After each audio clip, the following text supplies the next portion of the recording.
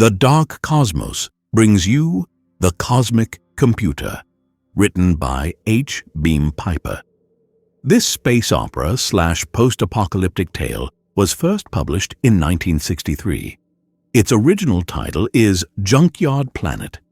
In the war-ravaged galaxy, the planet Patm is buried under heaps of wartime debris and whispered legends of Merlin, a supercomputer that could restore their fortune. Conn Maxwell, a young man fueled by hidden motives, ignites a planet-wide hunt for the mythical machine. As they edge closer to the truth, the line between myth and reality blurs. Will they uncover the salvation they seek, or a truth more profound? Are you ready, dear cosmonauts? Let's begin our post-apocalyptic journey with tonight's narrator, Mark Nelson. Chapter 1. 30 Minutes to Litchfield. Conn Maxwell, at the armor-glass front of the observation deck, watched the landscape rush out of the horizon and vanish beneath the ship, 10,000 feet down. He thought he knew how an hourglass must feel with the sand slowly draining out. It had been 6 months to Litchfield when the Mizar lifted out of La Plata spaceport, and he watched Terra dwindle away. It had been 2 months to Litchfield when he boarded the city of Asgard at the port of the same name on Odin. It had been 2 hours to Litchfield when the Countess Dorothy rose from the airship dock at Storacenda. He had had all that time, and now it was gone, and he was still unprepared for what he must face at home. 30 minutes to Litchfield. The words echoed in his mind as though he had spoken them aloud, and then, realizing that he never addressed himself as Sir, he turned. It was the first mate. He had a clipboard in his hand, and he was wearing a Terran Federation Space Navy uniform of 40 years, or about a dozen regulation changes ago. Once Conn had taken that sort of thing for granted. Now it was obtruding upon him everywhere. 30 minutes to Litchfield, sir, the first officer repeated, and gave him the clipboard to check the luggage list. Valises, 2. Trunks, 2. Microbook case, 1.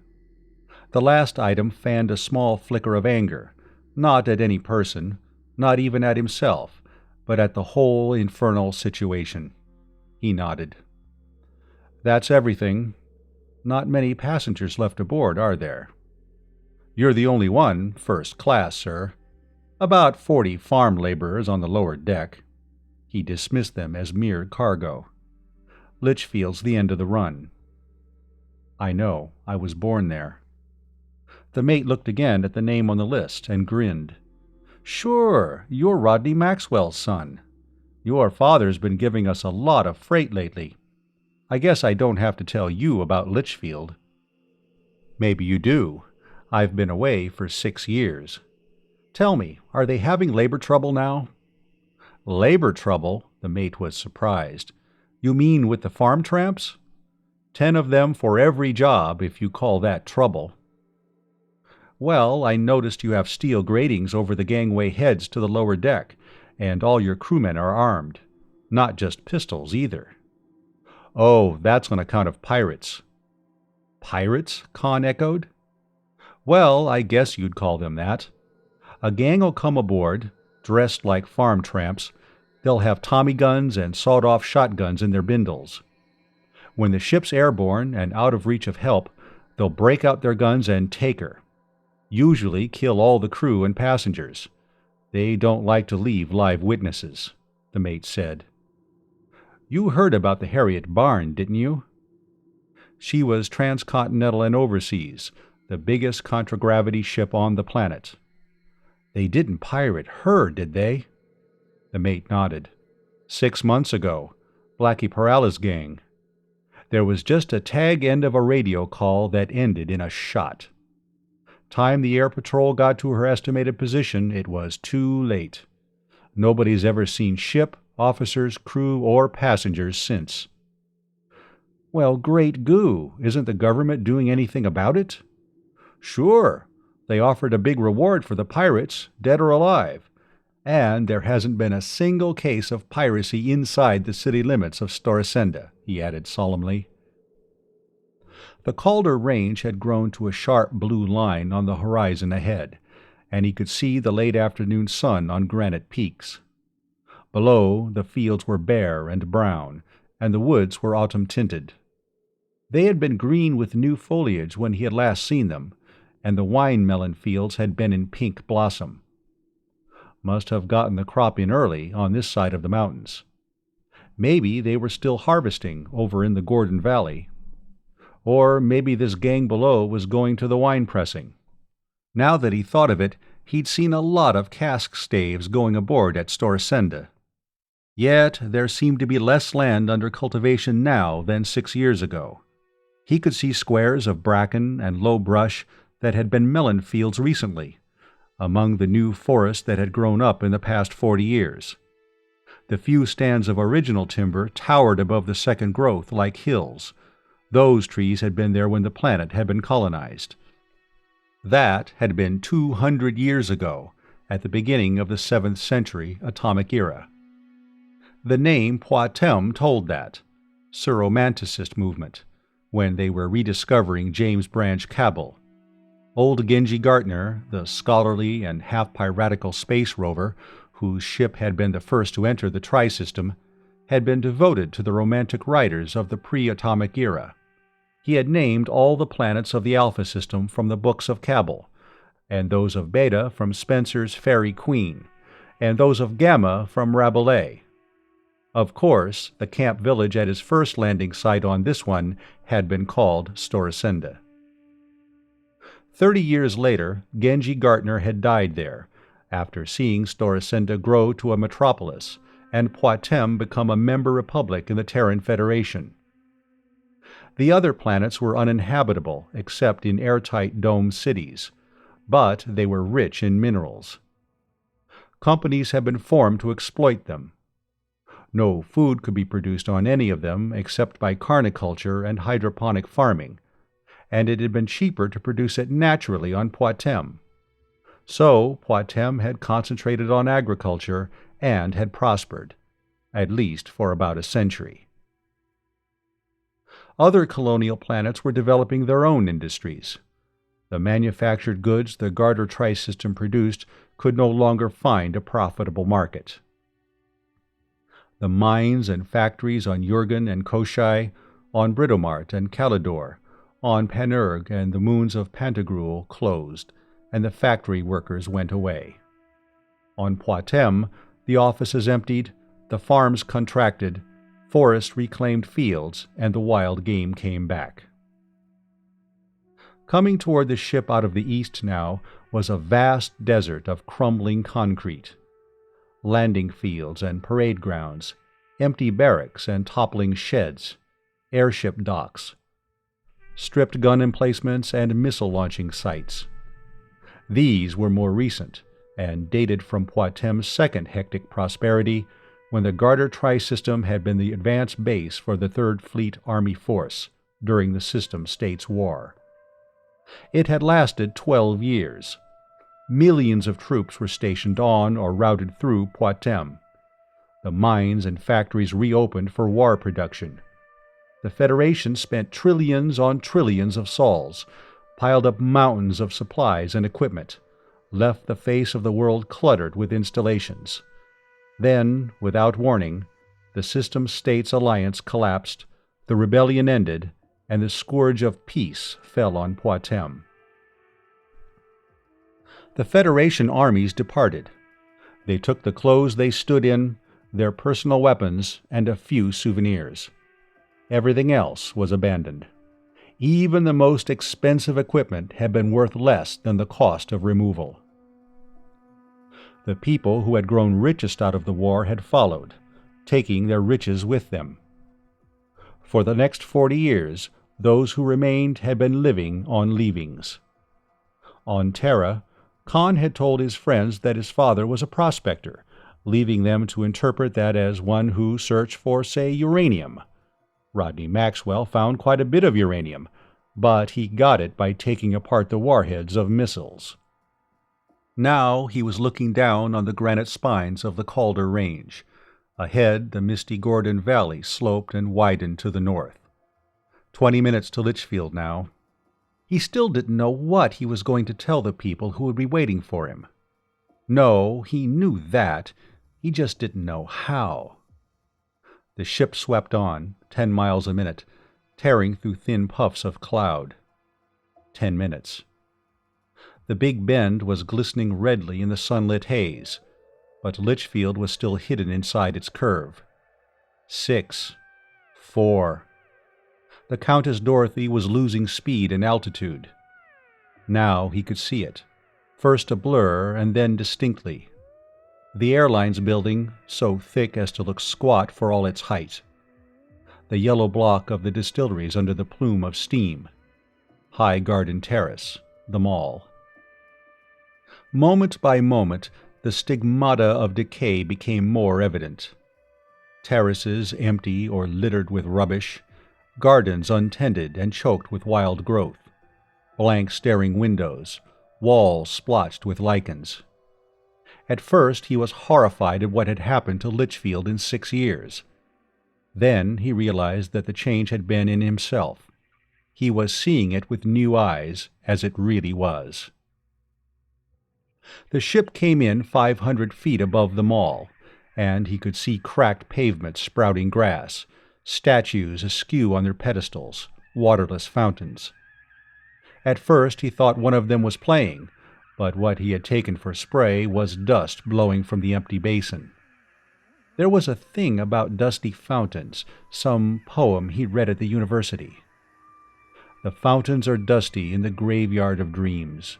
The hinges are rusty, they swing with tiny screams. Was Patm a graveyard of dreams? No, junkyard of empire. The Terran Federation had impoverished 100 planets, devastated a score, actually depopulated at least 3 to keep the System States Alliance from seceding. It hadn't been a victory, it had only been a lesser defeat. There was a crowd, almost a mob on the deck, nearly everybody in topside Litchfield. He spotted old Colonel Zareth, with his white hair and plum-brown skin, and Tom Brangwyn, the town marshal, red-faced and hulking above everybody else. Kurt Fawsey, the mayor, well to the front. Then he saw his father and mother and sister Flora and waved to them. They waved back, and then everybody was waving. The gangway port opened, and the Academy band struck up, enthusiastically if inexpertly, as he descended to the dock. His father was wearing a black suit with a long coat, cut in the same pattern as the one he had worn 6 years ago. Blackout curtain cloth. It was fairly new, but the coat had begun to acquire a permanent wrinkle across the right hip, over the pistol butt. His mother's dress was new, and so was Flora's, made for the occasion. He couldn't be sure just which of the Federation armed forces had provided the material, but his father's shirt was Med-Service Sterilon. Ashamed to be noticing things like that, he clasped his father's hand, kissed his mother, embraced his sister. There were a few, but very few, gray threads in his father's mustache, a few more squint wrinkles around the eyes. His mother's hair was all gray now, and she was heavier.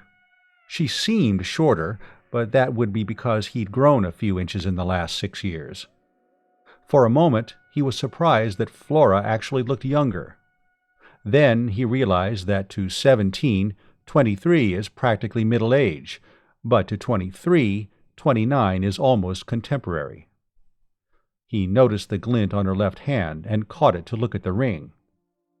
"Hey, Zarathustra Sunstone! Nice," he said. "Where is he, sis?" He'd never met her fiancé. Wade Lucas hadn't come to Litchfield to practice medicine until the year after he'd gone to Terra. "Oh, emergency," Flora said. "Obstetrical case. That won't wait on anything. In Tramptown, of course. But he'll be at the party. Oops, I shouldn't have said that. That's supposed to be a surprise." "Don't worry, I'll be surprised," he promised. Then Kurt Fawsey was pushing forward, holding out his hand. Thinner and grayer, but just as effusive as ever. "Welcome home, Conn.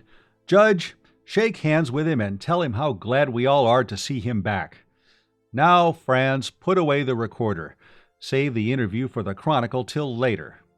Ollie, Professor Kelton, one pupil Litchfield Academy can be proud of." He shook hands with them, Judge Ledoux, Franz Veltrin, old Professor Dolph Kelton. They were all happy. How much, he wondered, because he was Conn Maxwell, Rodney Maxwell's son, home from Terra, and how much because of what they hoped he'd tell them. Kurt Fawsey, edging him aside, was the first to speak of it. "Conn, what did you find out?" he whispered. "Do you know where it is?" He stammered, then saw Tom Brangwyn and Colonel Clem Zareth approaching, the older man tottering on a silver-headed cane, and the younger keeping pace with him. Neither of them had been born on Patm. Tom Brangwyn had always been reticent about where he came from, but Hathor was a good guess. There had been political trouble on Hathor 20 years ago. The losers had had to get off-planet in a hurry to dodge firing squads. Clem Zareth never was reticent about his past. He came from Ashmodai, one of the System States planets, and he had commanded a regiment, and finally a division that had been blasted down to less than regimental strength in the Alliance Army.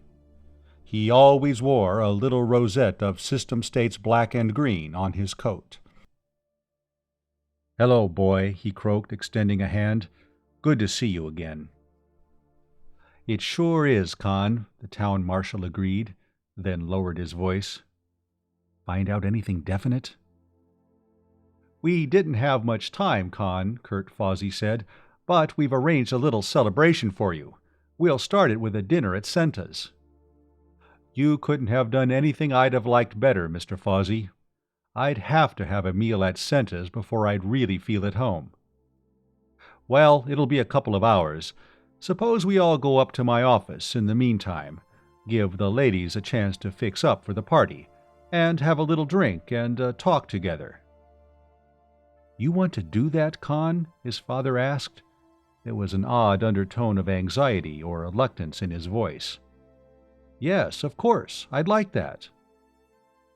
His father turned to speak to his mother and Flora. Kurt Fawsey was speaking to his wife, interrupting himself to shout instructions to some laborers who were bringing up a contragravity skid. Conn turned to Colonel Zareth. "Good melon crop this year?" he asked. The old rebel cursed. "Gehenna of a big crop. We're up to our necks in melons. This time next year we'll be washing our feet in brandy." "Hold on to it and age it. You ought to see what they charge for a drink of Patm brandy on Terra." "This isn't Terra, and we aren't selling it by the drink," Colonel Zareth said. "We're selling it at Storasenda Spaceport for what the freighter captains pay us. You've been away too long, Conn. You've forgotten what it's like to live in a poorhouse." The cargo was coming off now. Cask staves and more cask staves. Zareth swore bitterly at the sight, and then they started toward the wide doors of the shipping floor inside the airline's building. Outgoing cargo was beginning to come out. Casks of brandy, of course, and a lot of boxes and crates, painted light blue and bearing the yellow trefoil of the 3rd Fleet Army Force and the 8-pointed red star of Ordnance. Cases of rifles, square boxes of ammunition, crated autocannon. Conn turned to his father. "This our stuff?" he asked. "Where did you dig it?" Rodney Maxwell laughed. "You know the old 10th Army headquarters over back of Snagtooth in the Calders? Everybody knows that was cleared out years ago. Well, always take a second look at these things everybody knows. 10 to 1 they're not so. It always bothered me that nobody found any underground attack shelters. I took a second look, and sure enough, I found 'em, right underneath, mined out of solid rock. Conn, you'd be surprised at what I found there." "Where are you going to sell that stuff?" he asked, pointing at a passing skid. "There's enough combat equipment around now to outfit a private army for every man, woman, and child in Patm." "Store us into spaceport? The freighter captains buy it, and sell it on some of the planets that were colonized right before the war and haven't gotten industrialized yet. I'm clearing about 200 sols a ton on it." The skid at which he had pointed was loaded with cases of M504 submachine guns. Even used, one was worth 50 sols. Allowing for packing weight, his father was selling those Tommy guns for less than a good cafe on Terra got for one drink of Patm brandy. Chapter 2. He had been in Kurt Fawsey's office before, once or twice, with his father. He remembered it as a dim, quiet place of genteel conviviality and rambling conversation. None of the lights were bright, and the walls were almost invisible in the shadows. As they entered, Tom Brangwyn went to the long table and took off his belt and holster, laying it down. One by one, the others unbuckled their weapons and added them to the pile. Clem Zareff's cane went on the table with his pistol. There was a sword inside it. That was something else he was seeing with new eyes. He hadn't started carrying a gun when he left for Terra, and he was wondering now why any of them bothered to. Why, there wouldn't be a shooting a year in Litchfield, if you didn't count the tramp-towners, and they stayed south of the docks and off the top level. Or perhaps that was just it. Litchfield was peaceful because everybody was prepared to keep it that way. It certainly wasn't because of anything the planetary government did to maintain order. Now Brangwyn was setting out glasses, filling a pitcher from a keg in the corner of the room. The last time Conn had been here, they'd given him a glass of wine, and he'd felt very grown up because they didn't water it for him. "Well, gentlemen," Kurt Fawsey was saying, "let's have a toast to our returned friend and new associate. Conn, we're all anxious to hear what you found out, but even if you didn't learn anything, we're still happy to have you back with us. Gentlemen, to our friend and neighbor, welcome home, Conn." "Well, it's wonderful to be back, Mr. Fawsey," he began. "Here, none of this Mr. foolishness. You're one of us now, Conn. And drink up, everybody. We have plenty of brandy, if we don't have anything else." "You can say that again, Kurt." That was one of the distillery people. He'd remember the name in a moment. "When this new crop gets pressed and fermented—" "I don't know where in Gehenna I'm going to vat mine till it ferments," Clem Zareff said. "Or why," another planter added. "Lorenzo, what are you going to be paying for wine?" Lorenzo Menardis, that was the name. The distiller said he was worrying about what he'd be able to get for brandy. "Oh, please," Fawsey interrupted. "Not today.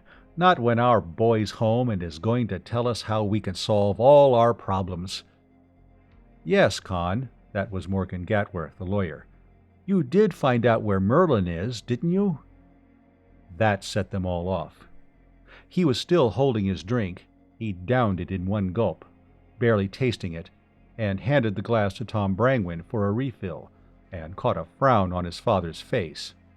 One did not gulp drinks in Kurt Fawsey's office. Well, neither did one blast everybody's hopes with half a dozen words, and that was what he was trying to force himself to do.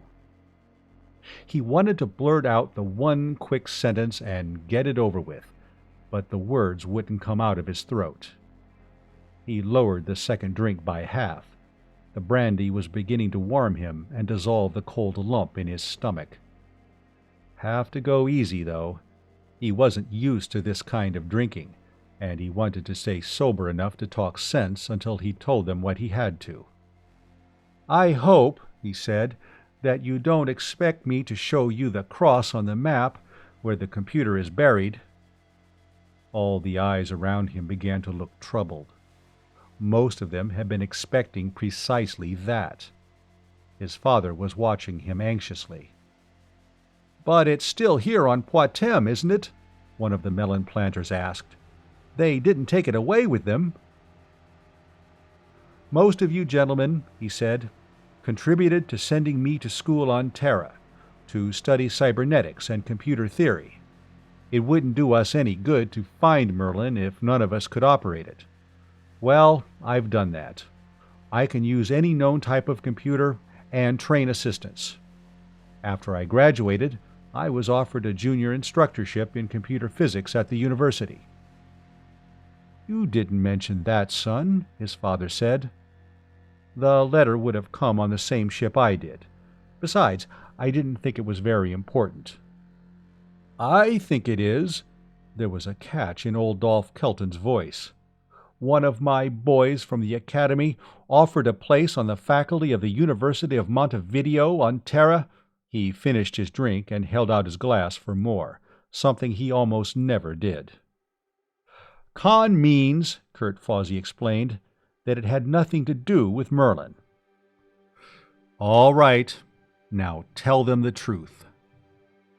"I was also to find out anything I could about a secret giant computer used during the war by the 3rd Fleet Army Force, codenamed Merlin. I went over all the records available to the public.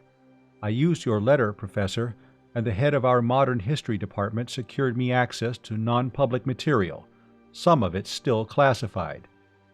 For one thing, I have locations and maps and plans of every Federation installation built here between 842 and 854, the whole period of the war." He turned to his father. "There are incredible things still undiscovered. Most of the important installations were built in duplicate, sometimes triplicate as a precaution against space attack. I know where all of them are." "Space attack," Clem Zareth was indignant. "There never was a time we could have attacked Patm. Even if we'd had the ships, we were fighting a purely defensive war. Aggression was no part of our policy." He interrupted. "Excuse me, Colonel. The point I was trying to make is that, with all I was able to learn, I could find nothing, not one single word about any giant strategic planning computer called Merlin or any Merlin project." There, he'd gotten it out. "Now go on and tell them about the old man in the dome house on Luna."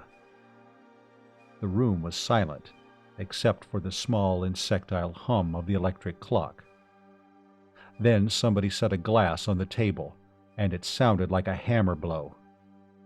"Nothing, Conn?" Kurt Fawsey was incredulous. Judge Ledoux's hand shook as though palsied as he tried to relight his cigar. Dolph Kelton was looking at the drink in his hand as though he had no idea what it was. The others found their voices, one by one. "Of course it was the most closely guarded secret, but after 40 years... Ha! Don't tell me about security," Colonel Zareth barked. "You should have seen the lengths our staff went to. I remember once on Mephistopheles..." "But there was a computer codenamed Merlin," Judge Ledoux was insisting, to convince himself more than anybody else.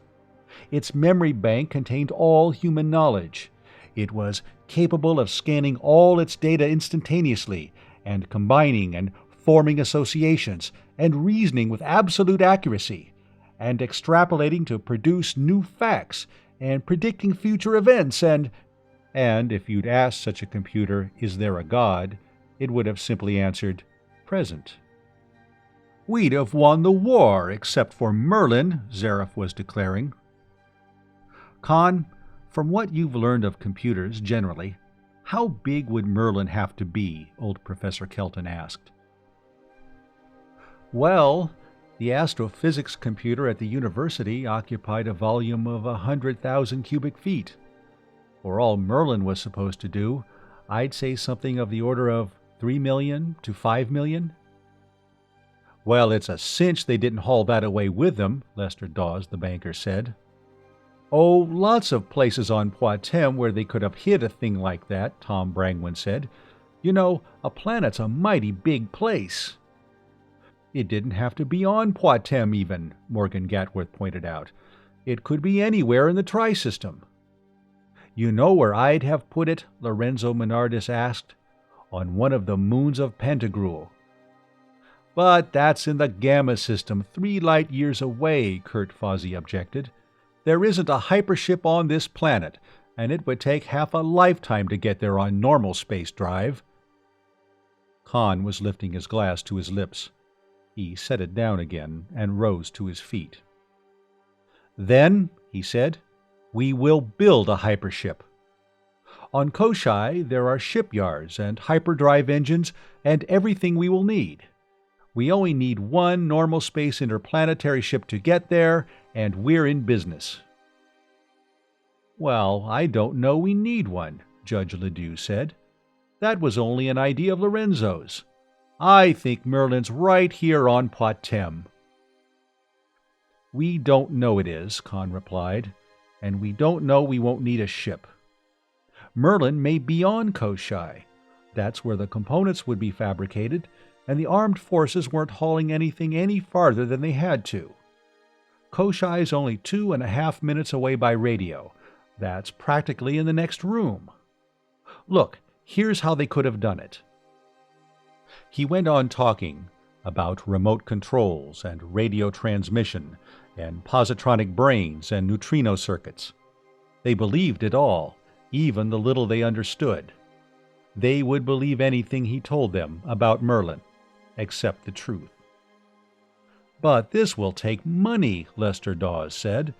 "And after that infernal deluge of unsecured paper currency 30 years ago." "I have no doubt," Judge Ledoux began, "that the planetary government at Storasenda would give assistance. I have some slight influence with President Vykoven." That was one of Clem Zareff's fellow planters. "We don't want Jake Vykoven or any of his first families of Storasenda oligarchy in this at all. That's the gang that bankrupted the government with doles and work relief, and everybody else with worthless printing press money after the war, and they've been squatting in a circle deploring things ever since. Some of these days, Blackie Paralis and his pirates'll sack Storasenda for all they'd be able to do to stop him. We get a ship out to Koshai, and the next thing you know, we'll be the planetary government," Tom Brangwyn said. Rodney Maxwell finished the brandy in his glass and set it on the table, then went to the pile of belts and holsters and began rummaging for his own. Kurt Fawsey looked up in surprise. "Rod, you're not leaving, are you?" he asked. "Yes, it's only half an hour till time for dinner, and I think Conn and I ought to have a little fresh air. Besides, you know we haven't seen each other for 6 years." He buckled on the heavy automatic and settled the belt over his hips. "You didn't have a gun, did you, Conn?" he asked. "Okay, let's go." Chapter 3. It wasn't until they were down to the main level and outside in the little plaza to the east of the airlines building that his father broke the silence. "That was quite a talk you gave them, Conn. They believed every word of it. I even caught myself starting to believe it once or twice."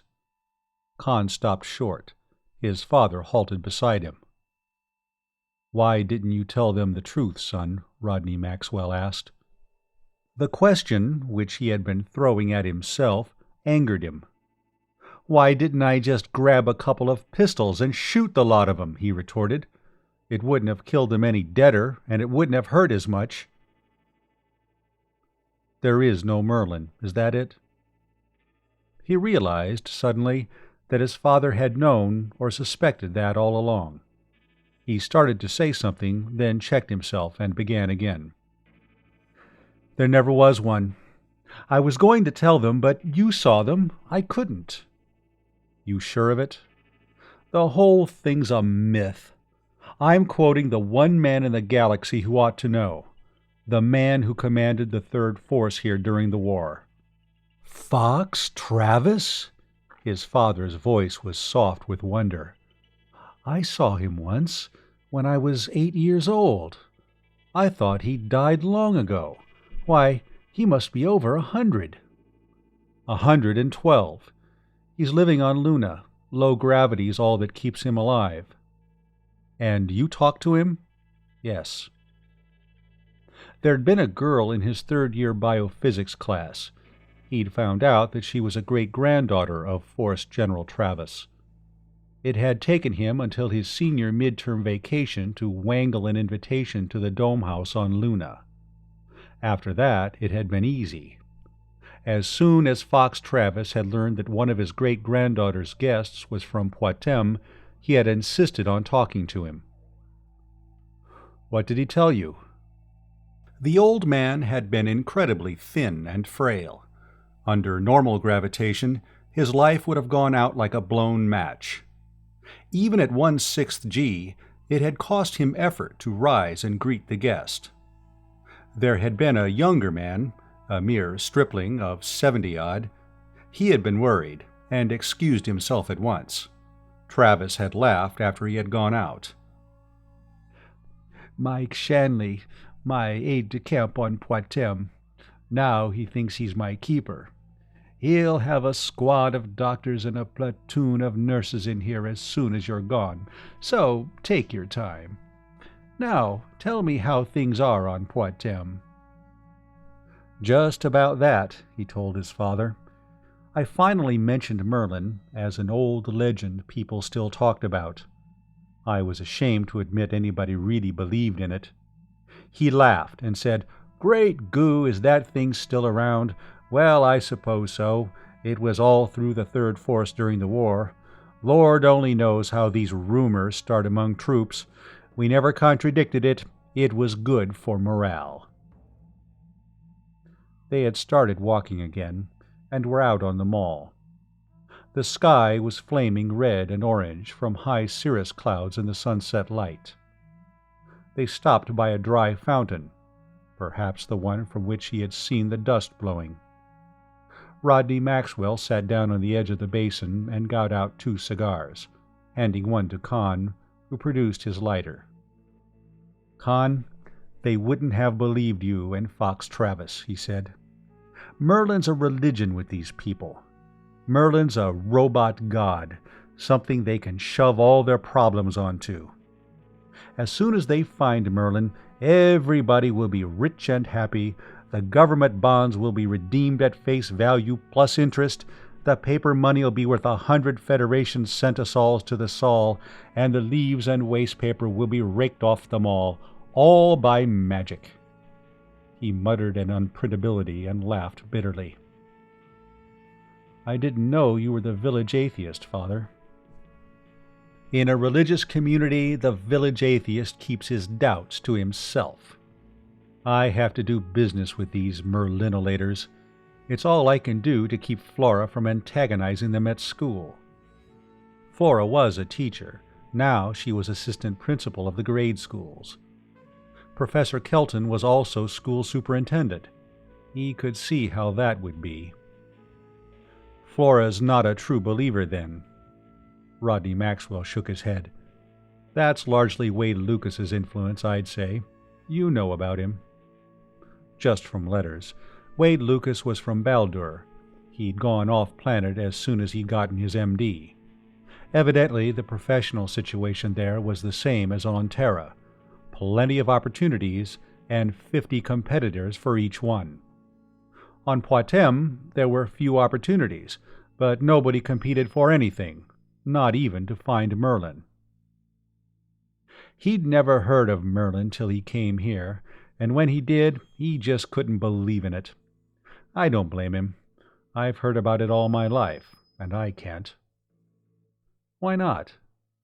To begin with, I suppose, because it's just another of these things everybody believes.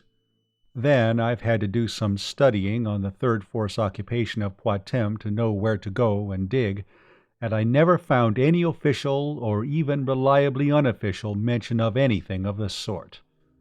40 years is a long time to keep a secret, you know. and I can't see why they didn't come back for it after the pressure to get the troops home was off, or why they didn't build a dozen Merlins. This isn't the only planet that has problems they can't solve for themselves. What's Mother's attitude on Merlin? She's against it. She thinks it isn't right to make machines that are smarter than people. I'll agree. It's scientifically impossible. That's what I've been trying to tell her. Conn, I noticed that after Kurt Fawsey started talking about how long it would take to get to the Gamma system, you jumped right into it and began talking up a ship. Did you think that if you got them started on that, it would take their minds off Merlin? That gang up in Fawsey's office? Niflheim, no. They'll go on hunting Merlin till they die. But I was serious about the ship. An idea hit me. You gave it to me, you and Clem Zareth. Why, I didn't say a word. Down on the shipping floor, before we went up. You were talking about selling arms and ammunition at a profit of 200 sols a ton, and Klein was talking as though a bumper crop was worse than a Green Death epidemic. If we had a hypership, look what we could do. How much do you think a settler on Hoth or Mailbolge or Irminsul would pay for a good rifle and 1,000 rounds? How much would he pay for his life? That's what it would come to. And do you know what a 15cc liqueur glass of Patm brandy sells for on Terra? 1 sol, Federation money. I'll admit it costs like Niflheim to run a hypership, but look at the difference between what these tramp freighter captains pay at Storsenda and what they get. I've been looking at it for a long time. Maybe if we had a few ships of our own, these planners would be breaking new ground instead of cutting their plannings, and maybe we'd get some money on this planet that was worth something. You have a good idea there, son, but maybe there's an angle to it you haven't thought of. Conn puffed slowly at the cigar. Why couldn't they grow tobacco like this on Terra? Soil chemicals, he supposed. That wasn't his subject. You can't put this scheme over on its merits. This gang wouldn't lift a finger to build a hypership. They've completely lost hope in everything but Merlin. Well, can do. I'll even convince them that Merlin's a space station in orbit off Koshai. I think I could do that. You know what it'll cost? If you go ahead with it, I'm in it with you. Make no mistake about that. But you and I will be the only 2 people on Patm who can be trusted with the truth. We'll have to lie to everybody else, with every word we speak. We'll have to lie to Flora, and we'll have to lie to your mother. Your mother most of all. She believes in absolutes. Lying is absolutely wrong, no matter whom it helps. Telling the truth is absolutely right, no matter how much damage it does or how many hearts it breaks. You think this is going to be worth a price like that? Don't you? He demanded, and then pointed along the crumbling and littered mall. Look at that. Pretend you never saw it before and are looking at it for the first time, and then tell me whether it'll be worth it or not. His father took the cigar from his mouth. For a moment he sat staring silently. Great goo! Rodney Maxwell turned. I wonder how that sneaked up on me. I honestly never realized. Yes, Conn, this is a cause worth lying for. He looked at his watch. We ought to be starting for Sentas, but let's take a few minutes and talk this over. How are you going to get it started? Well, convince them that I can find Merlin and that they can't find it without me. I think I've done that already. Then convince them that we have to have a ship to get to Koshai. And won't do. That'll take money, and money's something none of this gang has. You heard me talk about the stuff I found out on Terra. Father, you have no idea what all there is. You remember the old Force Command headquarters, the one the planetary government took over? I know where there's a duplicate of that, completely underground. It has everything the other one had, and a lot more, because it'll be crammed full of supplies to be used in case of a general blitz that would knock out everything on the planet. And a chain of hospitals. And a spaceport, over on Barathrum, that was built inside the crater of an extinct volcano. There won't be any hyperships there, of course, but there'll be equipment and material. We might be able to build a ship there. And supply depots all over the planet. None of them has ever been opened since the war. Don't worry about financing. We have that. His father, he could see, appreciated what he had brought home from Terra. He was nodding with quick head jerks at each item. That'll do it, all right. Now listen. What we want to do is get a company organized, a regular limited liability company with a charter. We'll contribute the information you brought back from Terra, and we'll get the rest of this gang to put all the money we can twist out of them into it, so we'll be sure they won't say, "Aw, Niflheim with it," and walk out on us as soon as the going gets a little tough. Rodney Maxwell got to his feet, hitching his gun belt.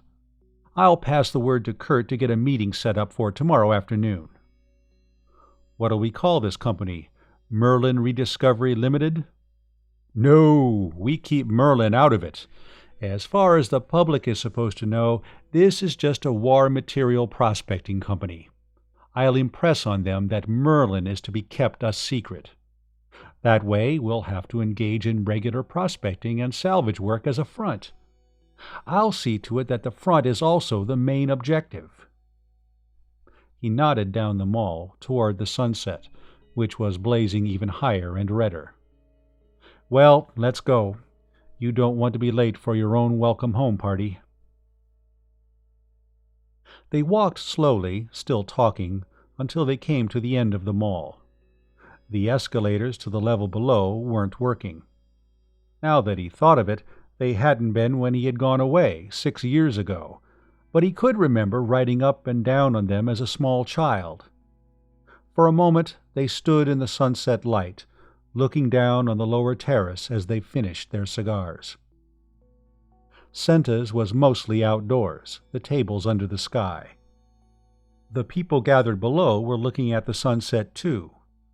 Litchfielders loved to watch sunsets, maybe because a sunset was one of the few things economic conditions couldn't affect. There was Kurt Fawsey, the center of a group to which he was declaiming earnestly. There was his mother and Flora, and Flora's fiancé, who was the uncomfortable lone man in an excited feminine flock. And there was Senta herself, short and dumpy, in one of her preposterous red and purple dresses, bubbling happily one moment and screaming invective at some laggard waiter the next. They threw away their cigars and started down the long, motionless escalator. Conn Maxwell, hero of the hour, marching to destiny. He seemed to hear trumpets sounding before him, and an occasional muted Bronx cheer. Chapter 4. The alarm chimed softly beside his bed. He reached out and silenced it, and lay looking at the early sunlight in the windows, and found that he was wishing himself back in his dorm room at the university. No, back in this room, 10 years ago, before any of this had started. For a while he imagined himself 13 years old, and knowing everything he knew now, and he began mapping a campaign to establish himself as Litchfield's juvenile delinquent number 1, to the end that Kurt Fawsey and Dolph Kelton and the rest of them would never dream of sending him to school on Terra to find out where Merlin was. But he couldn't even go back to yesterday afternoon in Kurt Fawsey's office and tell them the truth. All he could do was go ahead. It had seemed so easy when he and his father had been talking on the mall. Just get a ship built and get out to Koshai and open some of the shipyards and engine works there and build a hypership. Sure, easy once he got started. He climbed out of bed, knuckled the sleep sand out of his eyes, threw his robe around him, and started across the room to the bath cubicle. They had decided to have breakfast together his first morning home. The party had broken up late, and then there had been the excitement of opening the presents he had brought back from Terra. Nobody had had a chance to talk about Merlin, or what he was going to do now that he was home. That, and his career of mendacity, would start at breakfast. He wanted to let his father get to the table first, to run interference for him. He took his time with his toilet and dressed carefully and slowly.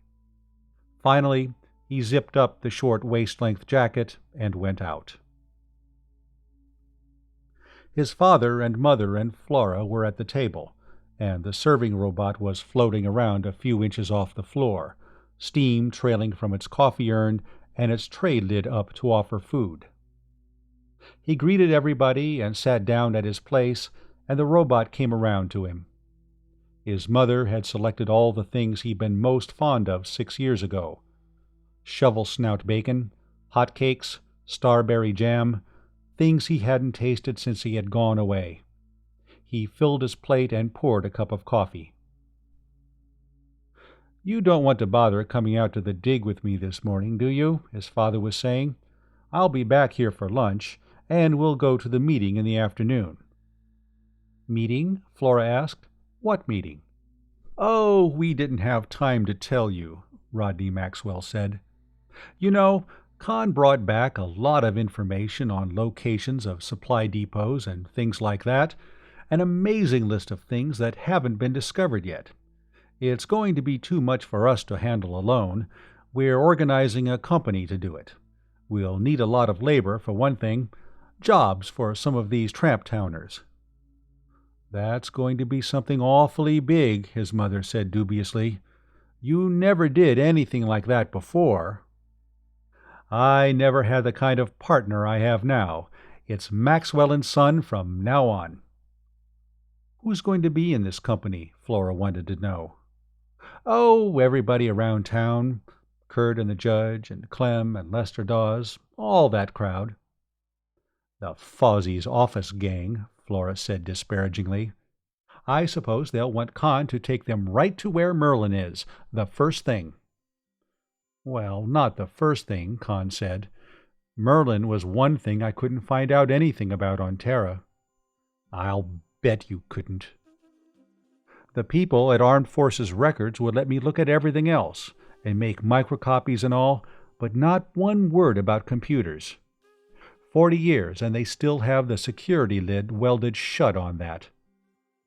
Flora looked at him in shocked surprise. "You mean to tell me you believe in that thing?" "Sure. How do you think they fought a war around a perimeter of close to 1,000 light years? They couldn't do it all out of their heads. They'd have to have computers, and the one they'd use to correlate everything and work out grand strategy plans would have to be a dilly. Why, I'd give anything just to look at the operating panels for that thing." "But that's just a silly story. There never was anything like Merlin. No wonder you couldn't find out about it. You were looking for something that doesn't exist, just like all these old cranks that sit around drinking brandy and mooning about what Merlin's going to do for them, and never doing anything for themselves." "Oh, they're going to do something now, Flora," his father told her, "when we get this company organized. You'll dig up a lot of stuff you won't be able to sell, like that stuff you've been bringing up from 10th Army, and then you'll go looping off chasing Merlin like the rest of them. Well, maybe that'll be a little better than just sitting in Kurt Fozzie's office talking about it, but not much." It kept on like that. Conn and his father tried several times to change the subject. Each time Flora ignored the effort and returned to her diatribe. Finally, she put her plate and cup on the robot's tray and got to her feet. "I have to go," she said. "Maybe I can do something to keep some of these children from growing up to be Merlin worshippers like their parents." She flung out of the room angrily. Mrs. Maxwell looked after her in distress. and I thought it was going to be so nice having breakfast together again," she lamented. Somehow the breakfast wasn't quite as good as he'd thought it was at first. He wondered how many more breakfasts like that he was going to have to sit through. He and his father finished quickly and got up, while his mother started the robot to clearing the table. "Conn," she said after his father had gone out, "you shouldn't have gotten Flora started like that." "I didn't get Flora started. She's equipped with a self-starter.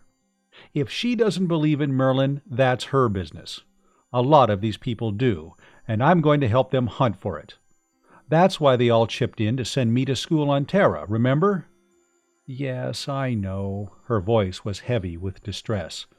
"Conn, do you really believe there is that thing?" she asked. "Why, of course." He was mildly surprised at how sincerely and straightforwardly he said it. "I don't know where it is, but it's somewhere on Patm, or in the Alpha system." "Well, do you think it would be a good thing to find it?" That surprised him.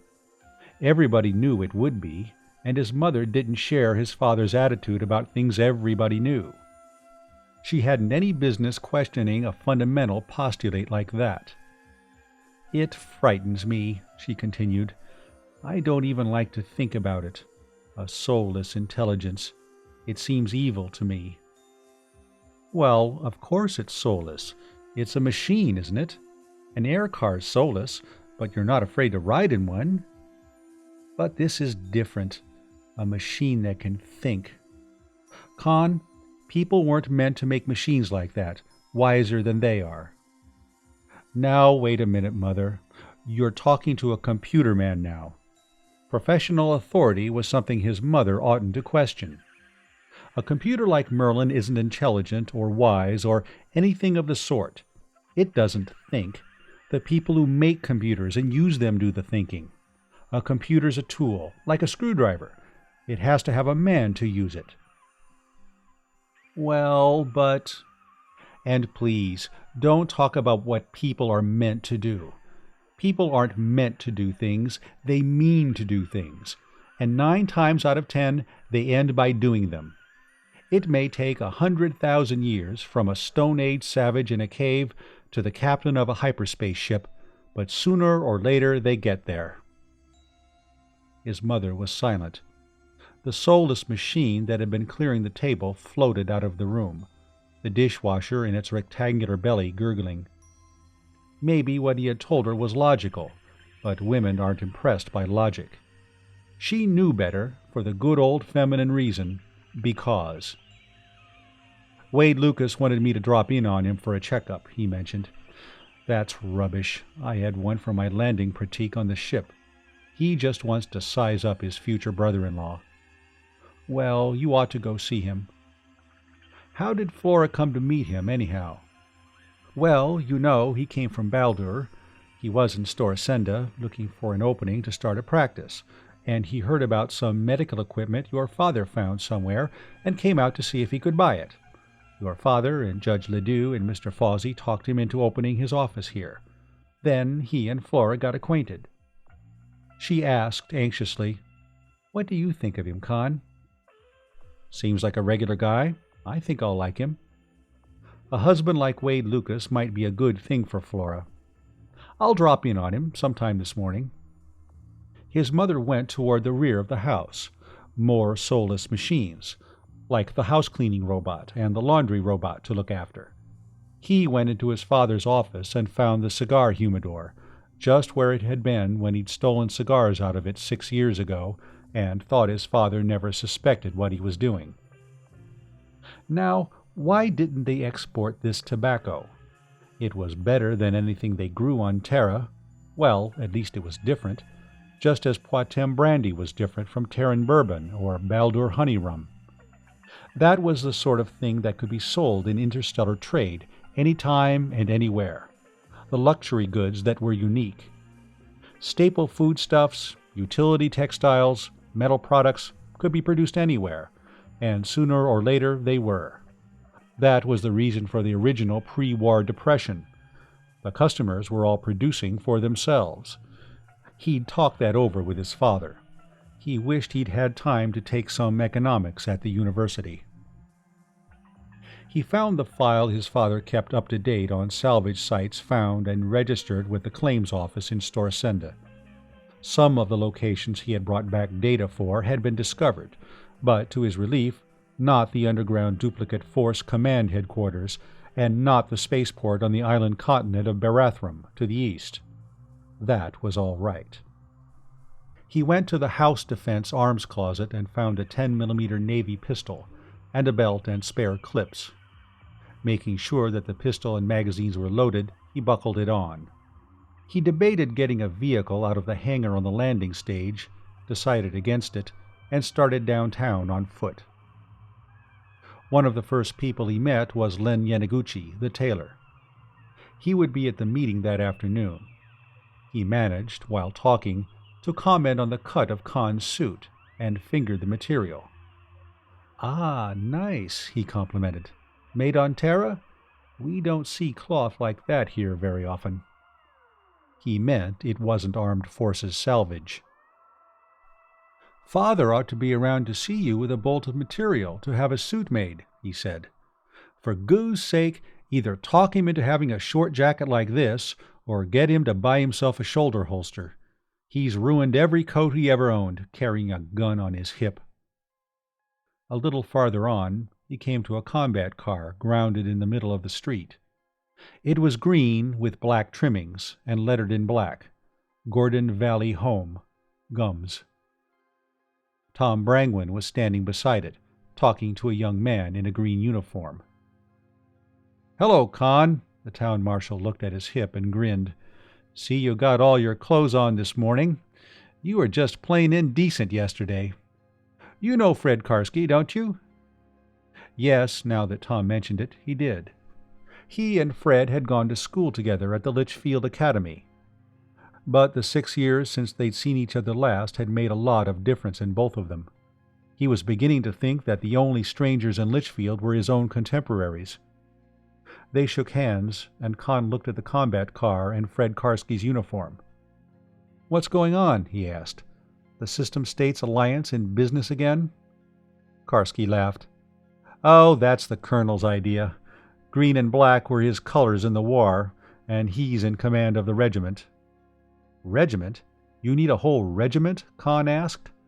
"Well, it's 2 companies, each about the size of a regular army platoon, but we have to call it a regiment so he can keep his old rebel army rank." "We could use a regiment, Conn," Tom Brangwyn said seriously. "You have no idea how bad things have gotten. Over on the East Coast, the outlaws are looting whole towns. About 4 months ago, they sacked Waterville, burned the whole town, and killed close to 100 people. That was Blackie Paralis' gang." "Who is this Blackie Paralis? I heard the name mentioned in connection with the Harriet Barn." "Blackie Paralis is anybody the planetary government can't catch, which means practically any outlaw," Fred Karski said. "No, Fred, there is a Blackie Paralis," Tom Brangwyn said. "He used to be a planter, down in the South. The banks foreclosed on him when he couldn't pay his notes, and he turned outlaw. That's the way it's going, all around. Every time a planter loses his plantation, or a farmer loses his farm, or a mechanic loses his job, he turns outlaw. Take Tramptown here. We used to plant nothing but melons. Then, when the sale for wine and brandy dropped, the melon planters began cutting their melon crops and raising produce, instead of buying it from up north, and turning land into pasture for cattle. The people we used to buy foodstuffs from couldn't sell all they raised, and that threw a lot of farmhands out of work. So they got the idea there was work here, and they came flocking in, and when they couldn't get jobs, they just stayed in Tramptown, stealing anything they could. We don't even try to police Tramptown anymore. We just see to it they don't come up here." "Well, where do these outlaws and pirates who are looting whole towns come from?" "Down in the Badlands, mostly. None of them have been bothering us since we organized the Home Guard. They tried to, a couple of times at first. There may have been a few survivors. They spread it around that Gordon Valley wasn't any outlaw's health resort. "Why don't you join us, Conn?" Fred Karski asked. "All our old gang belong." "I'd like to, but I'm afraid I'm going to be kind of busy." Brangwyn nodded. "Yes, you will be at that," he agreed. "So I hear," Fred Karski said. "Do you really know where it is, Conn?" "Well, no."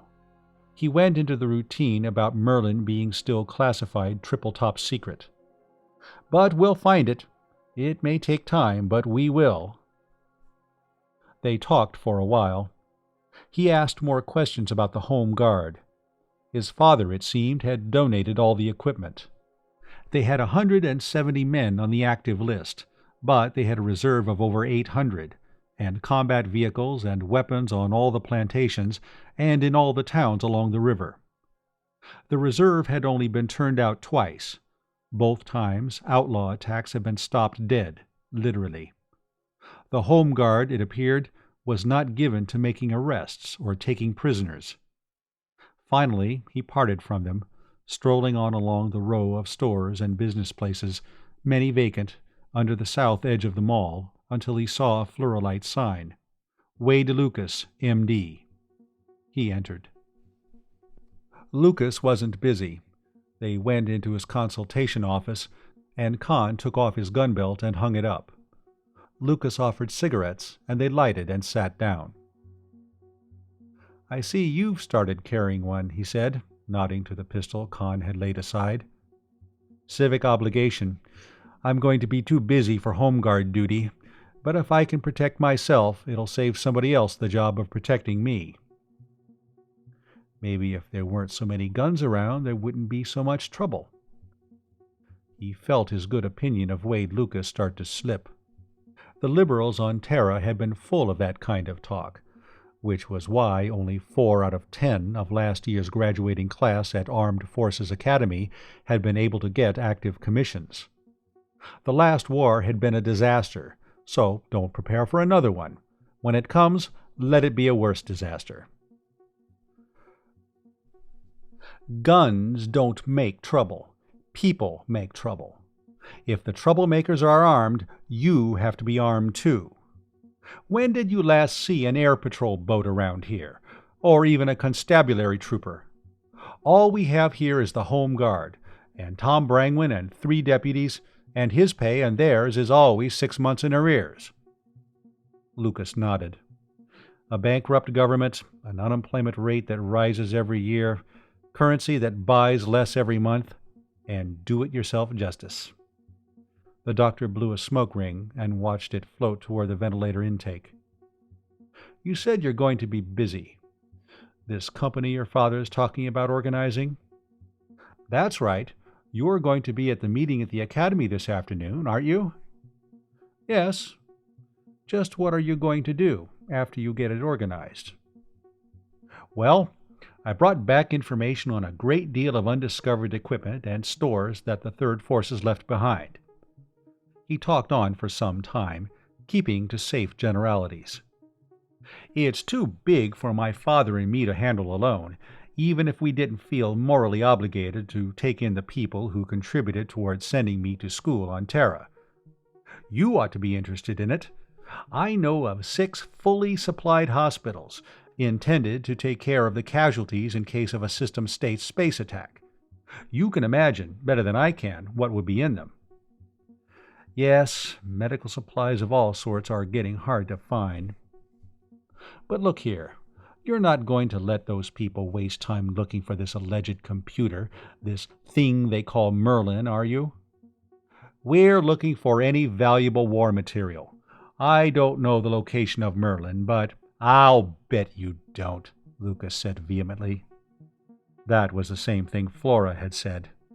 "But Merlin is undoubtedly the most valuable item of abandoned TF equipment on this planet. In the long run, I'd say more valuable than everything else together. We certainly aren't going to ignore it." "Good heavens, Conn, you aren't like these people here. You were educated at the University of Montevideo." "So I was.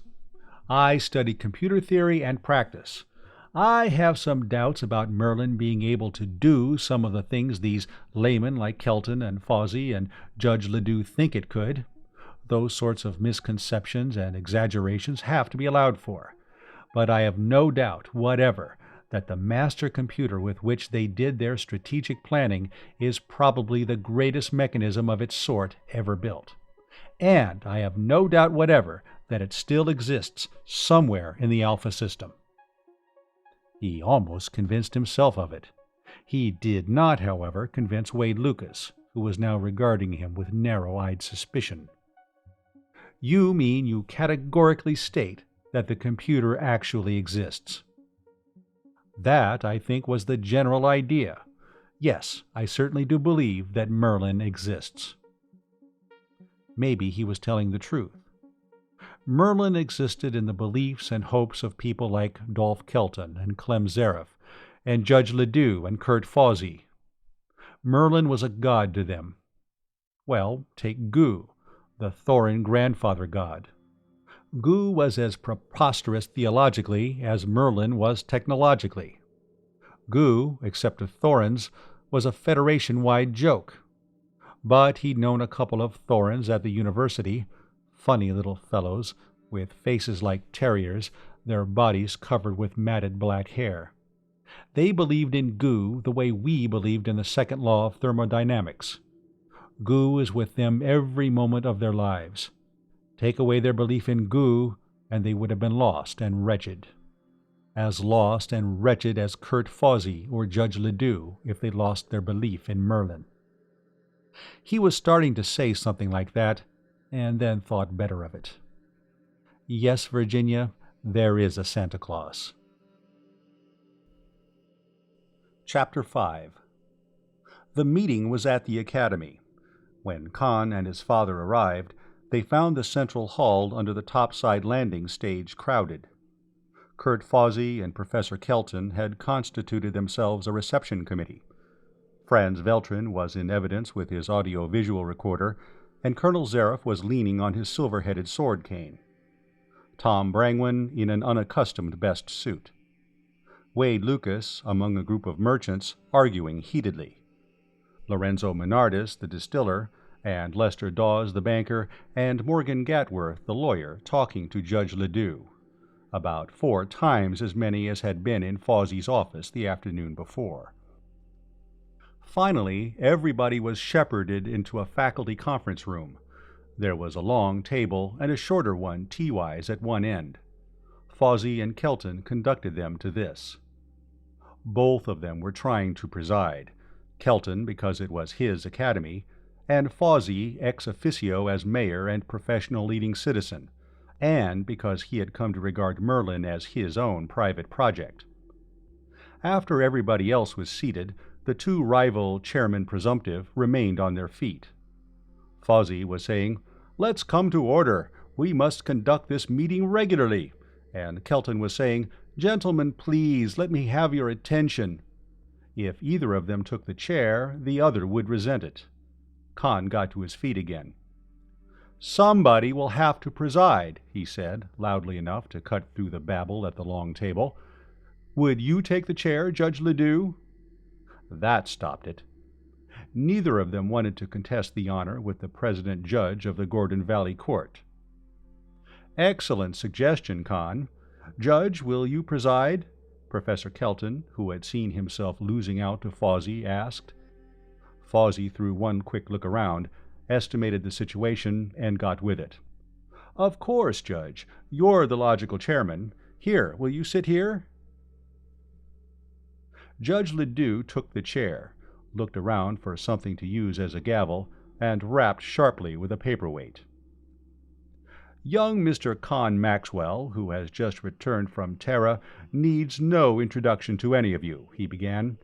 Then, having established that, he took the next 10 minutes to introduce Conn. When people began fidgeting, he wound up with, "Now, only about a dozen of us were at the informal meeting in Mr. Fawsey's office yesterday. Conn, would you please repeat what you told us? Elaborate as you see fit." Conn rose. He talked briefly about his studies on Terra to qualify himself as an expert. Then he began describing the wealth of abandoned and still undiscovered Federation war material and the many installations of which he had learned, careful to avoid giving clues to exact locations. The spaceport, the underground duplicate Force Command headquarters, the vast underground arsenals and shops and supply depots. Everybody was awed, even his father. He hadn't had time to tell him more than a fraction of it. Finally, somebody from the long table interrupted. "Well, Conn, how about Merlin? That's what we're interested in." Wade Lucas snorted indignantly. "He's telling you about real things, things worth millions of sols, and you want him to talk about that idiotic fantasy?" There was an angry outcry. Nobody actually shouted, "To the stake with the blasphemer!" but that was the general idea. Judge Ledoux was rapping loudly for order. "I don't know the exact location of Merlin." Conn strove to make himself heard. "The whole subject's classified top secret. But I am certain that Merlin exists, if not on Patm, then somewhere in the Alpha system, and I am equally certain that we can find it." Cheers. He waited for the hubbub to subside. Lucas was trying to yell above it. "You admit you couldn't learn anything about this so-called Merlin, but you're still certain it exists?" "Why are you certain it doesn't?" "Why, the whole thing's absurdly fantastic." "Maybe it is to a layman like you. I studied computers, and it isn't to me." "Well, take all these elaborate preparations against space attack you were telling us about. I think Colonel Zaref here, who served in the Alliance Army, will bear me out that such an attack was plainly impossible." Zaref started to agree, then realized that he was aiding and comforting the enemy. "Intelligence lag," he said. "What do you expect, with General Headquarters 30 parsecs from the fighting?" "Yes, a computer can only process the data that's been taped into it," Conn said. That was a point he wanted to ram home, as forcibly and as often as possible. "I suppose Merlin classified an Alliance attack on Patm as a low-order probability, but war is the province of chance. Clausewitz said that 1,000 years ago. Fox Travis wasn't the sort of commander to let himself get caught, even by a very low-order probability." "Well, how do you explain the absence, after 40 years, of any mention in any history of the war of Merlin? How do you get around that?" "I don't have to. How do you get around it?" "Huh?" Lucas was startled. "Yes. Stories about Merlin were all over Patm, all through the Third Force, even to the enemy. Say the stories were unfounded. Say Merlin never existed. Yet the belief in Merlin was an important historical fact, and no history of the war gives it so much as a footnote." He paused for effect, then continued. "That can mean only one thing: systematic suppression, backed by the whole force of the Terran Federation, a gigantic conspiracy of silence." "Brother, if they swallowed that, I have it made. They'll swallow anything." They did. All but Lucas. He banged his fist on the table. "Now I've heard everything," he shouted in disgust. "Not quite everything, Doctor," Morgan Gatworth said. "You will hear one of these days that we have found Merlin." "Yes, that'll be the day." Lucas sprang to his feet, his chair toppling behind him. He shoved it aside with his foot. "I'm not going to argue with you. Conn Maxwell gave you a 1,000-year-old quotation. I'll give you another, from Thomas Paine.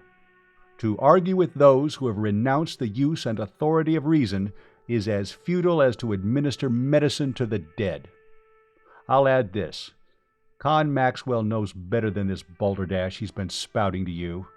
I don't know what his racket is, and I'm not staying to find out.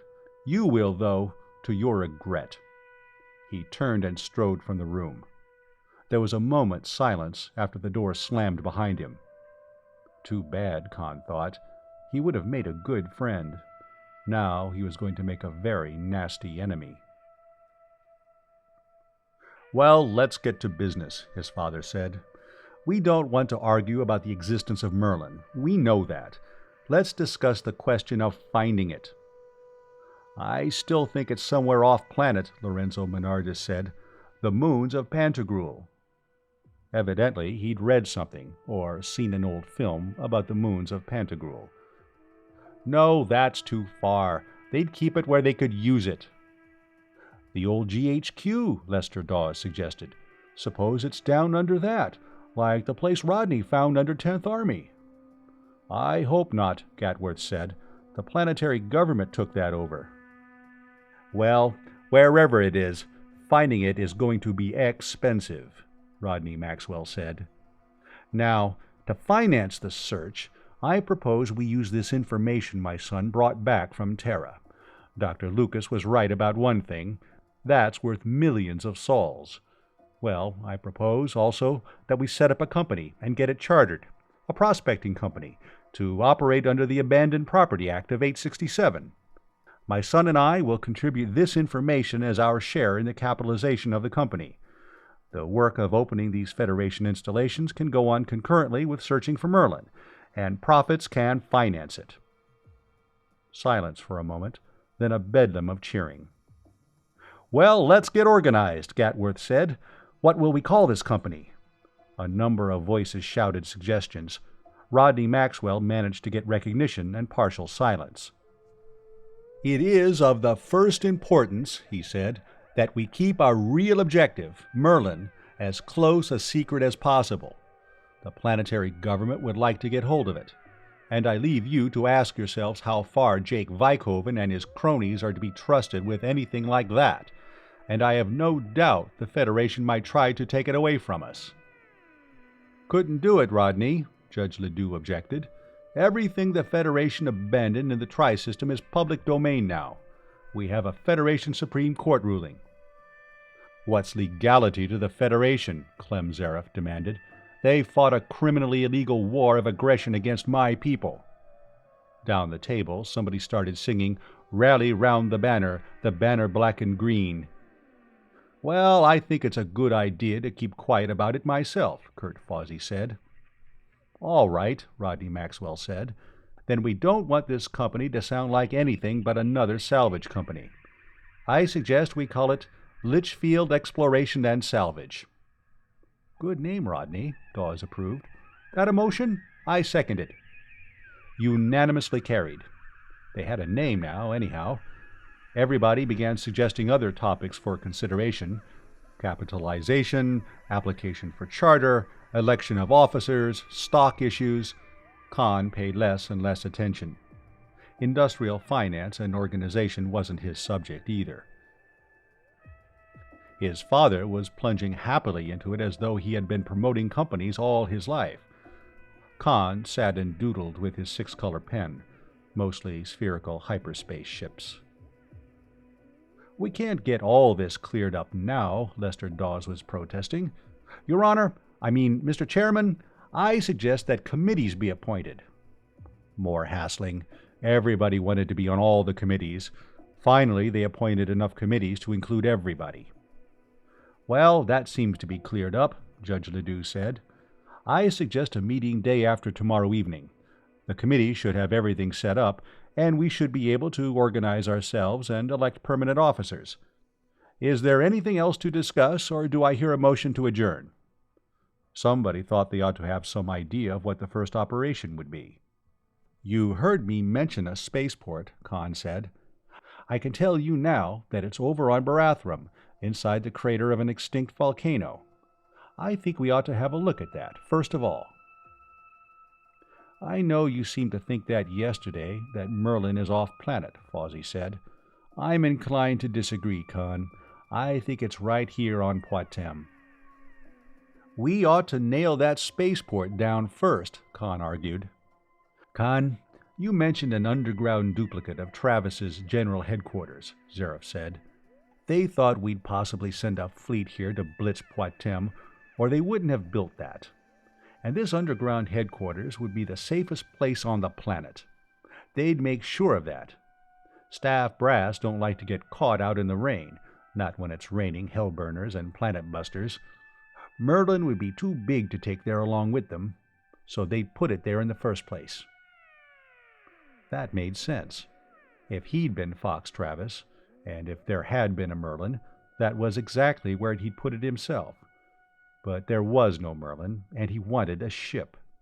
He argued mulishly for a while, then saw that it was hopeless, and gave in. "I want to find Merlin as much as any of you," he said. "More. Merlin was the only thing I was trained for. We'll look there first." Somebody asked where, approximately, this underground force command headquarters was. "Why, it's in the Badlands, over between the Blaubergs and the East Coast." "Great goo! We'll need an army to go in there," Tom Brangwood said. "That's where all these outlaws have been coming from, Blackie Perales and all." "Then we'll get an army together," Clem Zarev said happily. "Might make a little of that reward money that's been offered." "We'll need more than that. We'll need excavation equipment and labor. Lots of labor," Conn said. "It's a couple of 100 feet below the surface. From the plans, I'd say they just dug a big pit, built the headquarters in it, and filled it in. There are 2 entrances, a vertical shaft and a horizontal tunnel. When they pulled out, they probably filled the shaft and vitrified the rock at the outer ends," his father added. "That was what they did at 10th Army. Another idea hit him. "Mr. Mayor, do you think you could set up some kind of a public works program here in Litchfield? We can't start this thing till after the wine pressing's over, and we'll need a lot of labor, as I pointed out.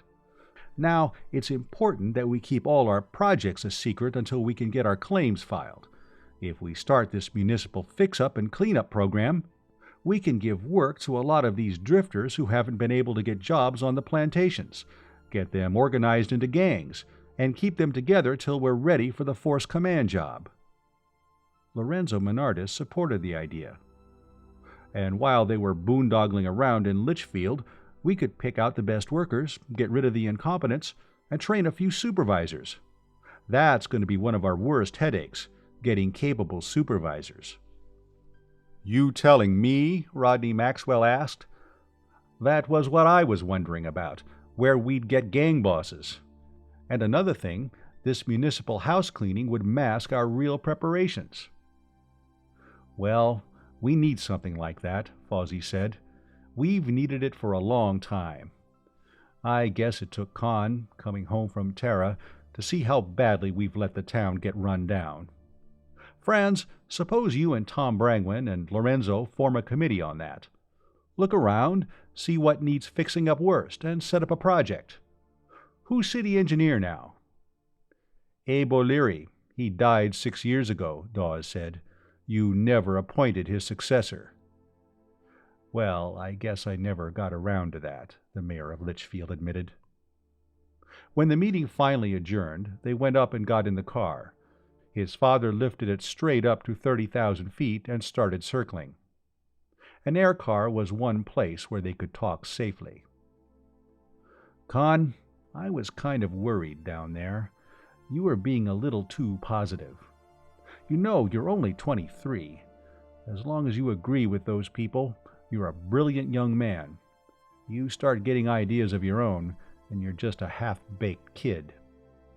You let the older and wiser heads run things. You can't begin to hope to foul things up the way they can. Look at all the experience they've had." "But we've got to have a ship. Everything depends on that." "I know it does. We'll get a ship. Let Kurt Fawsey and Clem Zarev and the rest of them have this duplicate force command thing first, though. Keep them happy. As soon as we have that opened, you can take a gang and run over to Barathrum and grab your spaceport. Wait till they find out that Merlin isn't at Force Command Duplicate. Then you can convince them that it's really on Koshai. Chapter 6. The car Rodney Maxwell got out of the hangar the next morning wasn't the one he and Conn had gone to the meeting in. It was the one he had flown in from 10th Army HQ at noon of the previous day. An Army reconnaissance job, slim and needle-like, completely enclosed, looking more like a missile than a vehicle, and armored in dazzling, iridescent collapsium. There was something to living on Poictesme at that. Only a millionaire on Terra could have owned a car like that. "Nice," Conn said. "Where did you dig it?" "Where we're going, 10th Army. I'll bet she'll do Mach 3. "Better than that.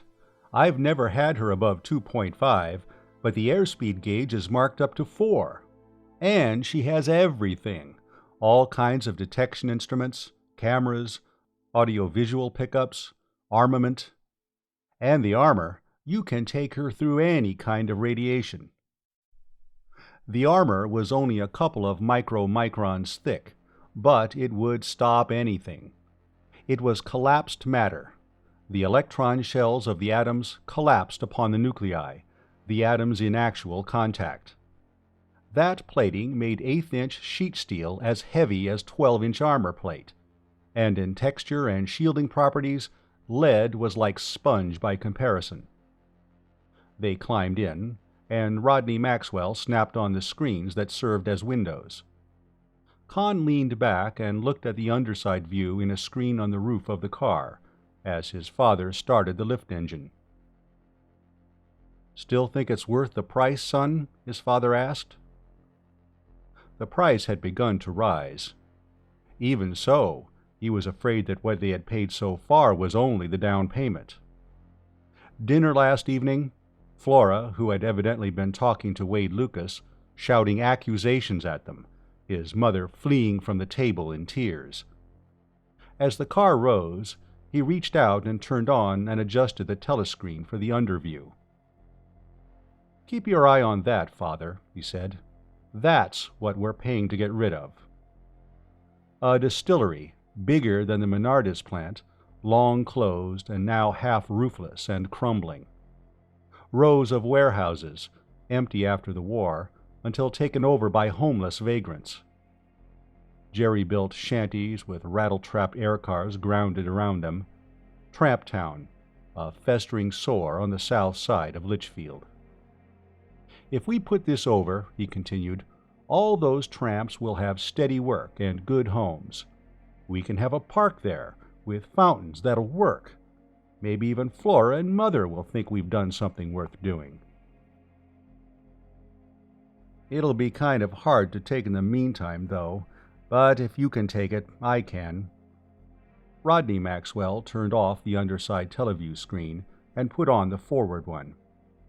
"See that little pink spot over there? Sunrise on the east side of Snagtooth. 10th Army's just behind it. Now let's see if this airspeed gauge is telling the truth or just bragging." Sudden acceleration pushed them back in their seats. The calibrations on the gauge rose swiftly. The pink-lighted peak grew swiftly in the teleview screen. The gauge hadn't been bragging, it had been understating. The car had more speed than the instrument could register. 2.5 minutes from Litchfield, they were decelerating and swinging slowly around Snagtooth, looking down on a tilted plateau that ended on the western side in a sheer drop of almost 1,000 feet. There were ruinous buildings on it, barracks and storehouses and offices, an airship dock and an air traffic control tower from which all the glass had long ago vanished, a great steel telecast tower that had fallen, crushing a couple of buildings. Young trees had already grown among the wreckage. "Look over there, on the slope below it. There's one entrance to the shelters." There was a clearing among the evergreens, half a mile from the buildings, and raw earth and a couple of big scows grounded nearby. They bulldozed rock and earth over the end of the tunnel. Then there's another one down on that bench, a couple of 100 feet below the edge of the plateau. They blasted rock down over that. The main entrance is a vertical shaft under the pre-stressed concrete dome. That was chapel, auditorium, or something. They just covered it with sheet metal and poured a foot of concrete on top. They floated down above the broken roofs and crumbling walls, and grounded in the area between the main administration building and the offices, back of the ship docks. Once, he supposed, it had been a lawn. Then it had been a jungle. Now it was a scuffed, littered, bare-trodden workyard. Men were straggling out of the administration building, lighting pipes and cigarettes. They all wore new but work-soiled infantry battle dress. All of them waved and shouted greetings. One, about Conn's own age, approached. As he got out, Conn saw the resemblance to Lester Dawes, the banker, before he recognized Ance Dawes, who had been one of his closest friends 6 years ago. They shook hands and pounded each other on the back. "Hey, you're looking great, Conn." They all told him that. He'd begin to believe it pretty soon. "Sorry I couldn't make the party, but somebody had to sit on the lid here, and Jerry Rivas and I cut cards for it, and Jerry won." "You didn't tell me Ance was with you," he reproached his father. Rodney Maxwell said he'd been saving that for a surprise. When Conn asked Ance what was the matter with the bank, he said, "For the birds, I'd as soon count sheets of toilet paper as this stuff we're using for money. Sooner. Toilet paper can be used for something, and this paper money's too stiff. Maybe some of this stuff we're digging here isn't worth much, but at least it's real." That was something else the Maxwell plan would have to take care of. Gresham's law was running hog wild on Patm. A planetary government sol was worth about 10 centisols, Federation, and aside from deposit boxes, woolen socks under the mattress, and tin cans buried in the corner of the cellar, Federation currency was non-existent. "Had breakfast yet?" Rodney Maxwell asked. "Oh, hours ago. I was out and shot another spikenose. It's hanging up back of the kitchen, waiting for the cook to skin it and cut it up." He grinned at Conn. "You don't get this kind of hunting in a bank, either." "Jerry still inside? I want to see him. Suppose you take Conn around and show him the sights. And don't worry about him bumping you out of a job. Worry about the 6 or 8 extra jobs you'll have to do beside your own from now on." Conn and Ance crossed the yard and entered one of the office buildings through a big breach in the wall. Ance said, "I did that myself. 90mm tank gun. When we want a wall out of the way, we get it out of the way." Inside were a lot of lifters and skids and power shovels and things. Laborers were assembling for work assignments. Most of them had been with his father 6 years ago, and he knew them. They hadn't done any growing up in the meantime. They climbed into an air jeep and floated out over the edge of the plateau, letting down past the sheer cliff to where the lower lateral shaft had been opened. A great deal of rock had been shoveled and bulldozed away to expose it. It was 20 feet high and 40 wide. Ance simply steered the jeep inside and up the tunnel. There were occasional lights on at the ceiling. Ance said they were all powered from their own nuclear electric conversion units. "We don't have the central power on here. There's a big mass energy converter, but we're tearing it down to ship out." That was something they could get a good price for, maybe even 1/10 of what it was worth. At least they wouldn't have to sell it by the ton. The tunnel ended in an enormous room a couple of 100 feet square and 50 high. There was a wide aisle up the middle. On either side, contragravity equipment was massed. Tanks with long 90mm guns, combat cars, small airboats, rank on rank of air cavalry single mounts, egg-shaped things just big enough for a man to sit in, with quadruple machine guns in front and flame jets behind.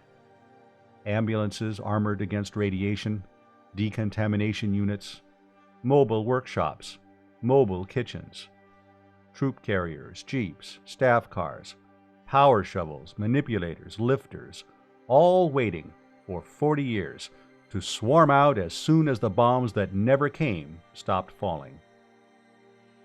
They floated the jeep along hallways beyond and got down to look into rooms. Work was already going on in the power plant. A gang under a slim young man whom ants introduced as Mohammed Matsui were using repair robots to get canisters of live plutonium out of a reactor. Workshops, laundries, storerooms, kitchens, some stripped and a few still intact, a hospital, guardhouse, and lockup.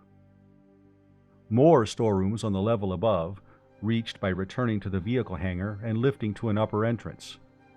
By this time, gangs were at work there too, moving contragravity skids in empty and out loaded. The CEO here must have had squirrel blood, Ant said. I think when the evacuation orders came through, he just gathered up everything there was topside and crammed it down here, any old way. Honest to goo, this place was packed solid when we found it. Nobody'd believe it. Wait till you see the next one. You mean there's another place like this? You can say so. You can say a 20-megaton thermonuclear is like a hand grenade, too. Ant's Dawes simply didn't believe that. When they got back to the administration building on top, they found Rodney Maxwell, Jerry Rivas, the general foreman, and a half-dozen gang foremen in consultation. We're getting 150 more men and 10 farm scouts from Litchfield, his father said. Dave McCade's coming out from our yard, and Tom Brangwen's sending one of his deputies to help boss them. We'll have to keep an eye on this crowd. They're all tramp town hoodlums. That's the best we could get. We're going to have to get this place cleaned out in a hurry. We only have about 2 weeks till the wine pressing's over, and then we want to start the next operation. Conn, did you see all that engineering equipment down on the bottom level? Yes. I think we ought to leave a lot of that here. The shovels and bulldozers and manipulators and so forth. We can move it direct to Force Command. How are we fixed for blasting explosives? Name it, and we have it. Cataclysmite, FJ7, anything you want. We'll need a lot of it. We're going to have to get a ship. I mean a contragravity ship, a freighter. First to move this stuff out of here, and then to move the stuff out of Force Command. And we want it mounted with heavy armament, too. We not only want a freighter, we want a fighting ship. You think so? I'm sure of it, Rodney Maxwell said. Where we're going is full of outlaws. There must be hundreds of them holding up over there. That's where all the trouble on the East Coast comes from. Now, outlaws are sure-thing players. They want to be alive to spend their loot, and they won't tackle anything that's too tough for them. A lot of guards and combat equipment may look like a loss on the books, but the books won't show how much of a loss you might take if you didn't have them. I want this operation armed till it'll be too much for all the outlaws on the planet to tackle. That made sense. It also made sense out of the billions of sols the Federation had spent preparing for an invasion that never came. If it had come and found them unprepared, the loss might have been the war itself. The scows and newly hired workers began arriving a little after noon. The scows had been borrowed from plantations where the crop had been gotten in. There were melon leaves and bits of vine in the bottoms. The workers were a bleary-eyed and unsavory lot. Conn had a suspicion, which Brangwen's deputy confirmed, that they had been collected by mass vagrancy arrests in Tramptown. As soon as they started arriving, Jerry Rivas hurried down to the old provost marshal's headquarters and came back with a lot of rubber billy clubs, which he issued to his gang bosses, regular and temporary. A few times they had to be used. By evening, however, the insubordinate and troublesome had been quieted. They would all steal anything they could put in their pockets, but that was to be expected. By evening, too, the contents of the underground treasure trove was moving out in a steady stream, and scows were shuttling to and from Litchfield. Rodney Maxfield was going back to town after lunch the next day. Conn wanted to know if he should go along. "No, you stay here. Help keep things moving. Remember what I told you about the older and wiser heads? Let me handle them. I've been around them, heaven pity me, longer than you have. Just give me an audio-visual of your proxy and I'll vote your stock. How much stock do I have, by the way? The same as I have, 10,500 shares of common at 20 centisols a share. But watch where it goes after we open Force Command. His father was back 2 days later to report. We're organized. Kurt Fozzie's president, of course, and does he love it. That'll keep him out of mischief. Dolph Kelton's secretary. He has an office force at the academy and can conscript students to help. He's organizing a research team from his seniors and post-grad students to work in the planetary library at Storsenda. There are a lot of old Third Force records there. He may find something useful. Of course, Lester Dawes is treasurer. What are you? Vice President in charge of operations. That's what I spent all yesterday log-rolling, baby-kissing, and cigar-passing to get. And what am I, if that's a fair question? You have a very distinguished position. You are a non-office-holding stockholder. The only other one is Judge Ledoux. As a member of the judiciary, he did not feel it proper to accept official position in a private corporation. Tom Brangwen's chief of company police. Clem Fawsey is commander of the company guards. And we have a law firm in Storsenda lined up to handle our charter application, Sturber Flynn and Chen Wong. Sturber is married to Jake Vykoven's sister. Flynn's son is married to the daughter of the Secretary of the Treasury, and Chen Wong is the nephew of the Chief Justice. All of them are directly descended from members of Genji Gartner's original crew. You don't anticipate any trouble about getting the charter? Not exactly. And Lester Dawes is in Storsenda now, trying to find us a contragravity ship. There are about a dozen in the hands of receivers for bankrupt shipping companies.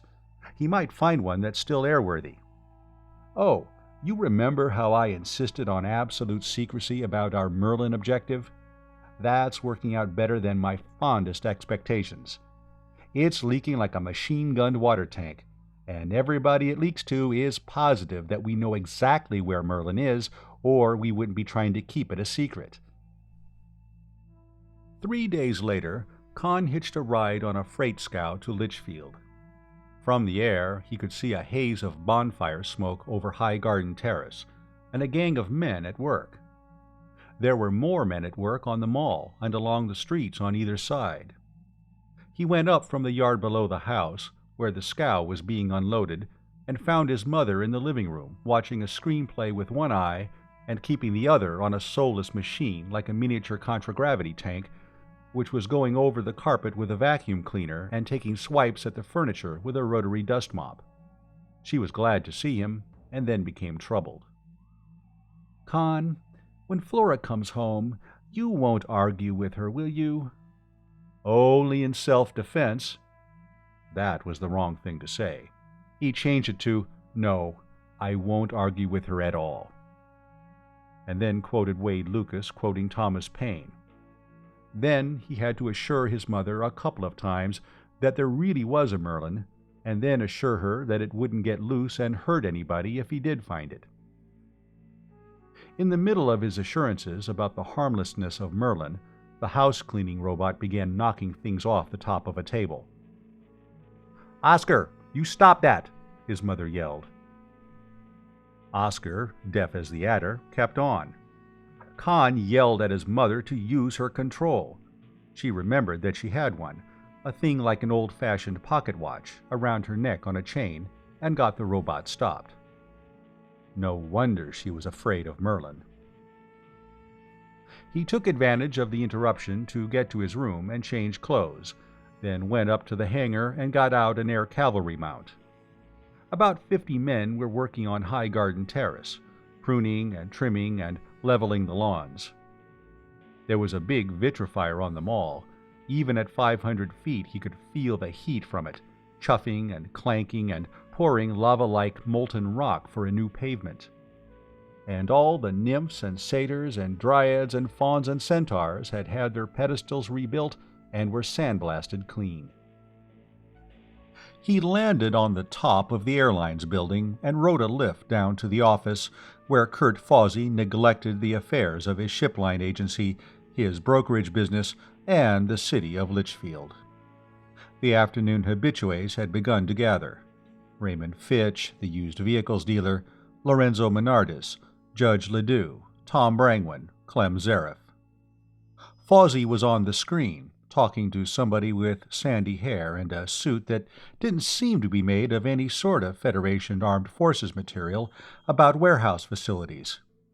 The addresses they were mentioning were in Storsenda. "No, Leo, I don't know when," Fawsey was saying, "but don't you worry. You just have space for it, and we'll fill it up. And don't ask me what sort of stuff.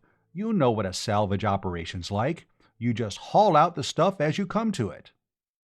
Tom Brangwyn, lounging in one of the deep chairs, looked up. "Hello, Conn. We're having a time. Another 200 tramps came in on the Countess this morning, and Goo only knows how many in their own vehicles, and they all seem to think if there's work for some, there ought to be work for all, and some of them are getting nasty. We can use some more out at the dig. The ones you sent out Thursday are doing all right, once they found out we weren't taking any foolishness." Fawsey turned away from the screen. "Well, Conn, we're in," he said. "The charter was granted this morning. Now we're Litchfield Exploration and Salvage Limited. And Lester Dawes has found us a contragravity ship." "How much will it cost us?" Fawsey began to laugh. "Conn, this'll slay you. She isn't costing us a centisol. You know those old ships on Mothball Row, back of the old West End ship docks at Storsenda?" Conn nodded. He'd seen them before he had gone away, and from the city of Asgard coming in. A lot of old Army transport craft, covered with muslin and sprayed with protectoplast. The planetary government had taken them over after the war and forgotten them. "Well, Lester's gotten one of them for us under the old 878 Commercial Enterprise Encouragement Act. She's an Army combat freighter, regimental ammunition ship. Of course, she still has armament. We'll have to pay to get that off." "Why?" Fawsey looked at him in surprise. "It would only be in the way and add weight. We want it for a cargo ship, don't we?" That was what she was built for. What kind of armament? Fawsey didn't know. Clem Zareth did. 4 115mm rifles, 2 fore and 2 aft, a pair of lift and drive missile launchers amidships, and a secondary gun battery of 70mm and 50mm autocannon. I know the class. We captured a few of them. Good ships. Fawsey was horrified. "Why, that's more firepower than the whole air patrol. Look, the government won't like our having anything like that." "They're giving her to us, aren't they?" Ardis asked. "Gehenna with what the government likes," the old rebel swore. "If they'd put a few of those ships into commission, they could wipe out these outlaws, and a private company wouldn't need an armed ship." "May I use your screen, Kurt?" Conn asked. When Fawsey nodded, he punched out the combination of the operating office at 10th Army, and finally got his father on. He told him about the ship. "There's talk about tearing the armament out," he added. "Is that so now? Well, I'll call Lester Dawes before he can get started on it. I think I'll go into Storsenda tomorrow and see the ship for myself. See what I can do about ammunition for those guns, too." "But Rod," Fawsey protested, joining the conversation, "we don't want to start a war." "No, we want to stay out of one. You don't do that by disarming. We're taking that ship down into the Badlands, remember?" Rodney Maxwell said. "Ever hear the name Blackie Paralis?" Fawsey had. He stopped arguing about armament. Instead, he began worrying about how much the civic cleanup campaign was costing Litchfield. "You think we really need that, Rod?" "Of course we do. You'd be surprised how much labor we're going to need, and how hard up we're going to be for capable supervisors. This thing's a training program, Kurt, and we'll need every man we train on it." "But it's costing like Niflheim, Rod. We're going to bankrupt the city." "Worse than it is now, you mean? Oh, don't worry, Kurt. As soon as we find Merlin, everything will be all right." Franz Veltrin came in shortly after Rodney Maxwell was off the screen. He dropped his audiovisual camera and sound recorder on the table, laid his pistol belt on top of them, and took a drink of brandy, downing it with the audible satisfaction of a thirsty horse at a trough. Then he looked around accusingly. "Somebody's been talking," he declared. "I've had all the news services on the planet on my screen today. They all want the story about what's happening here. They've heard we know where Merlin is, that Conn Maxwell found out on Terra." "They just put 2 and 2 together and threw 7, Conn said. "A Herald Guardian ship news reporter interviewed me when I got in, and found out I'd been studying cybernetics and computer theory on Terra. What did you tell them?" "Complete denial. We don't know a thing about Merlin." Naturally, they didn't believe me. A bunch of them are coming out here tomorrow. "What are we going to tell them?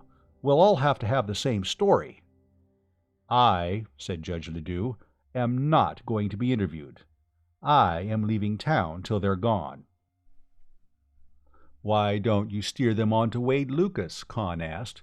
"If you want anything denied, he'll do it for you." Everybody thought that was a wonderful idea, except Clem Zareth, and he waited until Conn was ready to go and rode up to the landing stage with him. "Conn, I know this Lucas is going to marry your sister," he began, "but how much do you know about him?" "Not much. He seems like a nice chap. I don't hold what he said at the meeting against him. I suppose if I'd come from off-planet, I wouldn't believe in Merlin either." "Ha! But doesn't he believe in Merlin?" "He makes noises like it." "You know what I think?" Clem Zareth lowered his voice to a whisper. "I think he's a Federation spy. I think the Federation's lost Merlin. That's why they haven't come back to get it long ago." Pretty big thing to mislay. It could happen. There'd only be a few scientists and some high staff officials who'd know where it was. Well, say they all went back to Terra on the same ship, and the ship was lost at space. Sabotage, one of our commerce raiders that hadn't heard the war was over. Maybe just an ordinary accident. But the ship's lost, and the location of Merlin's lost with her. "That could happen," Conn agreed seriously. "All right. So ever since, they've had people here, listening, watching, spying. This Lucas, he showed up here about a year after you went to Terra. And who does he get engaged to? Your sister. And what does she do here?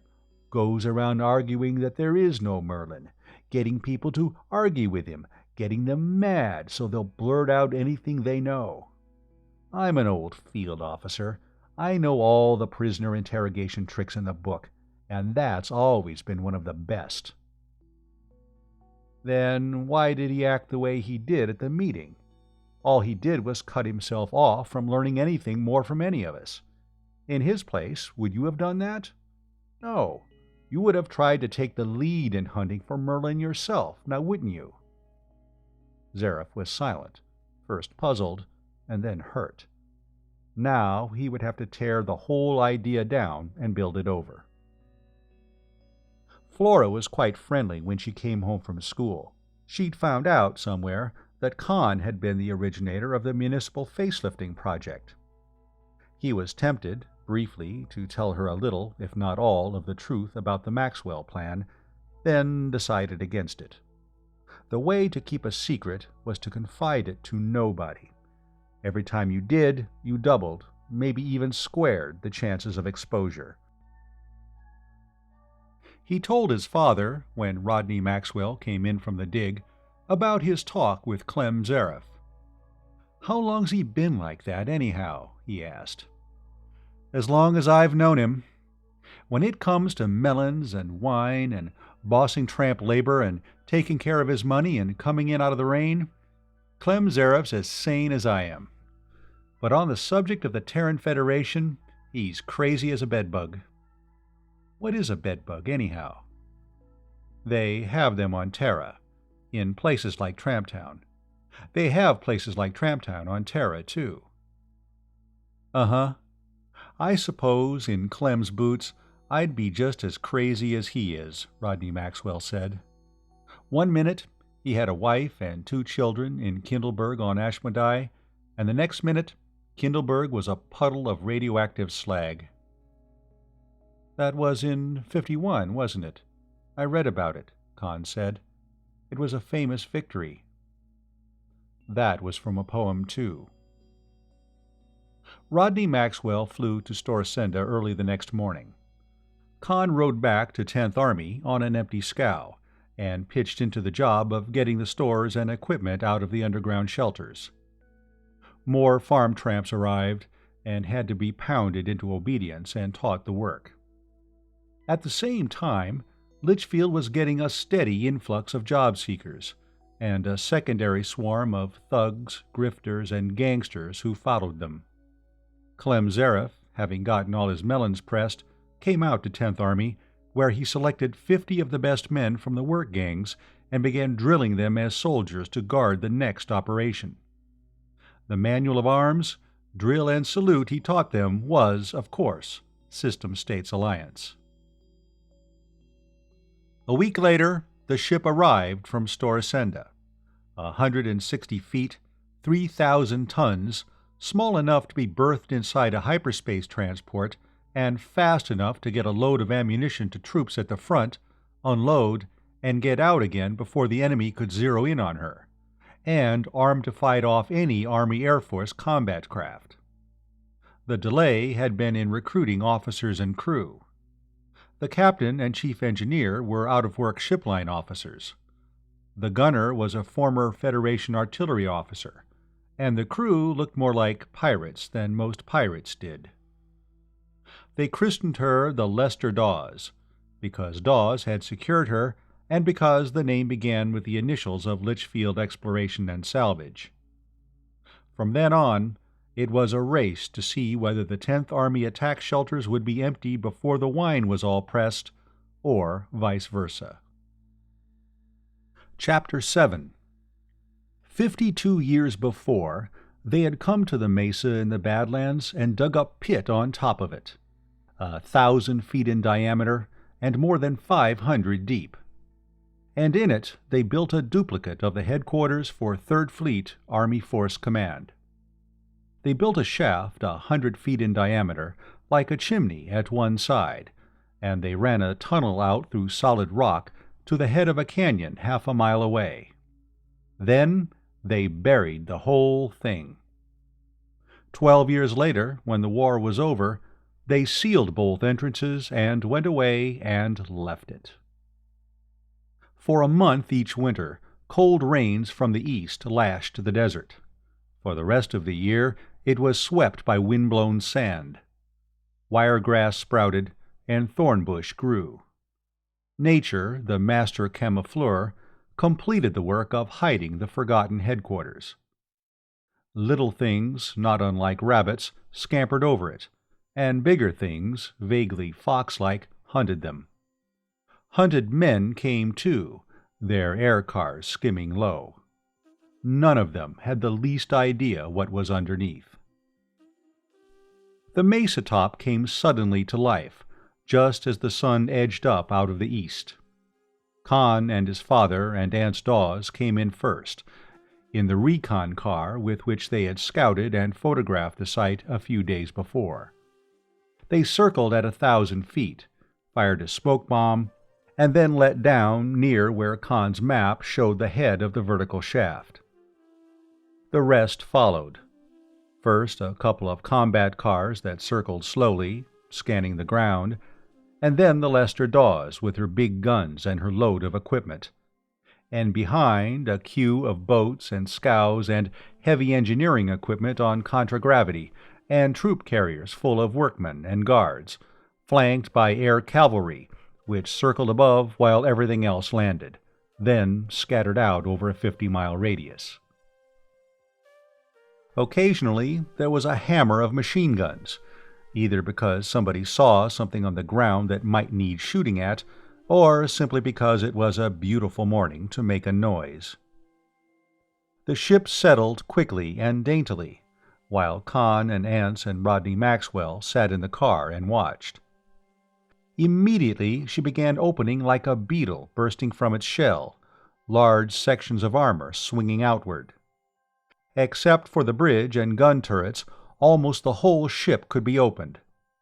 She had been designed to land in the middle of a battle and deliver ammunition when seconds could mean the difference between life and death. Jeeps and lifters and manipulators and things floated out of her. Scows began landing and unloading prefabbed elements. A water tank landed, and the cook shed began going up beside it. A lorry came in with scanning and probing equipment, and a couple of men jumped off and huddled over a photoprint copy of one of Conn's maps. Conn lifted the car again and coasted it a half-mile to where the cleft in the mesa started. There were half a dozen claw-armed manipulators already there, and 2 giant power shovels. Jerry Rivas and one of the engineers Kurt Fawsey had hired had gotten out of a jeep and were looking at another photoprint of the map. Rivas pointed to the head of the canyon, where a mass of rock had slid down. "That's it. You can still see where they put off the shots." The canyon was long enough and wide enough for the Lester Dawes to land in it. She could be loaded directly from the tunnel. The manipulators began moving in, wrestling with the larger chunks of rock and dragging or carrying them away.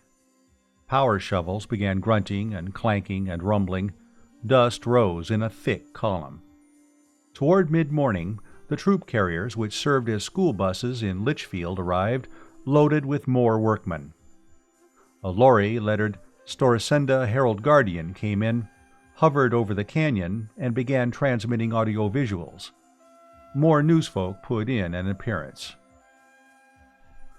The earth and rock at the top of the tunnel entrance fell away, revealing the vitrified stone lintel. Everybody cheered and dug harder. More air cars arrived, getting in each other's and everybody else's way.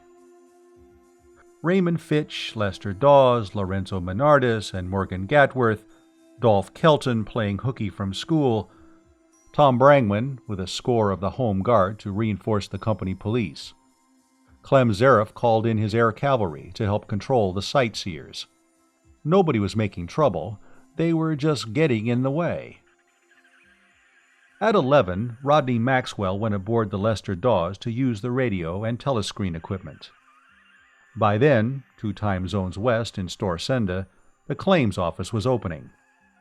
He filed preliminary claim to an underground installation with at least 2 entrances in uninhabited country, and claimed a 10-mile radius around it. By that time, the gang working on top had uncovered a vitrified slab over the 100-foot circle of the vertical shaft, and were cracking it with explosives. According to the scanners, it was full of loose rubble for 100 feet down. Below that, the micro-rays hit something impenetrable.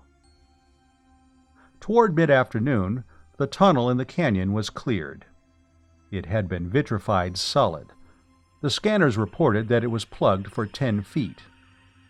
A contragravity tank let down in front of it, with a solenoid jackhammer mounted where the gun should have been, and began pounding, running a hole in for a blast shot. There were more explosives topside. When Conn took a jeep up to observe progress there, he found the vitrified rock blown completely off the vertical shaft, exposing the rubble that had been dumped into it.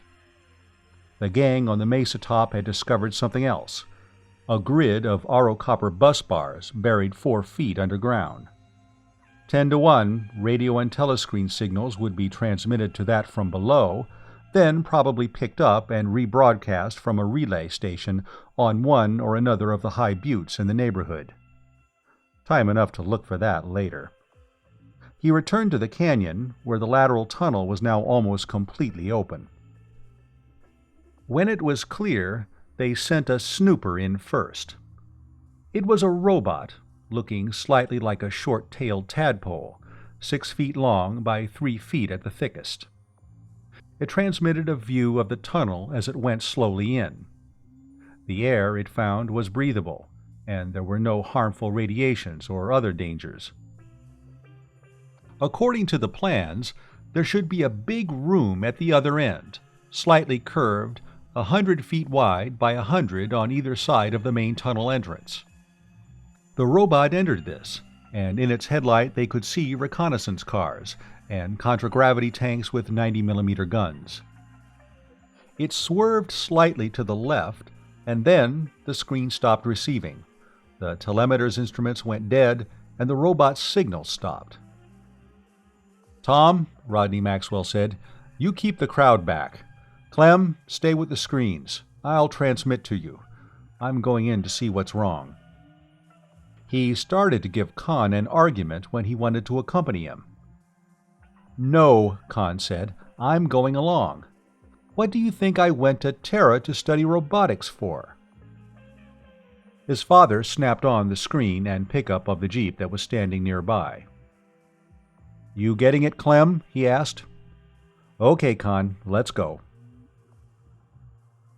Half a mile ahead, at the other end of the tunnel, they could see a flicker of light that grew brighter as they advanced. The snooper still had its light on and was moving about. Once they caught a momentary signal from it. As Rodney Maxwell piloted the Jeep, Conn kept talking to Clem Zaref outside. Then they were at the end of the tunnel and entering the room ahead. It was full of vehicles, like the one on the bottom level at 10th Army HQ. As soon as they were inside, Clem Zaref's voice in the radio stopped, as though the set had been shot out. "Clem, what's wrong? We aren't getting you," his father was saying. The snooper was drifting aimlessly about, avoiding the parked vehicles. Conn used the manual control to set it down and deactivate it, then got out and went to examine it. "Take the Jeep over to the tunnel entrance," he told his father. "Move out into the tunnel a few feet. Relay from me to Clem." The Jeep moved over. A moment later his father cried, "He's getting me. I'm getting him. What's the matter with the radio in here? The snooper's all right, isn't it?" It was. Conn reactivated it and put it up above the tops of the vehicles. "Sure, we just can't transmit out." "But only a half-mile of rock. That set's good for more than that. I'll transmit clear through Snagtooth." "It won't transmit through Collapsium." His father swore disgustedly, repeating it to Zaref outside. Conn could hear the old soldier in the radio make a similar remark. They should have all expected that in the first place. If the Third Force High Command was expecting to sit out a nuclear bombardment in this place, they'd armor it against anything. "Bring the gang in. It's safe as far as we've gotten," his father said. "We'll just have to string wires out." Conn used his flashlight and found the power unit for the room lights. All the overhead lights were wired to one unit, if wired were the word for gold leaf circuits cemented to the walls and covered with insulating paint. For the heavy stuff, like the ventilator fans, they'd have to find the central power plant. He looked around the big room, poking into some of the closets that lined it. Radiation-proof clothing, tools, arms and ammunition, first aid kits, emergency rations. All the vehicles were plated in shimmering collapsium. The crowd started coming in. The work gang selected for the first exploration work, most of them old hands of Rodney Maxwell's. The engineers they had recruited. Mohammed Matsui, he had a gang of his own, the same one he had been using in tearing down the converter at 10th Army. The stockholders and officials, the press, and everybody else Tom Brangwen's police hadn't been able to keep out. The power plant was at the extreme bottom. Matsui began looking it over at once. Above it, they found the service facilities air and water plant, pumps for the artesian well, sewage disposal. Then repair ships and a laboratory, and laundries and kitchens above that. "Where do you suppose it is?" Kurt Fawsey was asking. "Up at the very top, I suppose. Let's go up and work down. I can't wait till we've found it." Like a kid on Christmas Eve, Conn thought. And there was no Santa Claus, and Christmas had been abolished. The place was built in concentric circles, level above level. Combat equipment nearest the tunnel exit and nearest the vertical shaft, and ambulances and decontamination units and equipment for relief and rebuilding next. Storerooms, mile on circular mile of them. Not the hasty, pack-rat cramming he'd seen at 10th Army. Everything had been brought in order, carefully piled or racked, and then left. More stores for the next 3 levels up. Then living quarters. Enlisted men's and women's quarters, no sign of occupancy. Enlisted kitchens and mess halls, untouched. Most of the officers' quarters were similarly unused, but here and there some had been occupied. A sloppily made bed, a used cake of soap in the bathroom, an empty bottle in a closet. Officers' commissary stores had been used from and replaced. The officers' mess hall and kitchen had been in constant use, and the officers' club had a comfortably scuffed and lived-in look. There had been a few people there all the time of the war. Men and women, all officers or civilians, Klemzarov said. Didn't even have enlisted men to cook for them. And we haven't found a scrap of paper with writing on it, or an inch of recorded sound tape or audiovisual film. Remember those big wire baskets down at the mass energy converters? Before they left, they disintegrated every scrap of writing or recording. This is where Merlin is. They were the people who worked with it. And above, offices, general staff, war planning with an incredibly complex star map of the theater of war. Judge Advocate General, Inspector General, Service of Supply. They were full of computers, each one firing the hopes of people like Fawsey and Dolph Kelton and Judge Ledoux, but they were only special-purpose machines, the sort to be found in any big business office. The Storacenda Stock Exchange probably had bigger ones. Then they found big ones, rank on rank of cabinets, long consoles studded with lights and buttons, programming machines. "It's Merlin!" Fawsey almost screamed. "We found it!" One of the reporters who had been following them snatched his radio handphone from his belt and jabbered. Then, realizing that the collapsium shielding kept him from getting out with it, he replaced it and bolted away. "Hold it!" Conn yelled at the others, who were also becoming hysterical. "Wait till I take a look at this thing."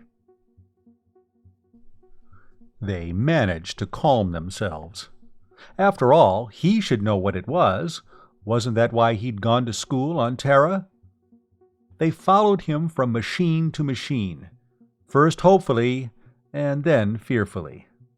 Finally, he turned, shaking his head and feeling like the doctor in a film show, telling the family that there's no hope for Grandpa. This is not Merlin. This is the personnel file machine. It's taped for the records and data of every man and woman in the Third Force for the whole war. It's like the student record machine at the university. Might have known it. This section in here's marked G1 all over everything. That's personnel. Wouldn't have Merlin in here, Klemzarov was saying. "Well, we'll just keep on hunting for it till we do find it," Kurt Fawsey said. "It's here somewhere. It has to be." The next level up was much smaller. Here were the officers of the top echelons of the Force Command staff. They, unlike the ones below, had been used. From them, too, Every scrap of writing or film or record tape had vanished. Finally, they entered the private office of Force General Fox Travis. It had not only been used, it was in disorder. Ashtrays full, many of the 40-year-old cigarette ends lipstick-tinted, chairs shoved around at random, 3 bottles on the desk, with Terran bourbon labels, 2 empty and 1 with about an inch of whiskey left in it, but no glasses. That bothered Conn. Somehow he couldn't quite picture the commander and staff of the 3rd Fleet Army Force passing bottles around and drinking from the neck. Then he noticed the wall across the room was strangely scarred and scratched. Dropping his eye to the floor under it, he caught the twinkle of broken glass. They had gathered here and talked for a long time. Then they had risen for a final toast, and when it was drunk, they had hurled their glasses against the wall and smashed them. Then they had gone out, leaving the broken glass and the empty bottles, knowing that they would never return. Chapter 8. Before they returned to the lower level into which the lateral tunnel entered, Matsui and his gang had the power plant going. The ventilator fans were humming softly, and whenever they pressed a starting button, the escalators began to move. They got the pumps going, and the oxygen generators, and the sewage disposal system. Until the communication center could be checked and the relay station found, they ran a cable out to the Lester Dawes, landed in the canyon, and used her screen and radio equipment. Before the claims office in Storasenda closed, Rodney Maxwell had transmitted in recorded views of the interior, and enough of a final description for a final claim. They also received teleprint copies of the Storasenda papers. The first story, in an extra edition of the Herald Guardian, was headlined, "Merlin Found!" That would have been the reporter who bolted off prematurely when they first saw the personnel record machines. Conn wondered if he still had a job. A later edition corrected this, but was full of extravagant accounts of what had been discovered. Merlin or no Merlin, Force Command Duplicate was the biggest abandoned property discovery since the Third Force left the Tri-System. The camp they had set up on top of the mesa was used that night only by Clem Zareff's guards. Everybody else was inside, eating cold rations when hungry, and when they could keep awake no longer, bedding down on piles of blankets, or going up to the barracks rooms above. The next day they found the relay station which rebroadcast signals from the buried aerial, or wouldn't one say subterrial, on top of the mesa.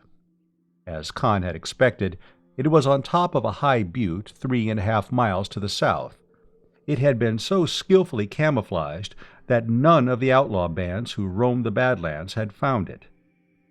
After that, Force Command Duplicate was in communication with the rest of Patm. They moved into the staff headquarters at the top. Fox Travis's office, tidied up, became the headquarters for the company officials and chief supervisors. The workmen quartered themselves in the enlisted barracks, helping themselves liberally to anything they found. The crowds of sightseers kept swarming in, giving Tom Brangwen's police plenty to do. Tom himself turned the marshal's office in Litchfield over to his chief deputy. Clem Zareff insisted on more men for his guard force. A dozen gunboats, 80-foot craft mounting one 90mm gun, several smaller autocannon, and one missile launcher had been found. He took them over immediately, naming them for capital ships of the old System States Navy. It took some argument to dissuade him from repainting all of them black and green. He kept them all in the air, with a swarm of smaller airboats and combat cars circling the underground headquarters at a radius of 100 miles. These patrols reported a general exodus from the region. At least a dozen outlaw bands, all with fast contragravity, had been camped inside the zone. Some fled at once. The rest needed only a few warning shots to send them away. Other bands, looking like legitimate prospecting parties, began to filter into the Badlands. Zareth came to Rodney Maxwell, instead of Kurt Fawsey, the titular head of the company, which was significant, to find out what policy regarding them would be. "Well, we have no right to keep them out, as long as they stay outside our 10-mile radius," Conn's father said. "And as we're the only thing that even looks like law around here, I'd say we have an obligation to give them protection. Have your boats investigate them. If they're legitimate, tell them they can count on us for help if they need it." Conn protested privately. "There's a lot of stuff around here, in small caches," he said. "Equipment for guerrilla companies in event of invasion. When work slacks off here, we could pick that stuff up." "Conn, there's an old stock market maxim. A bear can make money sometimes, and a bull can make money sometimes, but in the long run, a hog always loses. Let the other people find some of this. It'll all help the plan. Fact is, I've been thinking of leaking some information, if I can do it without Fawsey and that gang finding out. Do you know a good supply depot or something like that, say over on a care or on the West Coast, big enough to be important and to start a second prospectors rush away from us?" "How about one of the hospitals?" "No, not a hospital. We might use them to talk Wade Lucas into joining us. A lot of medical stores would be good bait for him. I'm afraid he's going to make trouble if we don't do something about him." "Well, how about engineering and construction equipment? I know where there's a lot of that, down to the southwest." "That's farming country. That stuff will be useful down there. I'll do that." The next morning, Rodney Maxwell scorched the stratosphere to Storsenda in his recon car. The day after he got back, there was a big discovery of engineering equipment to the southwest, and, as he had anticipated, a second rush of prospectors. They had the vertical shaft clear now, and the Lester Dawes was shuttling back and forth between Force Command Duplicate and Storsenda. Other ships were coming in now, mostly privately owned freighting ships. They bought almost anything as fast as it came out. The stock market had been paralyzed for a couple of days after the discovery of Force Command. Nobody seemed to know what to sell and what to hold. Now it was going perfectly insane. 20 or 30 new companies were being formed. Unlike Litchfield Exploration and Salvage, they were all offering their stock to the public. A week after the opening of Force Command, the stock exchange reported the first 500,000 share day since the war. A week after that, there were 2 million share days in succession. Some of the LE&S stockholders who had come out on the first day began drifting back to Litchfield. Lester Dawes was the first to defect.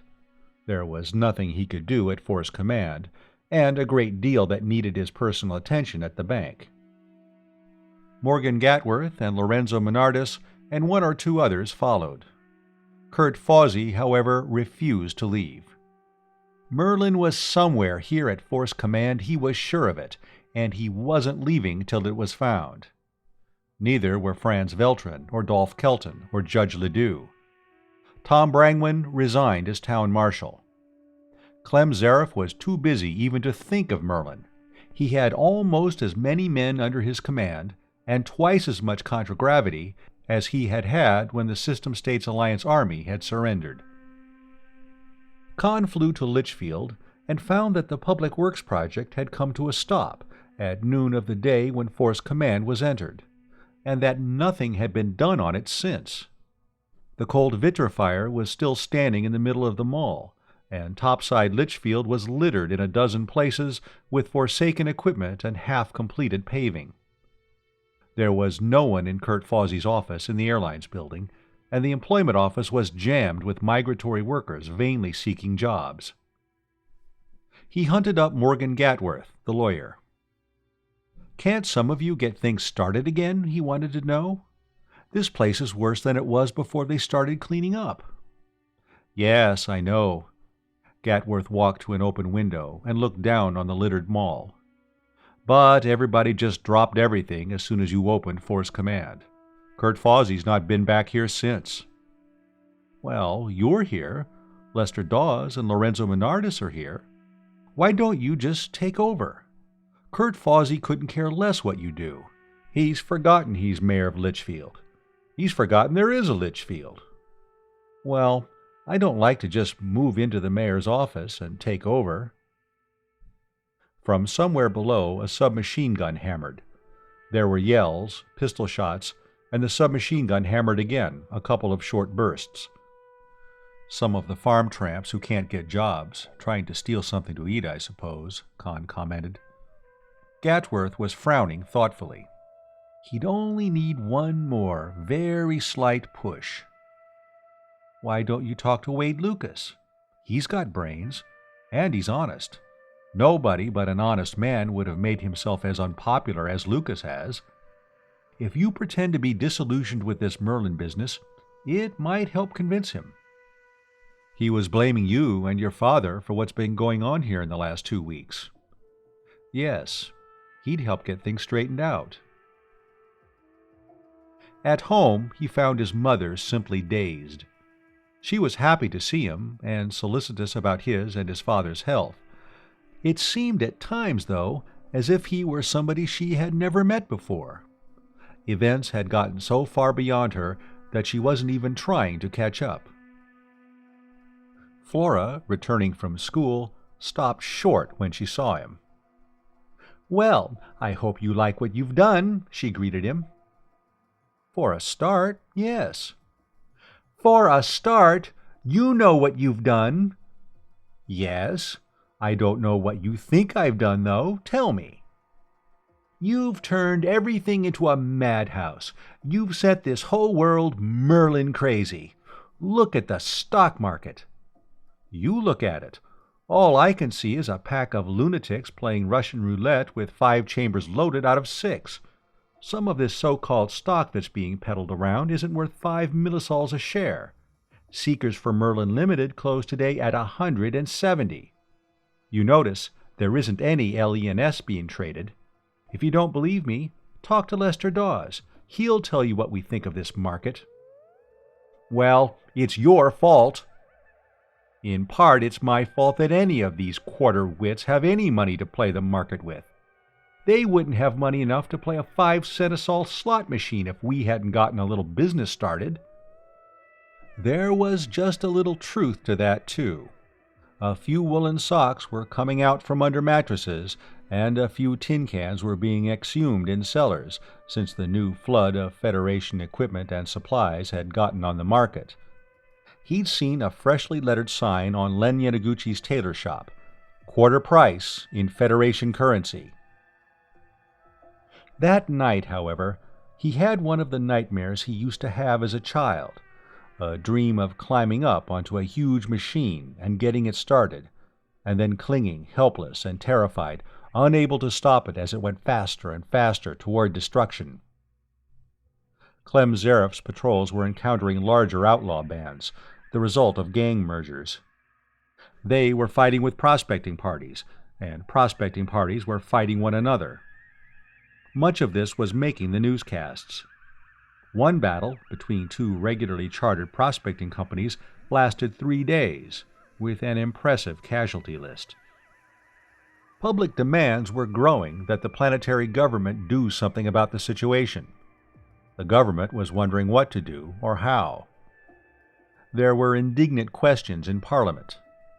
Finally, the government dragged a couple of armed ships off Mothball Row, a combat freighter like the Lester Dawes, and a big assault transport, and began trying to get them into commission. And, of course, the market boom was still on. The newscasts were full of that, too. He had started worrying about if a bust came. Now he was worrying about what would happen when it did. Another good reason for wanting to get to Koshai and getting a hypership built. When the bust came, he and his father would want one very badly. In any case, it was time to begin getting an expedition ready for Barathrum Spaceport. Quite a few of the new companies had large contragravity craft, and the nascent planetary air navy was approaching a state of being. He wanted to get out there before anybody else did. Maybe if they got the hypership built soon enough, it would start a second, sound boom that would cushion the crash of the present speculative market when it came, as come it must. He talked to Clem Zaref about borrowing a couple of the 80-foot gunboats. Zaref's attitude was automatically negative. "We mustn't weaken our defense perimeter. We'd be inviting disaster. Why, this whole country in here is simply swarming with outlaws. They fired on one of our gunboats, the Werewolf, yesterday." He'd heard about that. Somebody had launched a missile from the ground, and the Werewolf had detonated it with a countermissile. It had probably been some legitimate prospecting company who'd taken the LENS craft for a pirate. And there was a battle down in the Devil's Pigpen day before yesterday. That had been outlaws. They had been annihilated by something calling itself Seekers for Merlin Limited, whose stock was still skyrocketing on the exchange. He mentioned that. "These other prospecting companies are doing a lot of our outlaw fighting for us, and as long as the country's full of small independent parties, the outlaws go after them and leave us alone." "Yes, and I have my doubts about a lot of these prospecting companies, and a lot of the outlaws, too," Zaref said. "I think a lot of them are Federation agents. They're waiting till we find Merlin, and then they'll all jump us." "Well," Conn adjusted his argument to the old rebel's obsession, "I'll admit that as a possibility. If so, we'll need heavier weapons than we have. This spaceport on Barathrum might be just the place to get them." "Yes, it might. Defense armament and the stored ship's weapons. Say, if we grab that place and move all the heavy guns and missiles here, we could stand off anybody." The thought of a fight with minions of the Terran Federation seemed to have shaved 10 years off his age in a twinkling. "You take the Lester Dawes and let's say 3 of these gunboats. Let me see. Goblin, Fred Karski, and Vampire, Charlie Gatworth, and Dragon, Stefan Jorison. They're all good men. Home Guard. Trained them myself." "Aren't you coming, Colonel?" "Oh, I'd like to, Conn, but I can't. I don't want to be away from here. No telling what might happen. But you keep in constant screen contact. If you get into any trouble, I'll come with everything I can put in the air." Chapter 9. Barathrum was a grim land, naked black and gray. Spines and crags of bare rock jutted up, lava flows like black glaciers twisting among them. It was split by faults and fissures, pimpled with ash cones. Except for the seabirds that nestled among the cliffs and the few thin patches of green where seeds, wind-blown from the mainland, had taken root, it was as lifeless as when some ancient convulsion had thrust it up from the sea. Barathrum was a dead inferno, untenanted even by the damned. By comparison, the Badlands seemed lushly fertile. The 4 craft crossed above the line of white breakers that marked the division of sea and land. The gunboat Goblin in the lead, her sisters, Vampire and Dragon, to right and left and a little behind, and the Lester Dawes a few miles in the rear. Fred Karski was at the Goblin's controls. Conn, beside him, was peering ahead into the teleview screen and shifting his eyes from it to the map and back again. Somebody behind him was saying that it would be a nice place to be air-wrecked. Somebody else was telling him not to joke about it. From the radio, his father was asking, "Can you see it yet?" "Not yet. We're on the right map and compass direction. We should before long." "We're picking up radiation," Fred Karski said. "Way above normal count. I hope the place isn't hot." "We're getting that too," Rodney Maxwell said. "Looks like power radiation. Something must be on there." After 40 years, that didn't seem likely. He leaned over to look at the Omni-Geiger, then whistled. If that was normal leakage from inactive power units, there must be enough of them to power 10 towns the size of Litchfield. "Something's operating there," he said, and then realized what that meant. Somebody had beaten them to the spaceport. That would be one of the new companies formed after the opening of Force Command. He was wishing now that he hadn't let himself be talked out of coming here first. Older and wiser heads, indeed. Fred Karski whistled shrilly into his radiophone. "Attention everybody! General alert! Prepare for combat! Prepare to take immediate evasive action! We must assume that the spaceport is occupied and that the occupants are hostile. Captain Poole, will you please make ready aboard your ship? Reduce both speed and altitude, and ready your guns and missiles at once." "Well, now, wait a minute, young fellow," Poole began to argue. "You don't know." "No, I don't. And I want all of us alive after we find out, too," Karski replied.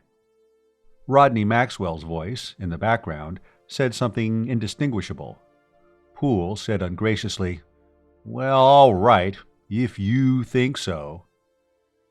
The Lester Dawes began dropping to the rear and going down toward the ground.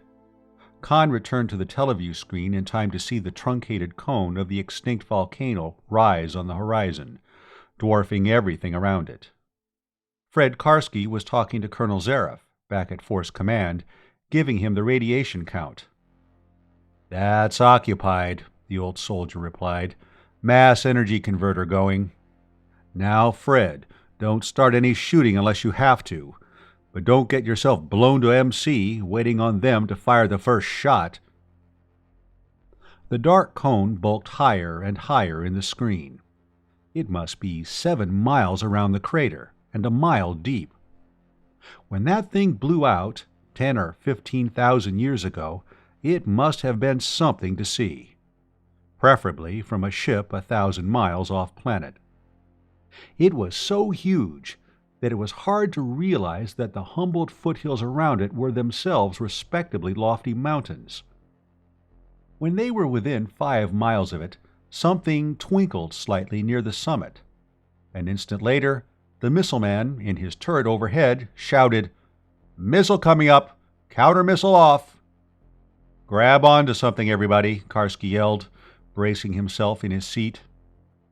Conn, on his feet, flung his arms around an upright stanchion and hung on. Fred's hand gave a twisting jerk on the steering handle. The goblin went corkscrewing upward. In the rear-view screen, Conn saw a pink fireball blossom far below. The sound and the shockwave never reached them. The goblin outran them. Dragon and vampire were spiraling away in opposite directions. The radio was loud with voices, and a few of the words were almost printable. A gong began clanging from the command post on top of the mesa on the mainland. "Be quiet, all of you!" Clem Zareff was bellowing. "And get back from there. Back 3 or 4 miles. Close enough so they won't dare use thermonuclears. Take cover behind one of those ridges where they can't detect you. Then we can start figuring out what the Gehenna to do next." That made sense. And get it settled who's in command of this Donnybrook while we're at it, Conn thought. He looked into the rear and side view screens, and taking cover immediately made even more sense. 2 more fireballs blossomed, one dangerously close to the dragon. Guns were firing from the mountain top too, big ones, and the shells were bursting close to them. He saw a shell land on, and another beside, one of the enemy gun positions, 115 millimeters from the Lester Dawes, he supposed. He continued to cling to the stanchion, and the goblin shot straight up, and he was expecting to see the sky blacken and the stars come out when the gunboat leveled and started circling down again. The mountainside, he saw, was sending up a lightning-crackling tower of smoke and dust that swelled into a mushroom top. Clem Zareff on the radio was demanding to know who'd launched that. "We did it, sir. Dragon," Stefan Jorison was replying. We had to get rid of it. We took a hit. Gun turret smashed. Mill Tennant's dead, and Abe Samuels probably will be before I'm done talking. And if we get this crate down in one piece, it'll do for a miracle till a real one happens." "Well, be careful how you shoot those things off," his father implored from the Lester Dawes. "Get one inside the crater, and we won't have any spaceport." The Lester Dawes vanished behind a mountain range a few miles from the volcano. The Dragon, still airborne but in obvious difficulties, was limping after her, and the vampire was covering the withdrawal, firing rapidly but with doubtful effect with her single 90mm and tossing out countermissiles. There was another fireball between her and the mountain. Then, when the Dragon had followed the Lester Dawes to safety, she turned tail and bolted, the goblin following. As they approached the mountains, something the shape of a recon car and about half the size passed them going in the opposite direction. As they dropped into chasm on the other side, another nuclear went off at the volcano.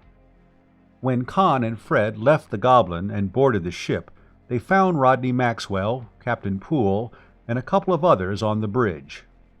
Charlie Gatworth, the skipper of the Vampire, Morgan Gatworth's son, was with them, and, imaged in a screen, so was Clem Zareth. One of the other screens, from a pickup on the Vampire, showed the Dragon lying on her side, her turret crushed, and her gun, with the muzzle brake gone, bent upward. A couple of lorries from the Lester Dawes were alongside. As Conn watched, a blanket-wrapped body, and then another, were lowered from the disabled gunboat. "Fred, how are you and Charlie fixed for countermissiles?" Zareth was asking. "Get loaded up with them off the ship, as many as you can carry. Charlie, you go up on top of the ridge above and take cover where you can watch the mountain. Transmit what you see back to the ship. Fred, you take a position about a quarter way around from where you are now. Don't let them send anything over, but don't start anything yourselves. I'm coming out with everything I can gather up here.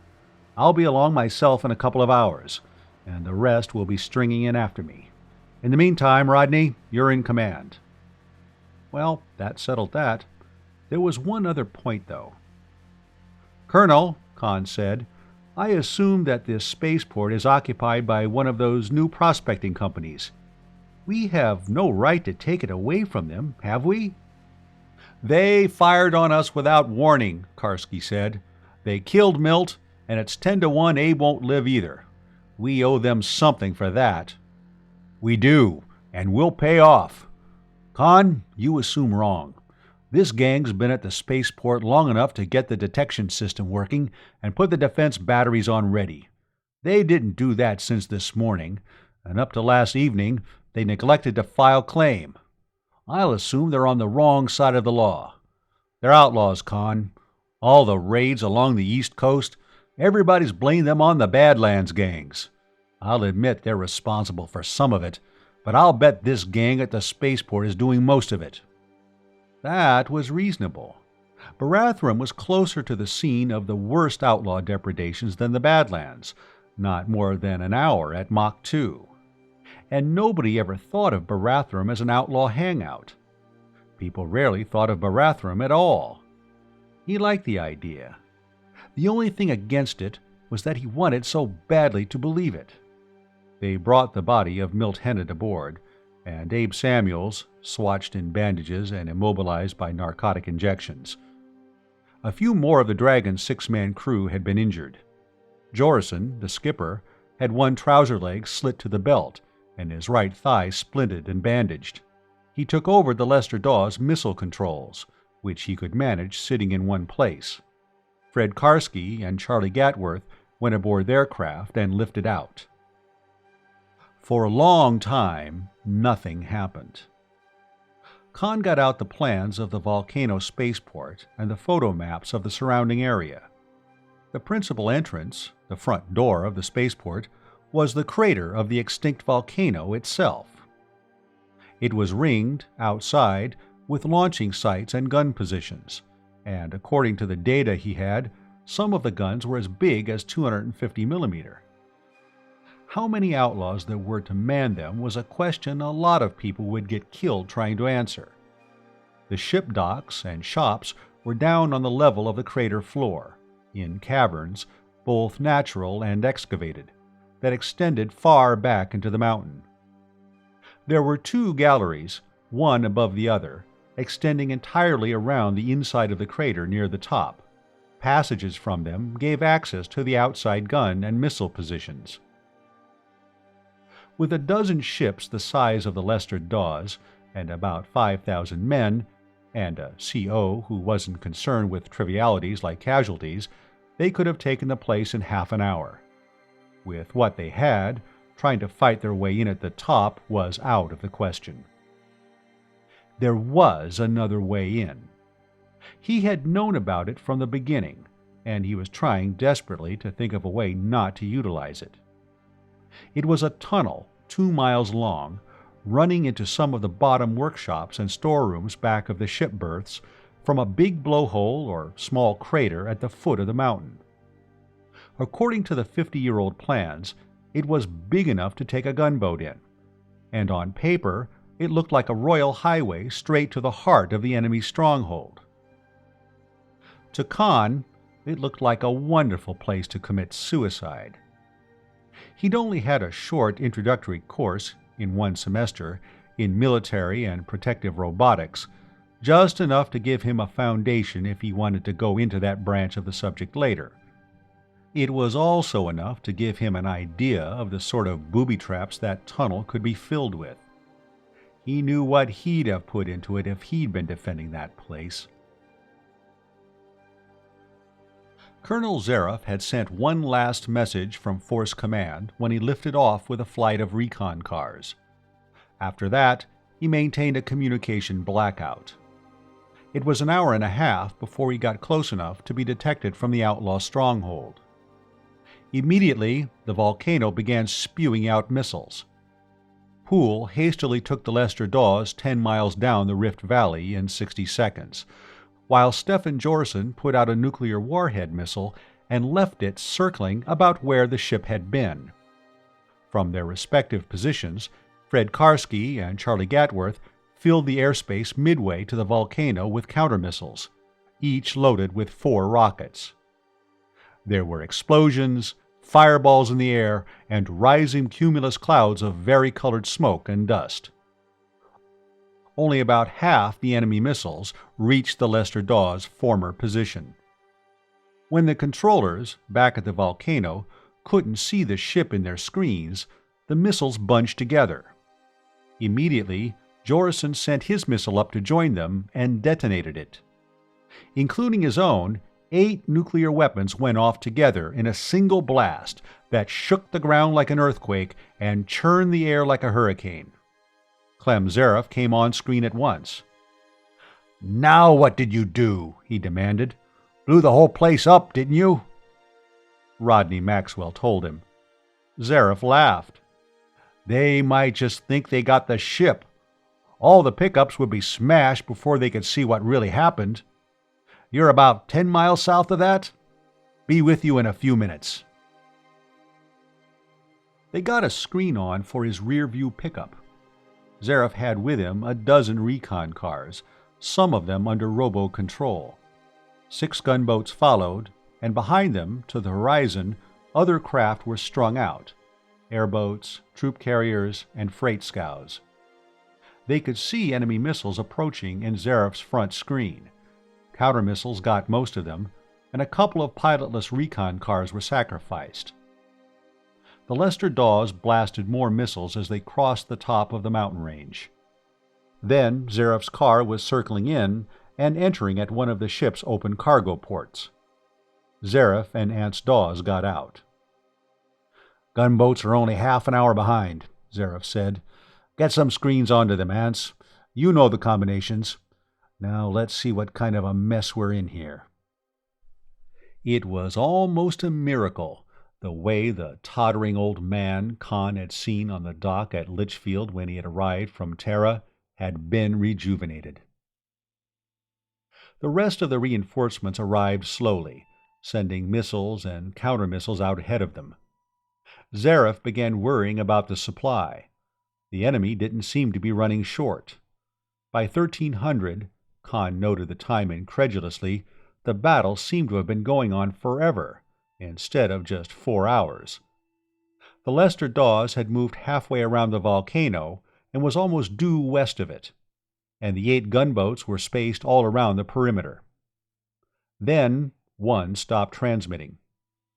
In the screens there was a rising fireball where she had been. The radio was loud with verbal reports. "Poltergeist," Zareth said, naming half a dozen names. 1 or 2 of them had been schoolmates of Conn's at the academy. He knew how he'd feel about it later, but now it simply didn't register. "They're launching missiles faster than we can shoot them down," he said. "That's usually the beginning of the end," Zareth said. "I saw it happen too often during the war. We've got to get inside that place. It's a lot of harmless fun to send contragravity robots out to smash each other, but it doesn't win battles. Battles are won by men, standing with their feet on the ground, using personal weapons." "We'll have to win this one pretty soon," Rodney Maxwell said. "The amount of nuclear energy we've been releasing will be detectable anywhere on the planet by now. The government has a ship like the Lester Dawes in commission. If this keeps on, she'll be coming out for a look." "Then we'll have help," Captain Poole said. "We need government help like we needed the polka dot fever," Rodney Maxwell said. "If they get in it, they'll claim the spaceport themselves, and we'll have fought a battle for nothing." Well, that was it then. The spaceport was essential to the Maxwell plan. He'd gotten 7 men killed, 8 if the recon card that was taking Abe Samuels to the hospital in Litchfield didn't make it in time, and it was up to him to see that they hadn't died for nothing. He spread the photo map and the spaceport plans on the chart table. "Look at this," he said. Clem Zareth looked at it. He didn't like it any better than Conn had. He studied the plan for a moment, chewing his cigar. "You know, it's possible they don't know that thing exists," he said without too much conviction. "You'll be betting the lives of at least 20 men. Fewer than that couldn't accomplish anything." "I'll be putting mine on the table along with them," Conn said. "I'll lead them in." He was wishing he hadn't had to say that. He did, though. It was the only thing he could say. "You better pick the men to go with me, Colonel," he continued. "You know them better than I do. We'll need working equipment, too. I have no idea what we may have to take out of the way inside." "I won't call for volunteers," Zareth said. "I'll pick home guards. They did their volunteering when they joined." "Let me pick one man, Colonel," Anstaw said. "I'll pick me." Chapter 10. They sent a snooper in first. It picked up faint radiation leakage from inactive power units of overhead lights, and nothing else. The tunnel stretched ahead of it, empty, and dark beyond its infrared vision. After it had gone a mile without triggering anything, the jeep followed. Anstaw's piloting, and Conn at the snooper controls watching what it transmitted back. The 2 lorries followed, loaded with men and equipment, and another jeep brought up the rear. They had cut screen and radio communication with the outside. They weren't even using inter-vehicle communication. At length, the snooper emerged into a big cavern, swinging slowly to scan it. The walls and ceiling were rough and irregular. It was natural instead of excavated. Only the floor had been leveled smooth. There were a lot of things in it, machinery and vehicles, all battered and in poor condition, dusty and cobwebbed, the spaceport junk heap. A passage, still large enough for one of the gunboats, led deeper into the mountain toward the crater. They sent the snooper in, and after a while followed. They came to other rectangular, excavated caverns. On the plans they were marked as storerooms. Cases and crates, indeterminate shrouded objects, some had never been disturbed, but here and there they found evidence of recent investigation. Beyond was another passage, almost as wide as the mall in Litchfield. Even the Lester Dawes could have negotiated it. According to the plans, it ran straight out to the ship docks and the open crater beyond. Ants turned the jeep into a side passage, and Conn recalled the snooper and sent it ahead. On the plan, it led to another natural cavern. Half its width shown as level with the entrance. The other half was a pit, marked as 60 feet deep. Above this, and just under the ceiling, several passages branched out in different directions. The snooper reported visible light ahead, fluoroelectric light from one of the upper passages, and firelight from the pit. The air analyzer reported wood smoke and a faint odor of burning oil. He sent the snooper ahead, tilting it to look down into the pit.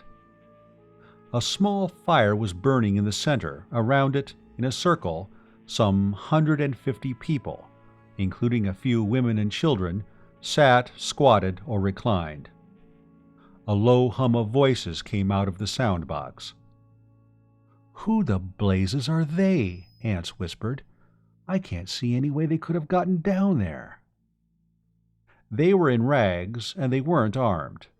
There wasn't so much as a knife or pistol among them. Conn motioned the lorries and the other jeep forward. "Prisoners," he said. "I think they were hauled down there on a scow, shoved off, and left when the fighting started." "Cover me," he told the men in the lorries. "I'm going down and talk to them." Somebody below must have heard something.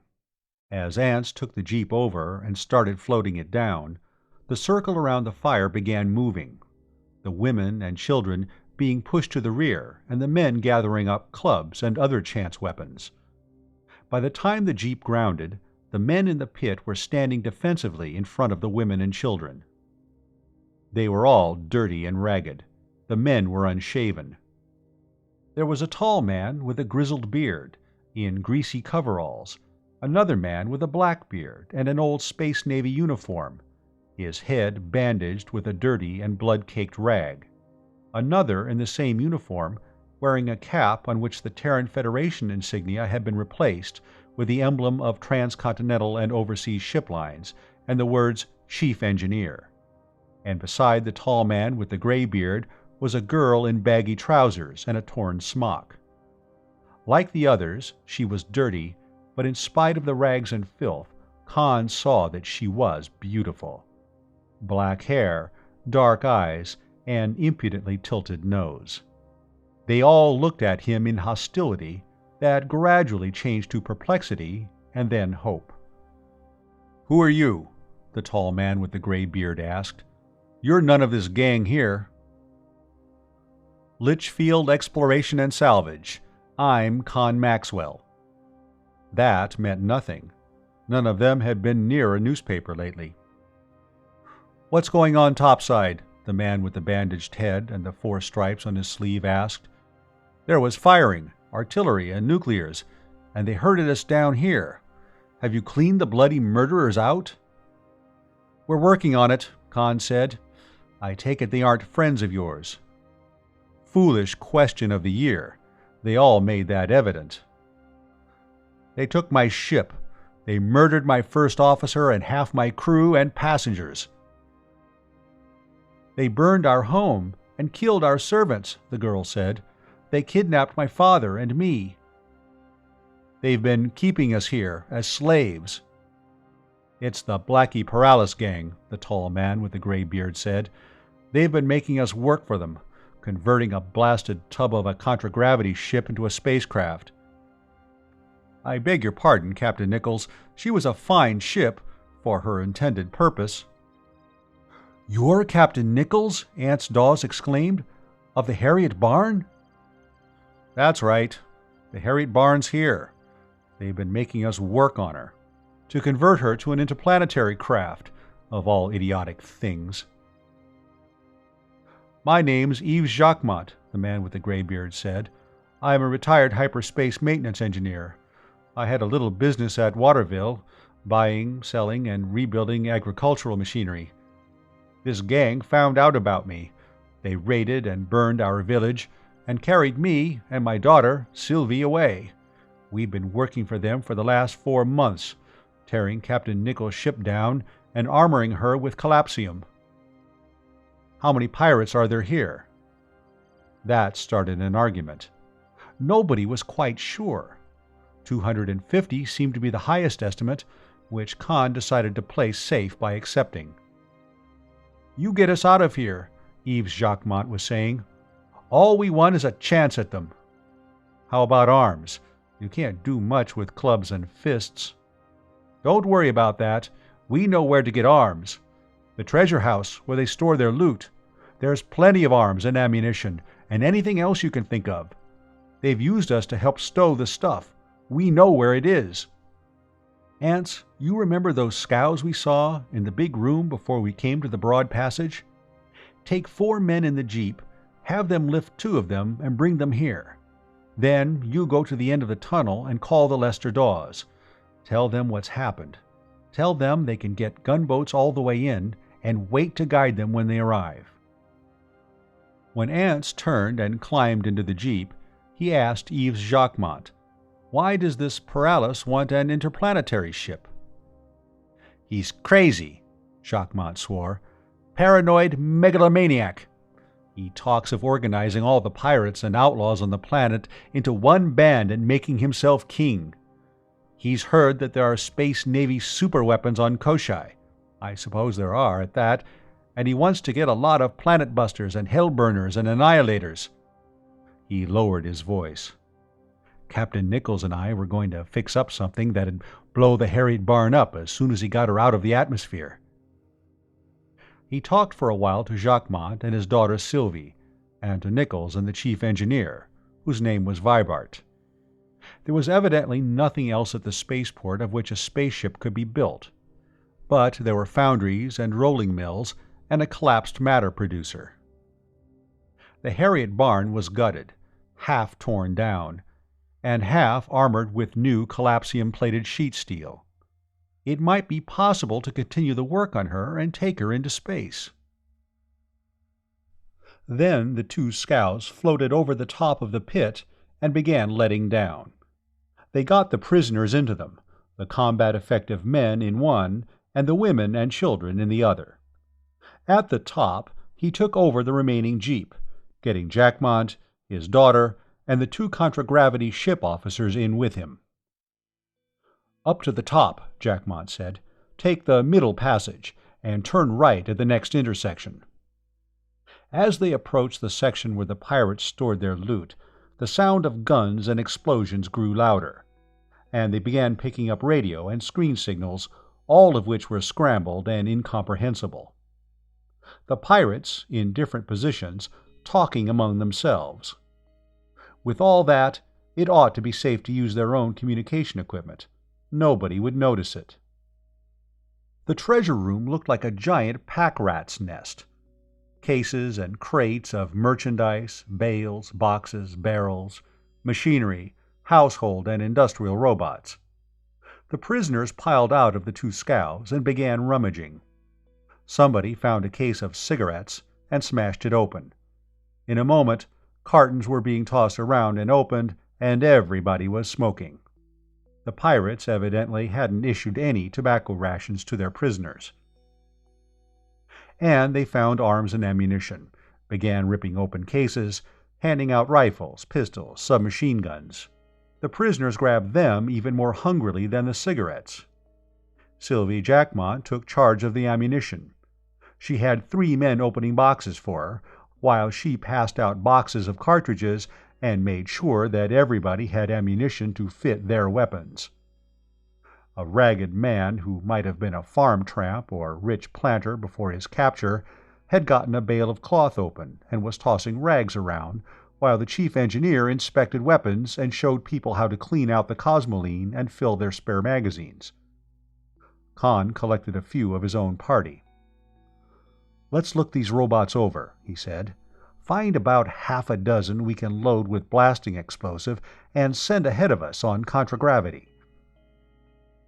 They found several: an electric light servicer, a couple of wall and window washers, a serving robot that looked as if it had come from a restaurant, and an all-purpose robo-janitor.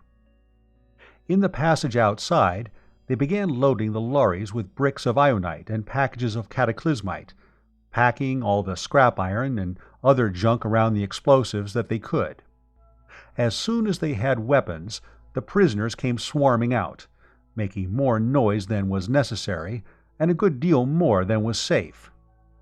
Sylvie Jackmont, with a submachine gun slung from one shoulder and a canvas bag of spare magazines from the other, came over to see what he was doing. "Well, look what you're doing to him," she mock-reproached. "That's a dirty trick to play on a little robot." He grinned at her. "You and my mother would get along. She always treats robots like people." "Well, they are, sort of. They aren't alive. At least I don't think they are. But they do what you tell them, and they learn tricks, and they have personalities." That was true. He didn't think robots were alive either, though biophysics professors tended to become glibly evasive when pinned down to defining life. Robots could learn, if you use the term loosely enough, and any robot with more than 500 hours service picked up a definite and often exasperating personality. "I've been working with them, and tearing them down and fixing them ever since I was in pigtails," she added. The half-dozen natural leaders among the prisoners, Jackmont and his daughter, the 2 Harriet Barn officers, and a couple of others, bent over the photo-printed plans Conn had, located their position, and told him as much as they could about what lay ahead. Sylvie Jackmont could handle robots. She would ride in the front seat of the Jeep while he piloted. Vibart, the chief engineer, and Eves Jackmont would ride behind. Nichols would ride in the scow with the fighting men. One lorry of his own party would follow the Jeep. The other would bring up the rear. He snapped on the screen and punched the ship combination. Stefan Jorison appeared in it. "Hi, Conn. You all right?" He raised his voice.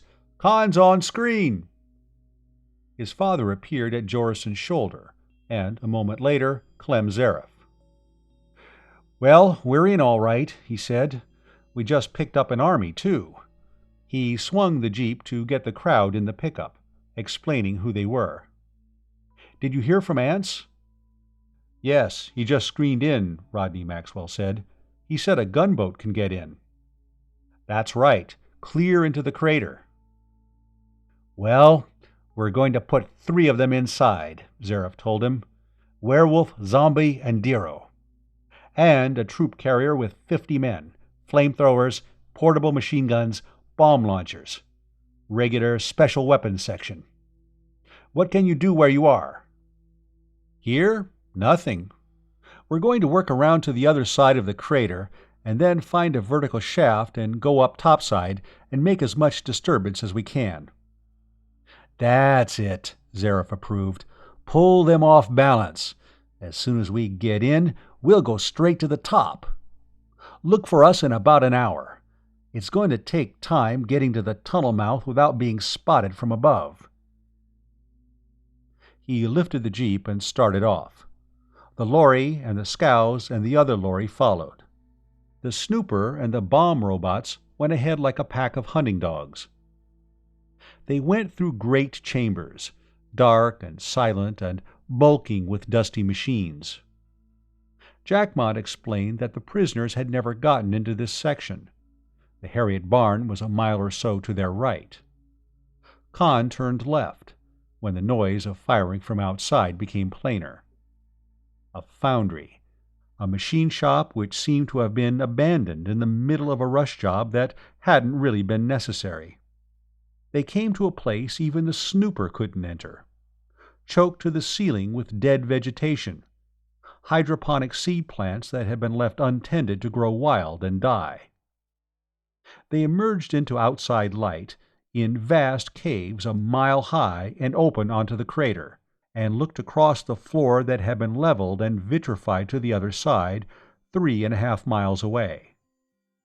He didn't know whether to be more awed by the original eruption that had formed the crater or by the engineering feat of carving these docks and ship berths, big enough for the hugest hyperspaceship into it. At first, he had been afraid of getting into position too soon before the task force from outside could profit by the diversion. Then he began to worry about the time it was taking to get halfway around the crater. He could hear artillery thundering continuously above. Except at the very beginning of the battle, there had been little gunfire. He wondered if both sides were running out of lift-and-drive missiles, or if the fighting had gotten too close for anybody to risk using nuclear weapons. He was also worrying about the women and children among the released prisoners. Why did the pirates bother with them? He asked Sylvie. They used the women and some of the old men to do housekeeping chores for them, she said. Mostly, though, they were hostages. If the men didn't work, Paralis threatened to punish the women and children. I wasn't doing any housework. I'm too good a mechanic. I was helping on the ship. Well, what'll I do with them when the fighting starts? I can't take them into battle. You'll have to. It'll be the safest place for them. You can't leave them anywhere and risk having them recaptured. That means we'll have to detach some men to cover them, and that'll cut our striking force down. He whistled at the sound pickup of his screen and told his father about it. What do I do with these people, anyhow? You're the officer in command, Conn, his father told him. Your decision. How soon can you attack? We're almost through to the crater. There's a vertical shaft right above us, and a lot of noise at the top. We'll send up a couple of bomb robots to clear things at the shaft head, and follow with everything we have. Non-combatants and all? He nodded. Only thing we can do. An old quotation occurred to him. If you want to make an omelet, you have to break eggs. He wondered who'd said that in the first place. One of the old pre-atomic conquerors, maybe Hitler. No, Hitler would have said, if you want to make sauerkraut, you have to chop cabbage. Maybe it was Caesar. We'd better send Gumshoe Gus up first, Sylvie suggested. You handle him.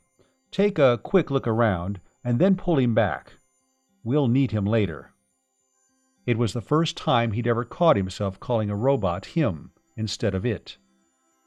He thought for a second and added, Give your father and Mr. Vibart the controls for the 2 window washers. You handle the snooper. He gave more instructions.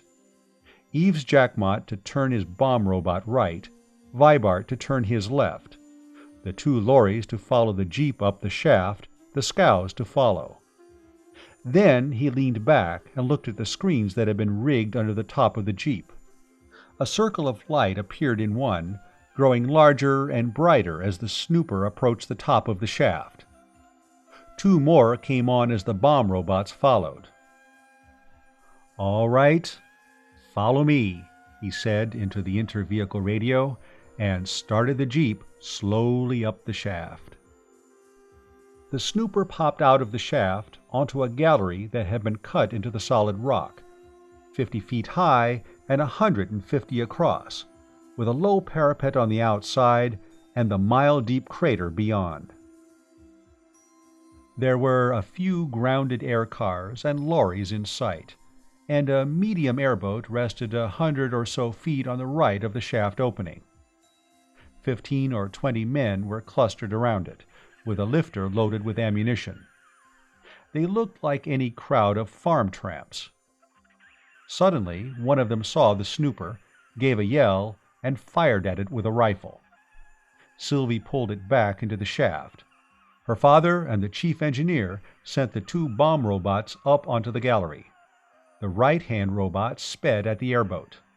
The last thing Conn saw in its screen was a face, bearded and villainous and contorted with fright, looking out the pilot's window of the airboat. Then it went dead, and there was a roar from above. On the other side, several men were firing straight at the pickup of the other robot. It went dead too, and there was a second explosion. In the communication screen, somebody was yelling, "Give them another one for Milt Hennett!" And his father was urging him to get in fast before they recovered.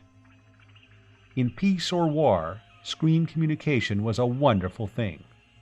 The only trouble was that it let in too many kibitzers. The gallery, when the jeep emerged onto it, was empty except for casualties, a few still alive. The side of the airboat was caved in. The lifter load of ammunition had gone up with the bomb. He moved the jeep to the right of the shaft and waited for the vehicles behind him, suffering a brief indecision. Never divide your force in the presence of the enemy. There had been generals who had done that and gotten away with it, but they'd had names like Fox Travis and Robert E. Lee and Napoleon. Napoleon. That was one who'd made that crack about the omelets. They'd known what they were doing. He was playing this battle by ear. There was a lot of shouting ahead to the right. That meant live pirates, a deplorable situation which ought to be corrected at once. The communication screen was noisy now. His father had gotten to the top gallery with the 3 gun cutters and was meeting resistance. He formed his column, his jeep and one of the lorries in front, the scows next, and the second lorry behind, and started around the gallery counterclockwise, the snooper and the 3 remaining bomb robots ahead. They began running into resistance almost at once. Bullets spattered on the armored glass in front of him, spalling it and blotching it with metal until he found that he could steer better by the showback of his view pickup. He used that until the pickup was shot out. Then his father began wanting to know, from the communication screen, what was going on and where he was. A bomb or something went off directly under the jeep, bouncing it almost to the ceiling. He found that it was impossible to lift it again after it settled to the floor of the gallery, and they all piled out to fight on foot. Saunders and his gang from the number 1 lorry were also afoot. Their vehicle had been disabled. He saw them lifting wounded into one of the scows. They blew up the light service robot to clear a nest of pirates who had taken cover ahead of them. They sent the robo-janitor up a side passage and exploded it in a missile launching position on the outside of the mountain. That produced a tremendous explosion. They began running out of cartridges and had to stop and glean more from enemy casualties. They expended their last bomb robot, the restaurant server, to break up another pirate resistance point. At length he found himself, with Sylvie and her father and one of the home guardsmen from Summers' lorry, lying behind an air car somebody had knocked out with a bazooka, with 2 dead pirates for company and a dozen distressingly live ones ahead behind an improvised barricade. Behind there was frantic firing. The near guard seemed to have run into trouble, probably from some gang that had come down from the upper level. He wondered what his father was doing with the gunboats, since abandoning the jeep he had lost his only means of contact. Suddenly, the men in front jumped up from their barricade and came running toward them. Been reinforced, now they were counterattacking. His rifle was empty. He drew his pistol and shot one of them, and then he saw that they were throwing up their hands and yelling for quarter. This was something new. He looked around quickly to make sure none of the liberated prisoners, except Jackmont and his daughter, were around, and then called to a couple of his own men to come up and help him. While they were relieving pirates of their pistol belts and cartridge bandoliers, more came up, their hands over their heads, herded by a combat car from which Tom Brangwyn covered them with a pair of 12mm machine guns. Tom hadn't put in an appearance before he had taken his commando force into the tunnel. He hadn't even known the chief of company police was on Barathrum. "Well, nice seeing you," he greeted. "How did you get in?" "Over the top," Brangwyn told him. "Everything's caved in on the other side. We have a quarter of the top gallery and half of this one. Your father's cleaning up above. Clem's got some men working along the outside." Sylvie was tugging at his arm. "Hey, look! Look at that!" she was clamoring. "Who's she belong to?" He looked. The Lester Dawes was coming over the edge of the crater. "She's ours," he said. "It's all over but the mopping up, and counting the egg breakage." Chapter 11. The shooting died down to occasional rattles of small arms, usually followed by yells for quarter. An explosion thundered from across the crater. The Lester Dawes fired her big guns a few times. A machine gun stuttered. A pistol banged far away. It took 2 hours before all the pirates had been hunted out of hiding and captured, or killed if found by their former captives, who were accepting no surrender whatever. Blackie Paralis had been one of the latter. He had been found, his clothes in rags and covered with dirt and grease, hiding under a machine in one of the shops back of the dock, in which the Harriet barn was being rebuilt. He tried to claim that he was one of the pirates' prisoners who had eluded the roundup at the beginning of the battle and had been hiding there since. As soon as the real prisoner saw and recognized him, they had fallen upon him and clubbed, kicked, and stamped him out of any resemblance to humanity. At that, what he got was probably only a fraction of what he deserved. The egg breakage had been heavy, and not at all confined to the bad eggs. A third gunboat, the Banshee, had been destroyed with all hands during the final attack from the outside. In addition, a dozen men had been killed during the fighting in the galleries. Everybody was shocked, except Clem Zareth, who had been in battles before. He was surprised that the casualties had been so light. At first glance, the spaceport looked like a handsome prize of victory. The docks and workshops were all in good condition. At worst, they only needed cleaning up. There was a collapsium plant with its own mass energy converter. There were foundries and machine shops and forging shops and a rolling mill, almost completely robotic. At first, Conn thought it might be possible to build a hyperdrive ship here, without having to go to Koshai at all. Closer examination disabused him of this hope. There was nothing of which the framework of a ship could be built, and no way of producing heavy structural steel. The rolling mill was good enough to turn out 1/8-inch sheet material, which, when plated with a few micromicrons of collapsium, would be as good as 100 feet of lead against space radiations, but that was the ship's skin. A ship needed a skeleton, too. The only thing to do was go on with the Harriet barn. It was sunset before he finished his tour of inspection and let his jeep down in a vehicle hall off the lower gallery outside what had originally been the Spaceport Officers Club. It was crowded, and a victory celebration seemed to be getting underway.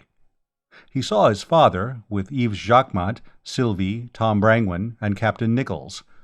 Nichols had gotten clean clothes from the pirates' store of loot, and had bathed and shaved.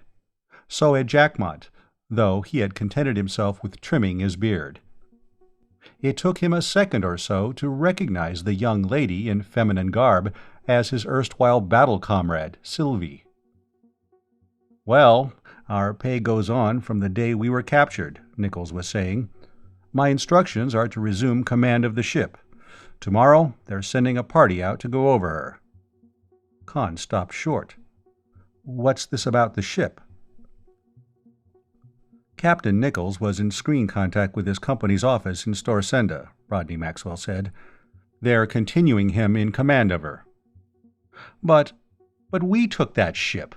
We lost 3 gunboats and about 25 men." "She still belongs to Transcontinent and overseas," his father said, "and that's been the law on stolen property as long as there's been any law." Of course he should have known that. Did know it, just didn't think it. "We broke an awful lot of eggs for no omelet. Fought a battle for nothing." "Well, of course I'm prejudiced," Sylvie said, "but I don't think getting us out of the hands of that bloodthirsty maniac and his cutthroats was nothing." "Wiping out the Paralis gang wasn't nothing, Conn," Tom Brangwyn said.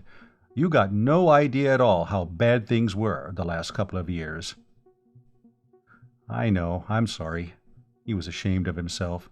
"But I needed a ship, and now we have no ship at all." "A ship means something to you?" Yves Jacquemont asked. "Yes." He told him why.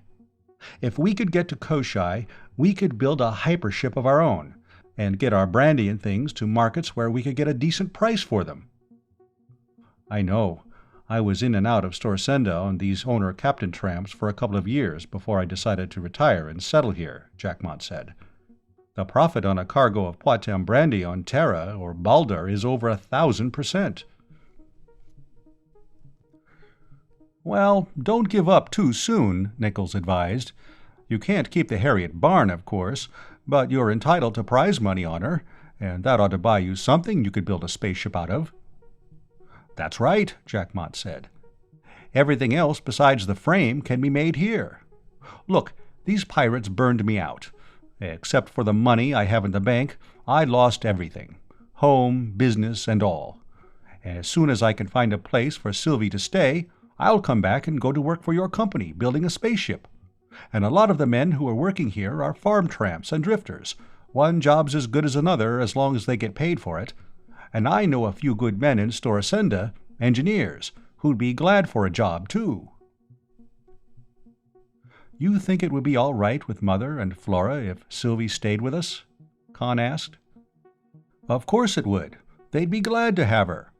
Rodney Maxwell turned to Yves Jacquemont. "Let's consider that fixed up. Now, suppose you and I go into Storsenda and—" The transcontinent and overseas people arrived at Barathrum spaceport the next morning. A rear-rank vice president, a front-rank legal eagle, and 3 engineers. They were horrified at what they saw. The Harriet Barn had been gutted. Bulkheads and decks had been ripped out and relocated incomprehensibly. The bridge and the control room under it were gone. She had been stripped to her framework, and the whole underside was sheathed in shimmering collapsium. "Great goo!" the vice president almost howled. "That isn't our ship." "That's the Harriet Barn," her captain said. "She looks a little ragged now, but—" "You helped these pirates do this to her?" "If I hadn't, they'd have cut out my throat and gotten somebody else to help them. My throat's more valuable to me than the ship is to you. I can't get anybody to build me a new one." "Well, understand," one of the engineers said, "they were converting her into an interplanetary ship. It wouldn't cost much to finish the job." "We need an interplanetary ship like we need a hole in the head." The vice president turned to Rodney Maxwell. "Just how much prize money do you think you're entitled to for this wreck?" "I wouldn't know. That's up to Sturber, Flynn, and Chen Wang. Up to the court, if we can't settle it any other way." "You mean you'd litigate about this?" the lawyer demanded, and began to laugh. "If we have to. Look, if you people don't want her, sign her over to Litchfield Exploration and Salvage. But if you do want her, you'll have to pay for her." "We'll give you 20,000 sols," the lawyer said. "We don't want to be tight-fisted. After all, you fought a gang of pirates and lost some men and a couple of boats. We have some moral obligation to you. But you'll have to realize that this ship, in her present state, is practically valueless." "A collapsium on her is worth twice that, and the engines are worth even more," Jacquemont said. "I worked on them." The discussion ended there. By mid-afternoon, Luther Chen Wang, the junior partner of the law firm, arrived from Storsenda with a couple of engineers of his own. Reporters began arriving. Both sides were anxious to keep them away from the ship. Conn took care of them, assisted by Sylvie, who had rummaged an even more attractive costume out of what she called the loot locker. The reporters all used up a lot of film footage on her. And the Fozzie's office gang arrived from Force Command, bitterly critical of the value of the spaceport against its cost in lives and equipment. Brangwyn and Zareth returned to Force Command with them. A planetary air patrol ship arrived and removed the captured pirates. The liberated prisoners were airlifted to Litchfield. The third day after the battle, Conn and his father and Sylvie and her father flew to Litchfield. To Conn's surprise, Flora greeted him cordially, and Wade Lucas rather stiffly congratulated him. Maybe it was as Tom Brangwood had said. He hadn't been on Patm in the last 4 or 5 years, and didn't know how bad things had gotten. His mother seemed to think he had won the Battle of Barathrum single-handed. He was even more surprised and gratified that Flora made friends with Sylvie immediately. His mother, however, regarded the engineer's daughter with badly concealed hostility, and seemed to doubt that Sylvie was the kind of girl she wanted her son getting involved with. Outwardly, of course, she was quite gracious. Rodney Maxwell and Eves Jackmont flew to Storsenda the next morning. Both were more optimistic about finding a ship than Conn thought the circumstances warranted. Conn stayed at home for the next few days, luxuriating in idleness. He and Sylvie tore down his mother's household robots and built sound sensors into them, keying them to respond to their names and to a few simple commands, and included worded voice responses in a thick Sheshan accent. All the smart people on Terra, he explained, had Sheshan humanoid servants. His mother was delighted. Robots that would answer when she spoke to them were a lot more companionable. She didn't seem to think, however, that Sylvie's mechanical skills were ladylike accomplishments. Nice girls, Litchfield model, weren't quite so handy with a spot welder. That was what Conn liked about Sylvie. She was like the girls he'd known at the university. They were strolling after dinner down the mall. The air was sharp, and warned that autumn had definitely arrived. The many brilliant stars, almost as bright as the moon of Terra, were coming out in the dusk. "Conn, this thing about Merlin," she began, "do you really believe in it? Ever since Dad and I came to Patm, I've been hearing about it, but it's just a story, isn't it?" He was tempted to tell her the truth, and sternly put the temptation behind him. "Of course there's a Merlin, Sylvie, and it's going to do wonderful things when we find it." He looked down the starlit mall ahead of him. Somebody, maybe Lester Dawes and Morgan Gatworth and Lorenzo Ardis, had gotten things finished and cleaned up. The pavement was smooth and unbroken. The litter had vanished. "It's done wonderful things already, just because people started looking for it," he said. "Some of these days, they're going to realize that they had Merlin all along and didn't know it." There was a faint humming somewhere ahead, and he was wondering what it was. Then they came to the long escalators and saw that they were running. "Why, look, they've got them fixed. They're running." Sylvie grinned at him and squeezed his arm. "I get you, chum," she said. "Of course there's a Merlin." Maybe he didn't have to tell her the truth. When they returned to the house, his mother greeted him. "Conn, your father's been trying to get you ever since you went out. Call him right away. Ritz-Carlton Hotel, in Storsenda. It's something about a ship." It took a little time to get his father on screen. He was excited and happy. "Hi, Conn. We have one," he said. "What kind of a ship?" "You know her. The Harriet Barn." That he hadn't expected. Something off Mothball Row that would have to be flown to Barathrum and torn down and completely rebuilt, but not the one that was there already, partly finished. "How the dickens did you wangle that?"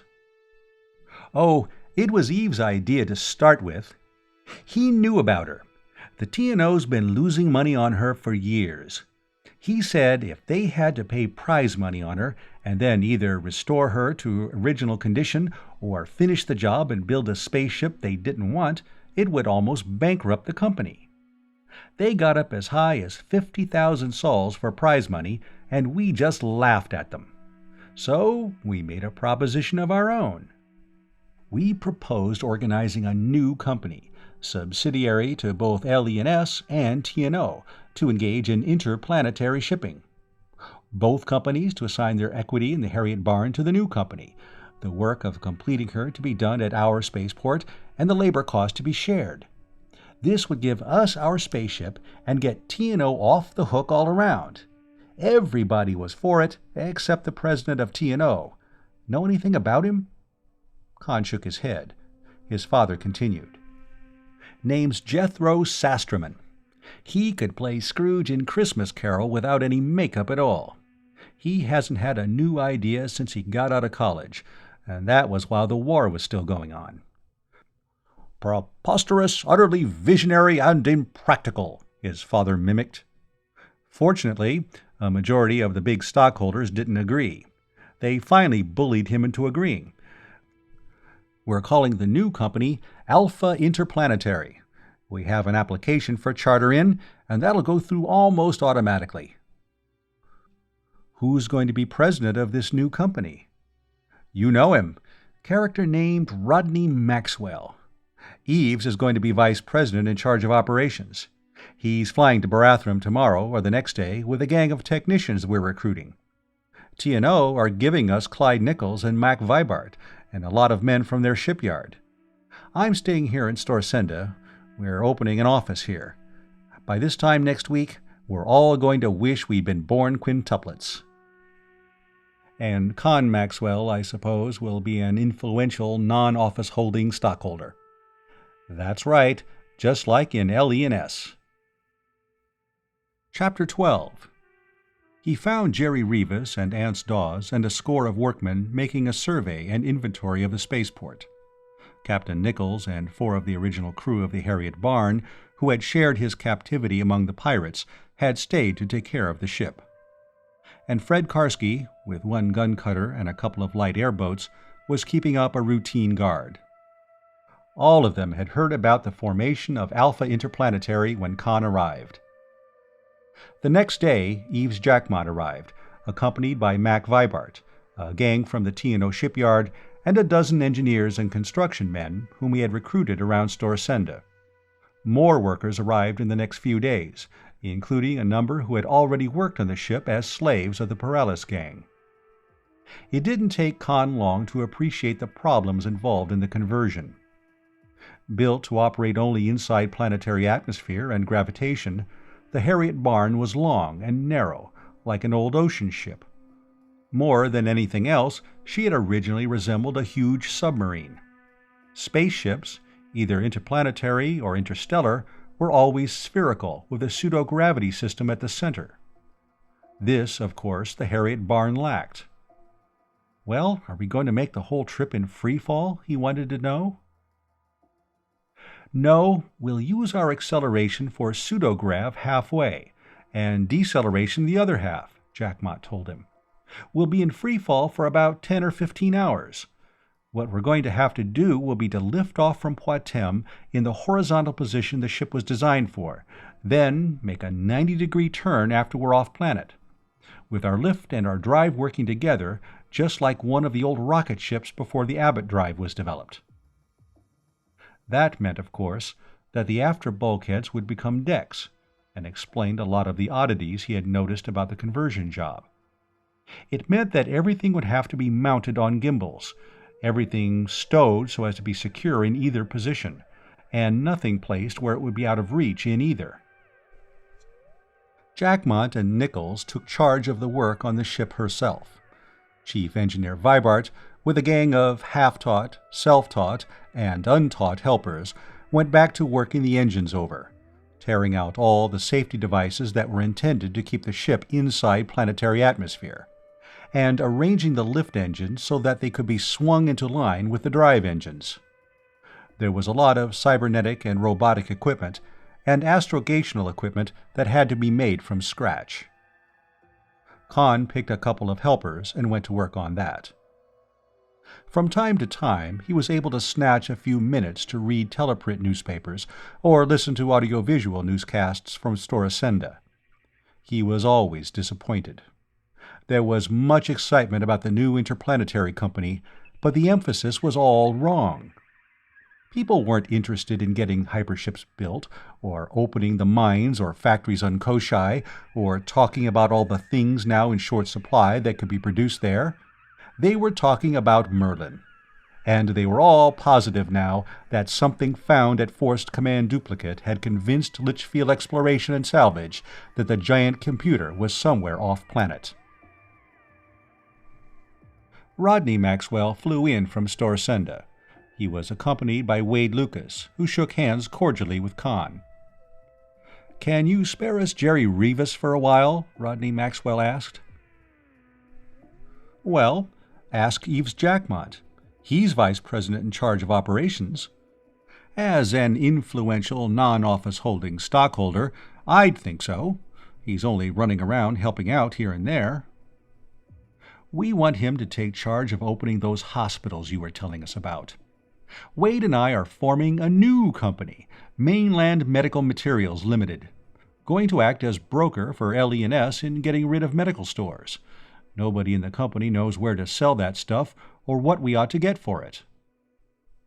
Wade Lucas began to talk about how desperately some types of drug and some varieties of diagnostic equipment were needed.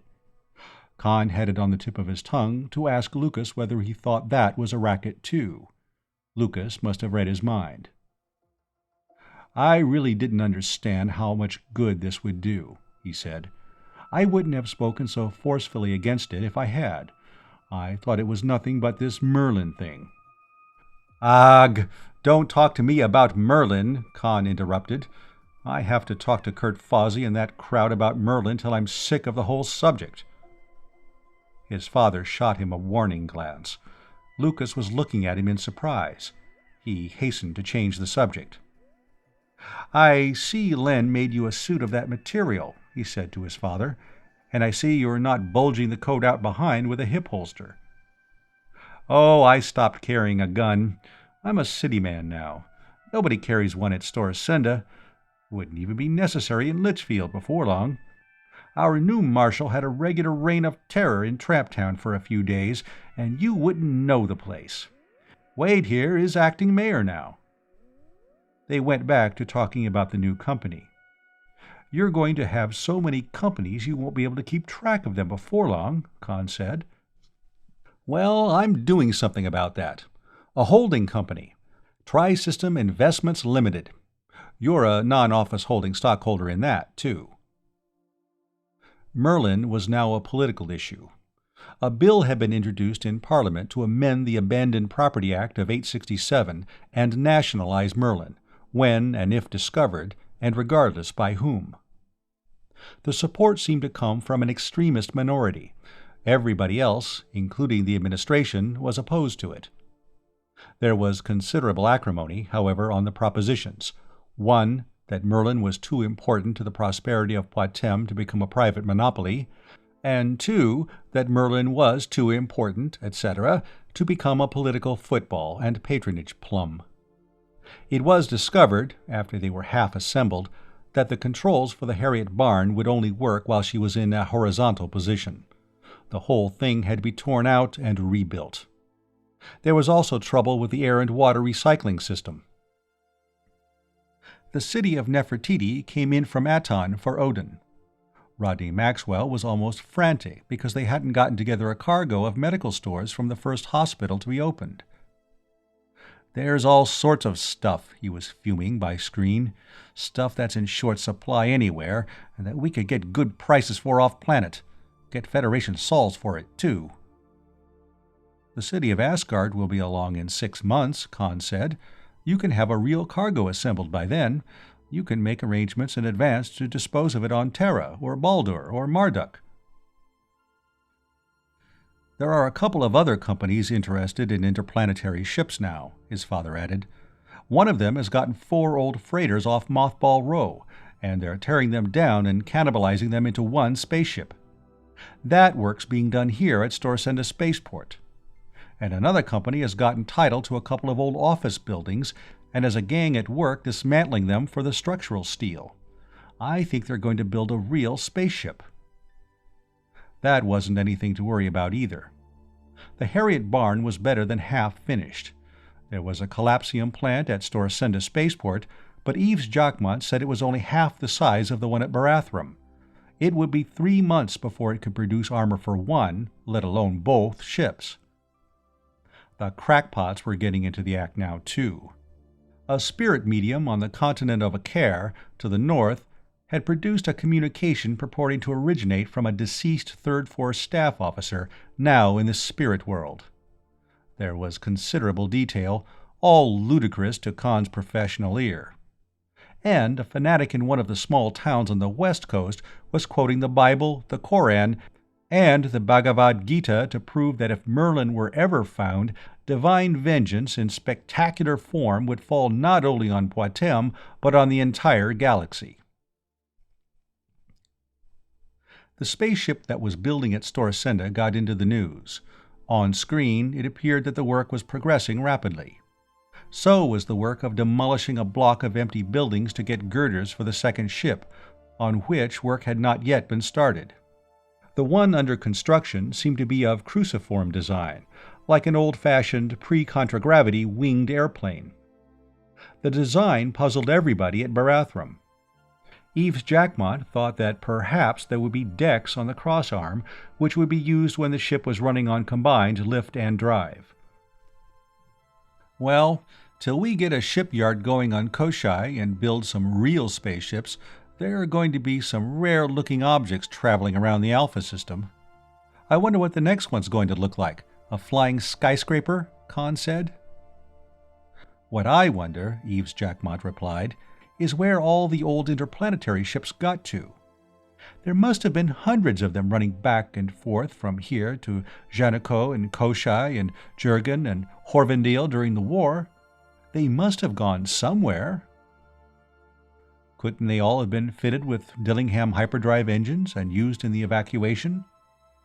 Possible, but the average interplanetary ship isn't very big, 500 to 750 feet in diameter. One of those things couldn't carry more than a couple of hundred people, after you put in all the supplies and the hydroponic tanks and the carniculture vats and so on for a 4 to 6 month voyage. I can't see the economy of altering anything that small for interstellar work.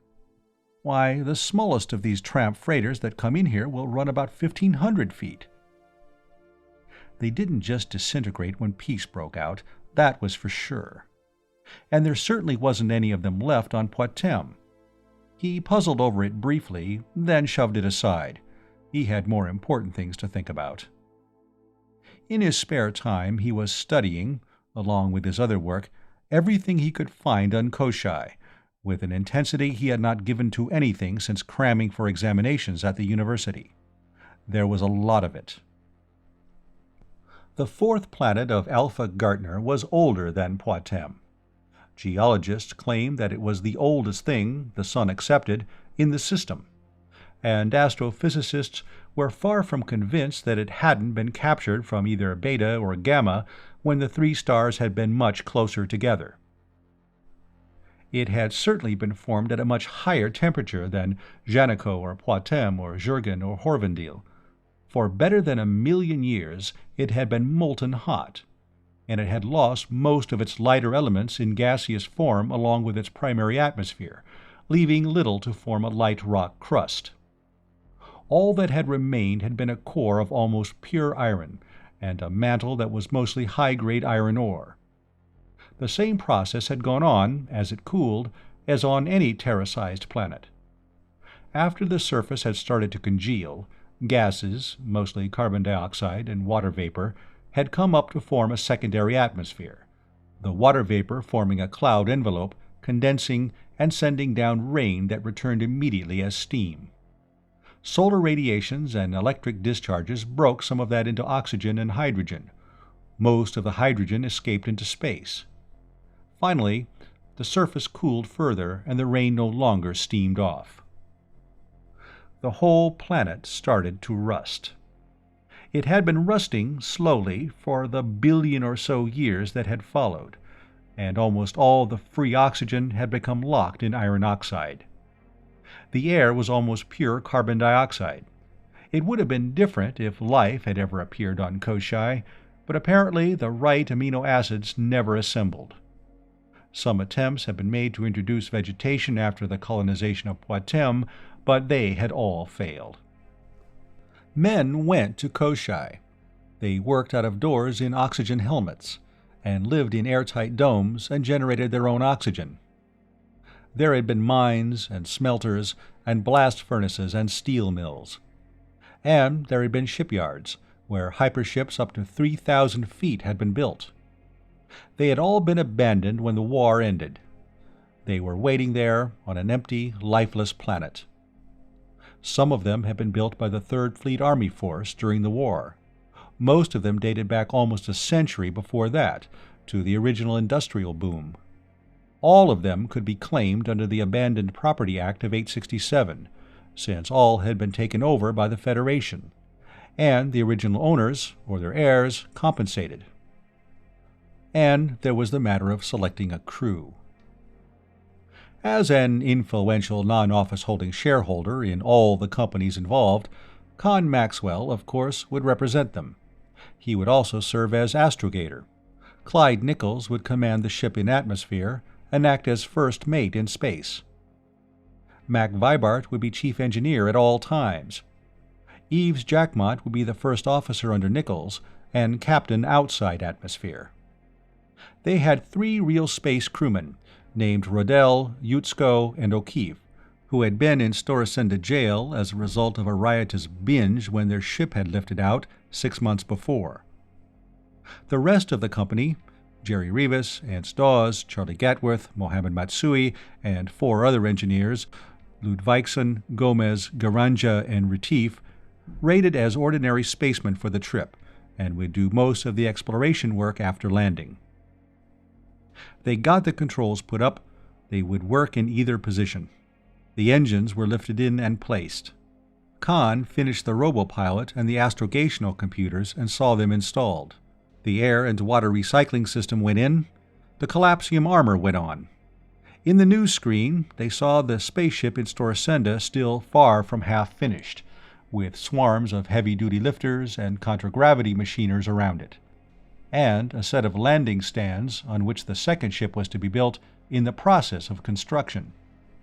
A tramp hyperspace freighter landed at Storasenda, the Andromeda, 5 months from Terra, with a cargo of general merchandise. Rodney Maxwell and Wade Lucas had assembled a cargo of medicines and hospital equipment which they thought could be sold profitably. They began dickering with the owner-captain of the hypership. A farm tramp down in the tobacco country in the south, evidently ignorant that the former commander of the Third Force was still alive, had proclaimed himself to be the reincarnation of Fox Travis and was forbidding everybody, on pain of court-martial and firing squad, from meddling with Merlin. And an evangelist in the West was declaring that Merlin was really Satan in mechanical shape. The Harriet Barn was finished. The first test, lifting her to 300 miles, turning her bow up, and taking her another 1,000 miles, had been a success. They brought her back and set her down in the middle of the crater, and began getting the supplies aboard. Kurt Fawsey, Clem Zaref, Judge Ledoux, Franz Veltrin, and the others flew in from Force Command. Sylvie Jackmont came from Litchfield, and so did Wade Lucas, Morgan Gatworth, Lester Dawes, Lorenzo Menardis, and a number of others. Neither Conn's mother nor sister came. "I don't know what's the matter with those two," Sylvie told him. "They always seem to be scrapping with each other now, and the only thing they can agree on is that you and your father ought to stop whatever you're doing right away. Your mother can't adjust to your father being a big Storasenda businessman, and she says he'll lose every centisol he has, and both of you will probably go to jail. And then she's afraid you will find Merlin, and Flora's sure you and your father are swindling everybody on the planet." "Sylvie, I had no idea things could be like that," he told her contritely. "I wish I hadn't suggested that you stay there now." "Oh, it isn't so bad, so far. Your mother and I get along all right when Flora isn't there, and Flora and I get along when your mother isn't around. Meal times aren't much fun, though." His father came out from Storasenda, looked the ship over, and seemed relieved. "I'm glad you're ready to get off," he said. "You know, this hyperspace freighter, the Andromeda, some private group in Storasenda has chartered her. She's loading supplies now. I have a private detective agency, Barton Massara, trying to find out where she's going. I think you better get this ship off right away." "We have everything aboard, all the supplies and everything," Jackmont told him. "We can lift off tonight." Chapter 13. The ship lurched slightly. In the outside screens, the lights around, the crowd that was waving goodbye, and the floor of the crater began receding. The sound pickups were full of cheering, and the boom of a big gun at one of the top batteries, and the amplified music of a band playing the traditional spaceman's hymn. "It's been a long time since I heard that played in earnest," Jackmont said. "Well, we're off to see the wizard." The lights dwindled and merged into a tiny circle in the darkness of the crater. The music died away. The cannon shots became a faint throbbing. Finally, there was silence, and only the stars above and the dark land and the starlit sea below. After a long while, a sunset glow, 6 hours past on Barathrum, appeared in the west, behind the now appreciable curvature of the planet. "Stand by for shift to vertical," Captain Nichols called, his voice echoing from PA outlets throughout the ship. "Ready for shift, Captain Nichols," Jackmont reported from the duplicate control panel. Conn went to the after bulkhead, leaning his back against it. "Ready here, Captain," he said. Other voices took it up. Lights winked on the control panels. "Shifting over," Nichols said. "Your ship now, Captain Jackmont." "Thank you, Mr. Nichols." The deck began to tilt, and then he was lying on his back, his feet against the side of the control room, which had altered its shape and dimensions. There was a jar as the drive went on, in line with the new direction of the lift, and the ship began accelerating. He got to his feet, and he and Charlie Gatworth went to the astrogational computer and began checking the data and setting the course for the point in space at which Koshai would be in 160 hours. "Course set, Captain," he reported to Jackmont after a while. A couple of lights winked on the control panel. There was nothing more to do but watch Patm dwindle behind, and listen to newscasts, and take turns talking to friends on the planet. They approached the halfway point. The acceleration rate decreased, and the gravity indicator dropped, little by little. Everybody was enjoying the new sense of lightness, romping and skylarking like newly landed tourists on Luna. It was fun, as long as they landed on their feet at each jump, and the food and liquid stayed on plates and in glasses and cups. Eves Jackmont began posting signs in conspicuous places. "Weight is what you lift. Mass is what hurts when it hits you. Weight depends on gravity. Mass is always constant." His father came on screen from his office in Storsenda. By then, there was a 30-second time lag in communication between the ship and Patm. "My private detectives found out about the Andromeda," he said. "She's going to Panurge, in the Gamma system. They have a couple of computer men with them, one they hired from the stock exchange, and one they practically shanghaied away from the government.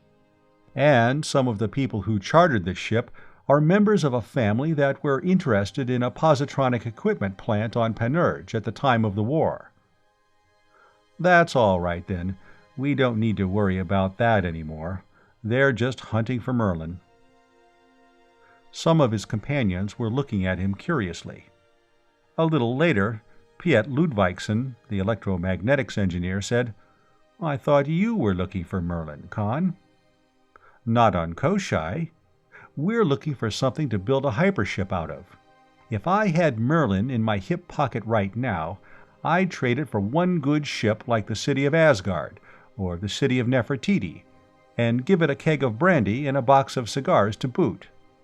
If we had a ship of our own, we'd be selling lots of both, and not for Storsenda spaceport prices either."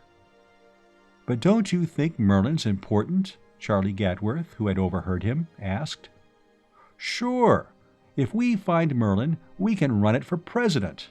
It would make a better one than Jake Vykoven." He let it go at that. Plenty of opportunities later to expand the theme. The gravitation gauge dropped to 0. Now they were in free fall, and it lasted twice as long as Yves Jacquemont had predicted.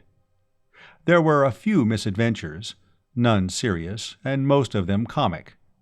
For example, when Jerry Rivas opened a bottle of beer, everybody was chasing the amber globules and catching them in cups, and those who were splashed were glad it hadn't been hot coffee. They made their second 180-degree turnover while weightless. Then they began decelerating and approached Koshai stern on, and the gravity gauge began climbing slowly up again, and things began staying put, and they were walking instead of floating. Koshai grew larger and larger ahead.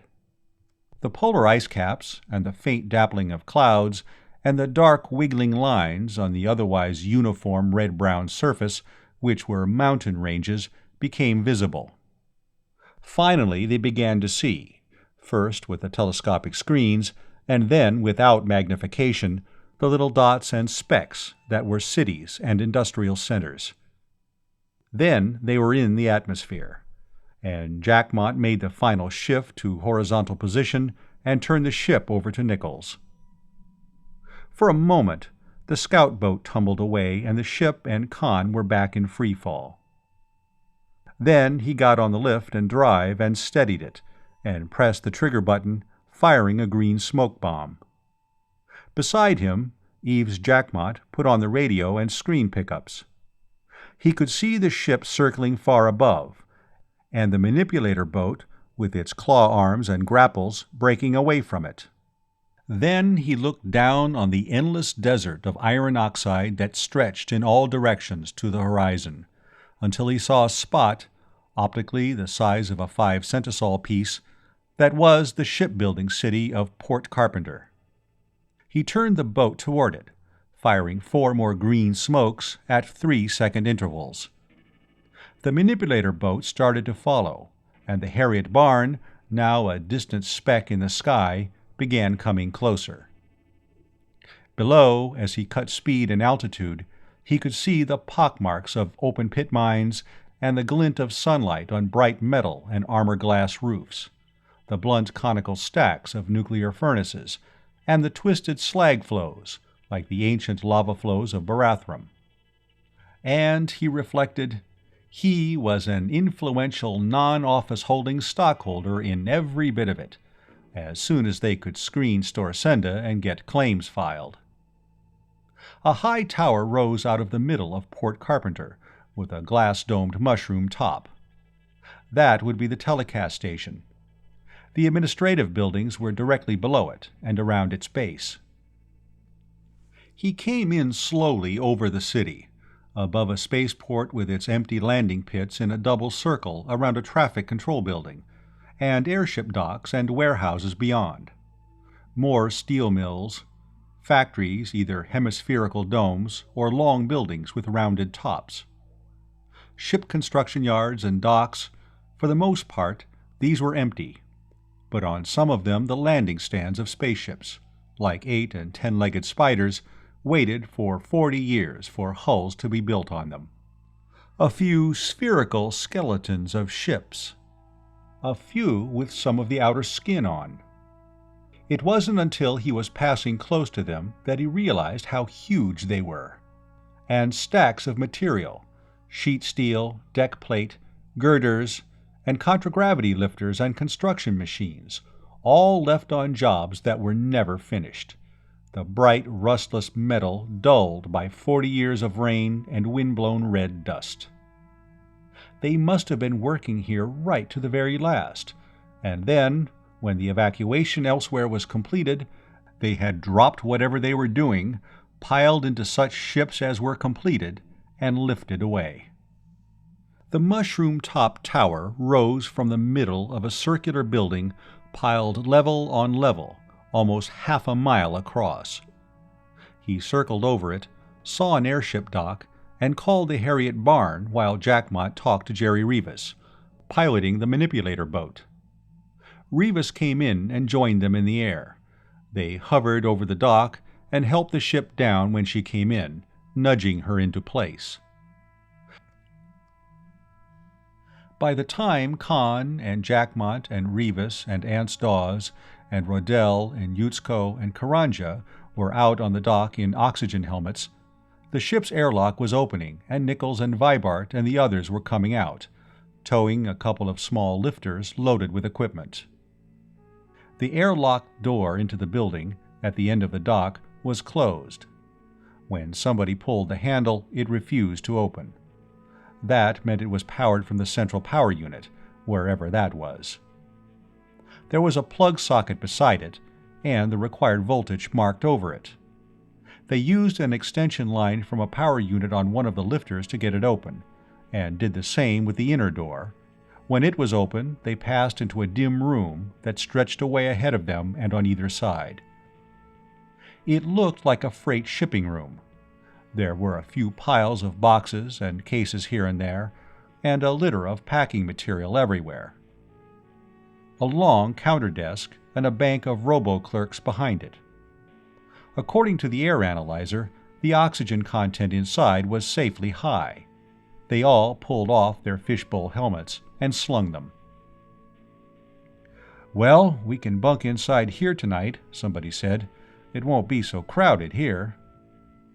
"We'll bunk here after we find the power plant and get the ventilator fans going," Jackmot said.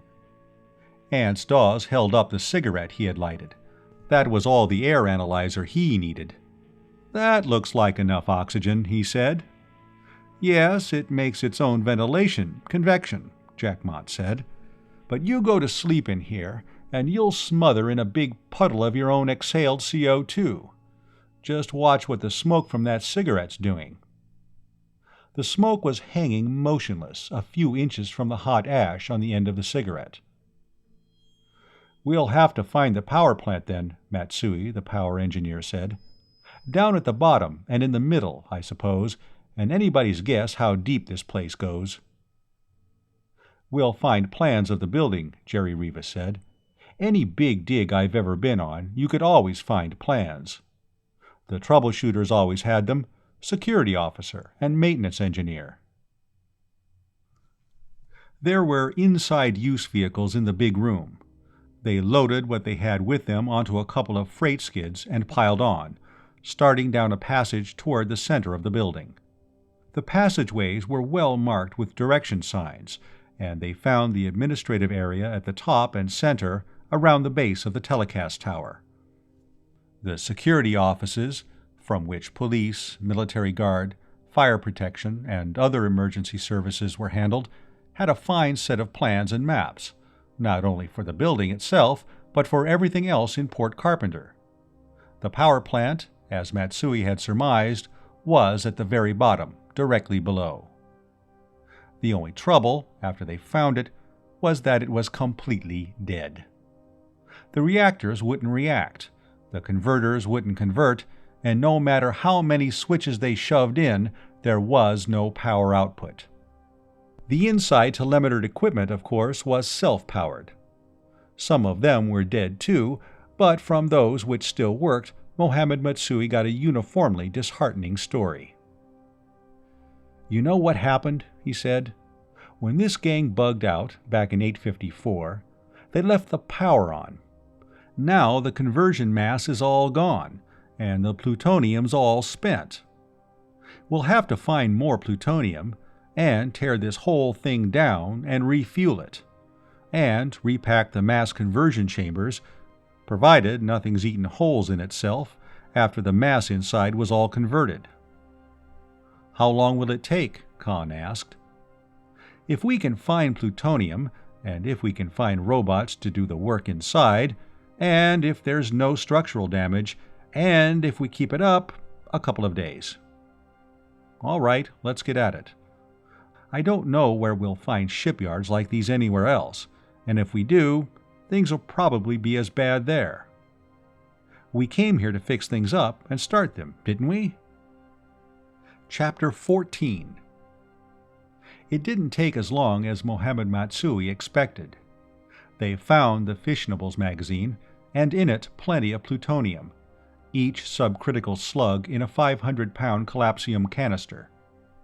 There were repair robots, and they only had to replace the cartridges in the power units of 3 of them. They sent them inside the collapsium-shielded, death-to-people area, transmitter robots to relay what the others picked up through receptors wire-connected with the outside, foreman robots, globes a yard in diameter covered with horns and spikes like old-fashioned ocean navy mines, worker robots in a variety of shapes, but mostly looking like many-clawed crabs.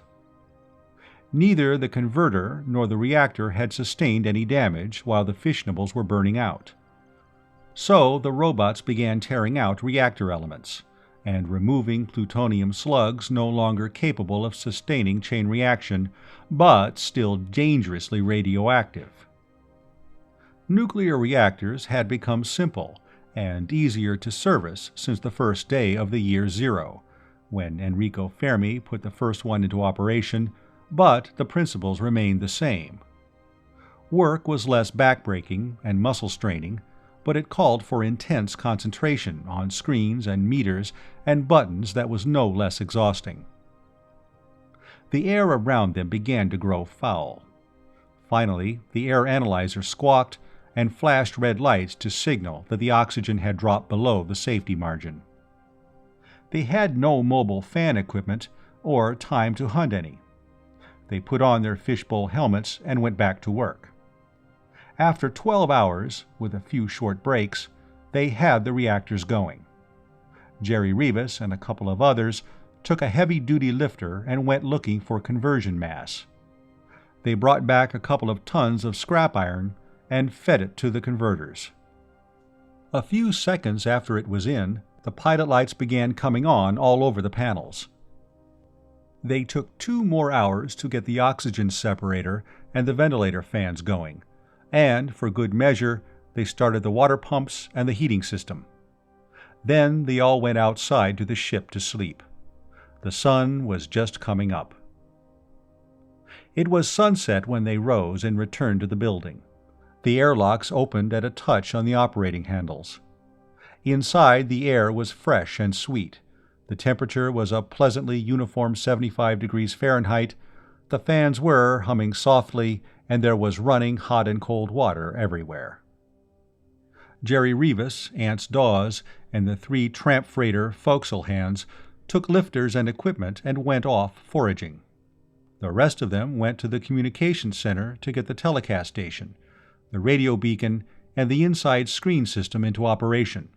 There were a good many things that had to be turned on manually, and more things that had been left on 40 years ago and now had to be repowered or replaced. They worked at it most of the night. Before morning, almost everything was working, and they were sending a signal across 28 million miles to Storsenda on Patm. It was late evening, Storsenda time, but Rodney Maxwell, who must have been camping beside his own screen, came on at once, which is to say 5.5 minutes later. "Well, I see you got in somewhere. Where are you, and how is everything?" Then he picked up a cigar out of an ashtray in front of him and lit it, waiting. "Port's Carpenter. We're in the main administration building," Conn told him. He talked for a while about what they had found and done since their arrival. "Have you an extra view screen fitted for recording?" he asked. 5.5 minutes later, his father nodded. "Yes, right here." He leaned forward and away from the communication screen in front of him. "I have it on." He gave the wavelength combination. "Ready to receive." "This is about all we have now. Views we took coming in from the ship and a scout boat." He started transmitting them. "We haven't sent in any claims yet. I wasn't sure whether I should make them for Alpha Interplanetary or Litchfield Exploration and Salvage. "Don't bother sending in anything to the claims office," his father said. "Send anything you want to claim in here to me, and I'll have Sturber, Flynn, and Chen Wang file them. They'll be made for a new company we're organizing." "What? Another one?" His father nodded, grinning. "Koshai Exploitation and Development. We've made application already. We can't claim exclusive rights to the whole planet, like the old interstellar exploration companies did before the war, but since you're the only people on the planet, we can come pretty close to it by detail." He was looking to one side at the other screen. "Great goo, Conn! This place of yours altogether beats anything I ever dug. Force Command and Barathrum Spaceport included. How big would you say it is? More than 10 miles in radius?" "About 5 or 6. 10 or 12 miles across." "That's all right, then. We'll just claim the building you're in now, and the usual 10-mile radius, the same as at Force Command. We'll claim the place as soon as the company's chartered. In the meantime, send in everything else you can get views of." They set up a regular radio and screen watch after that. Charlie Gatworth and Piet Ludvigsen, both of whom were studying astrogation in hopes of qualifying as space officers after they had a real spaceship, elected themselves to that duty. It gave them plenty of time for study. Jerry Rivas and Ance Dawes, with whomever they could find to help them, were making a systematic search. They looked, first of all, for foodstuffs, and found enough in the storerooms of 3 restaurants on the executive level to feed their own party in gourmet style for a year, and enough in the main storerooms to provision an army. They even found refrigerators and freeze bins full of meat and vegetables fresh after 40 years. That surprised everybody, for the power units had gone dead long ago. Then it was noticed that they were covered with collapsium. Anything that would stop cosmic rays was 100% efficient as a heat insulator. Coming in the first day, Conn had seen an almost completed hypership bulking above the domes and roofs of Port Carpenter in the distance. He saw it again on screen from a pickup atop the central tower. As soon as the party was comfortably settled in the executive apartments on the upper levels, he and Yves Jackmont and Mac Vibart and Jacques Retief, the construction engineer, found an air car in one of the hangars and went to have a closer look at her. She had all her collapsium on, except for a 100-foot circle at the top and a number of rectangular openings around the sides. Yves Jackmont said that would be where the airlocks would go. They always put them on last. But don't be surprised at anything you find or don't find inside. As soon as the skeleton's up, they put the armor on, and then build the rest of the ship out from the middle. It might be slower getting material in through the airlock openings, but it holds things together while they're working. They put on the car's lights, lifted to the top, and let down through the upper opening.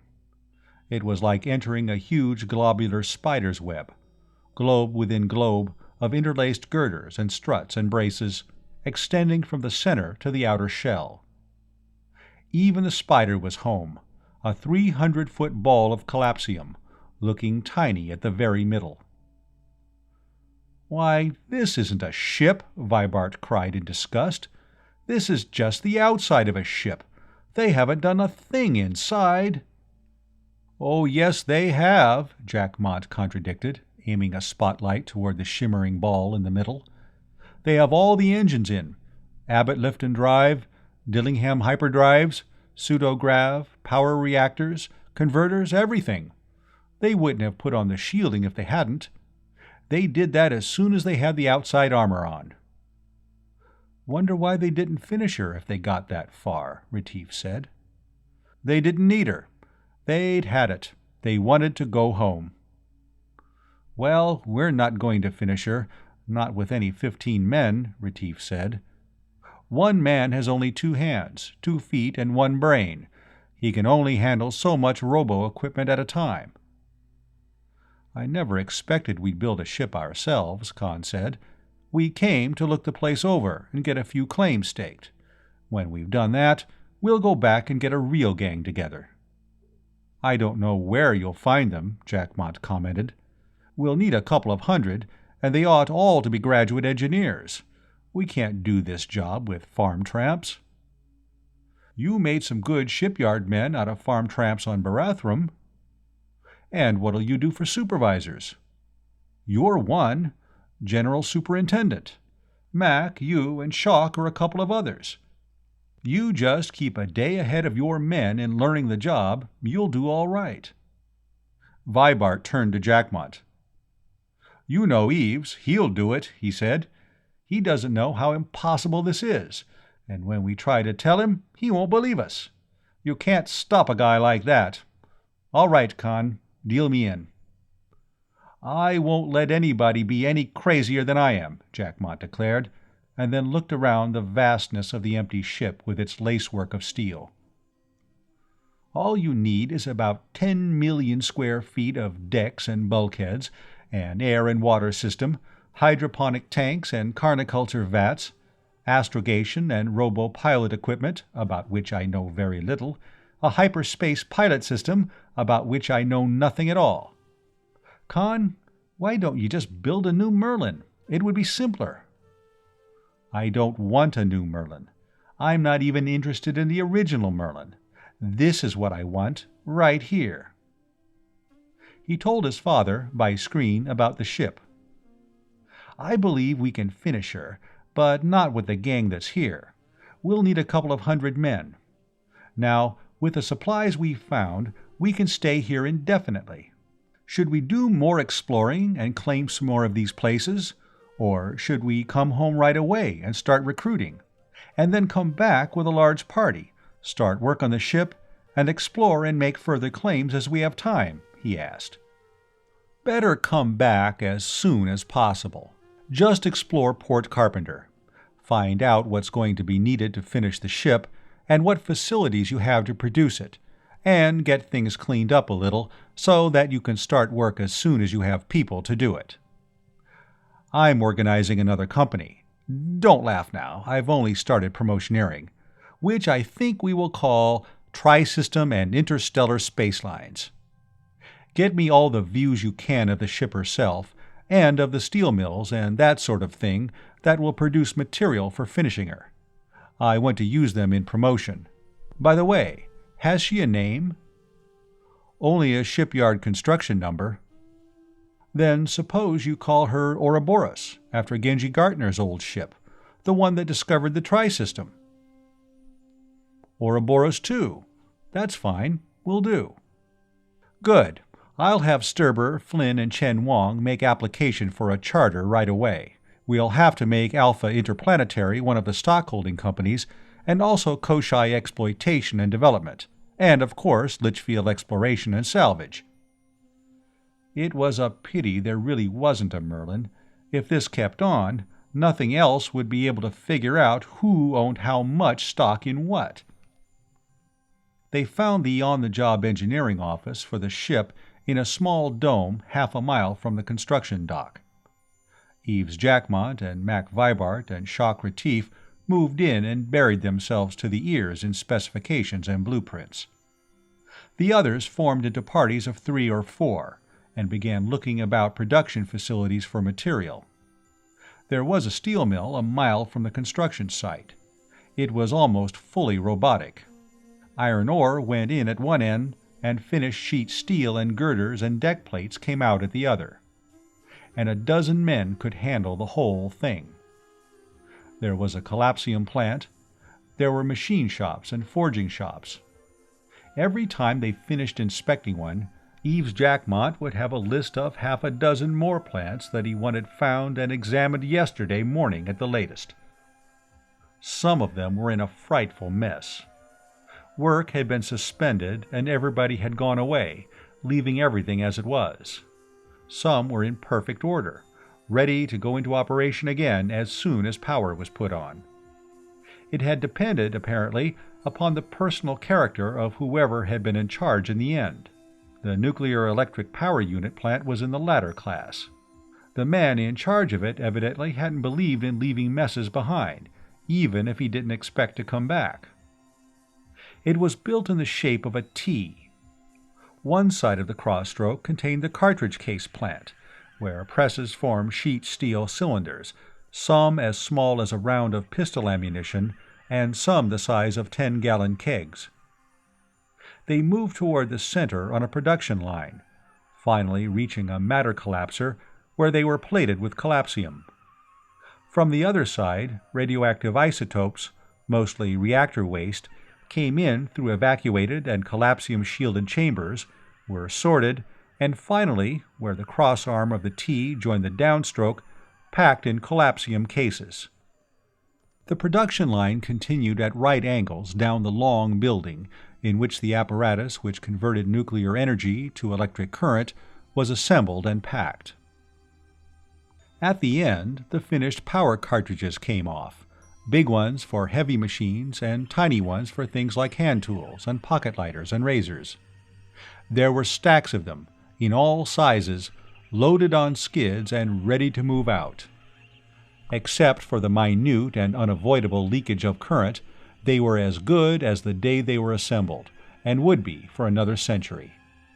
Like almost everything else, the power cartridge plant was airtight and had its own oxygen generator.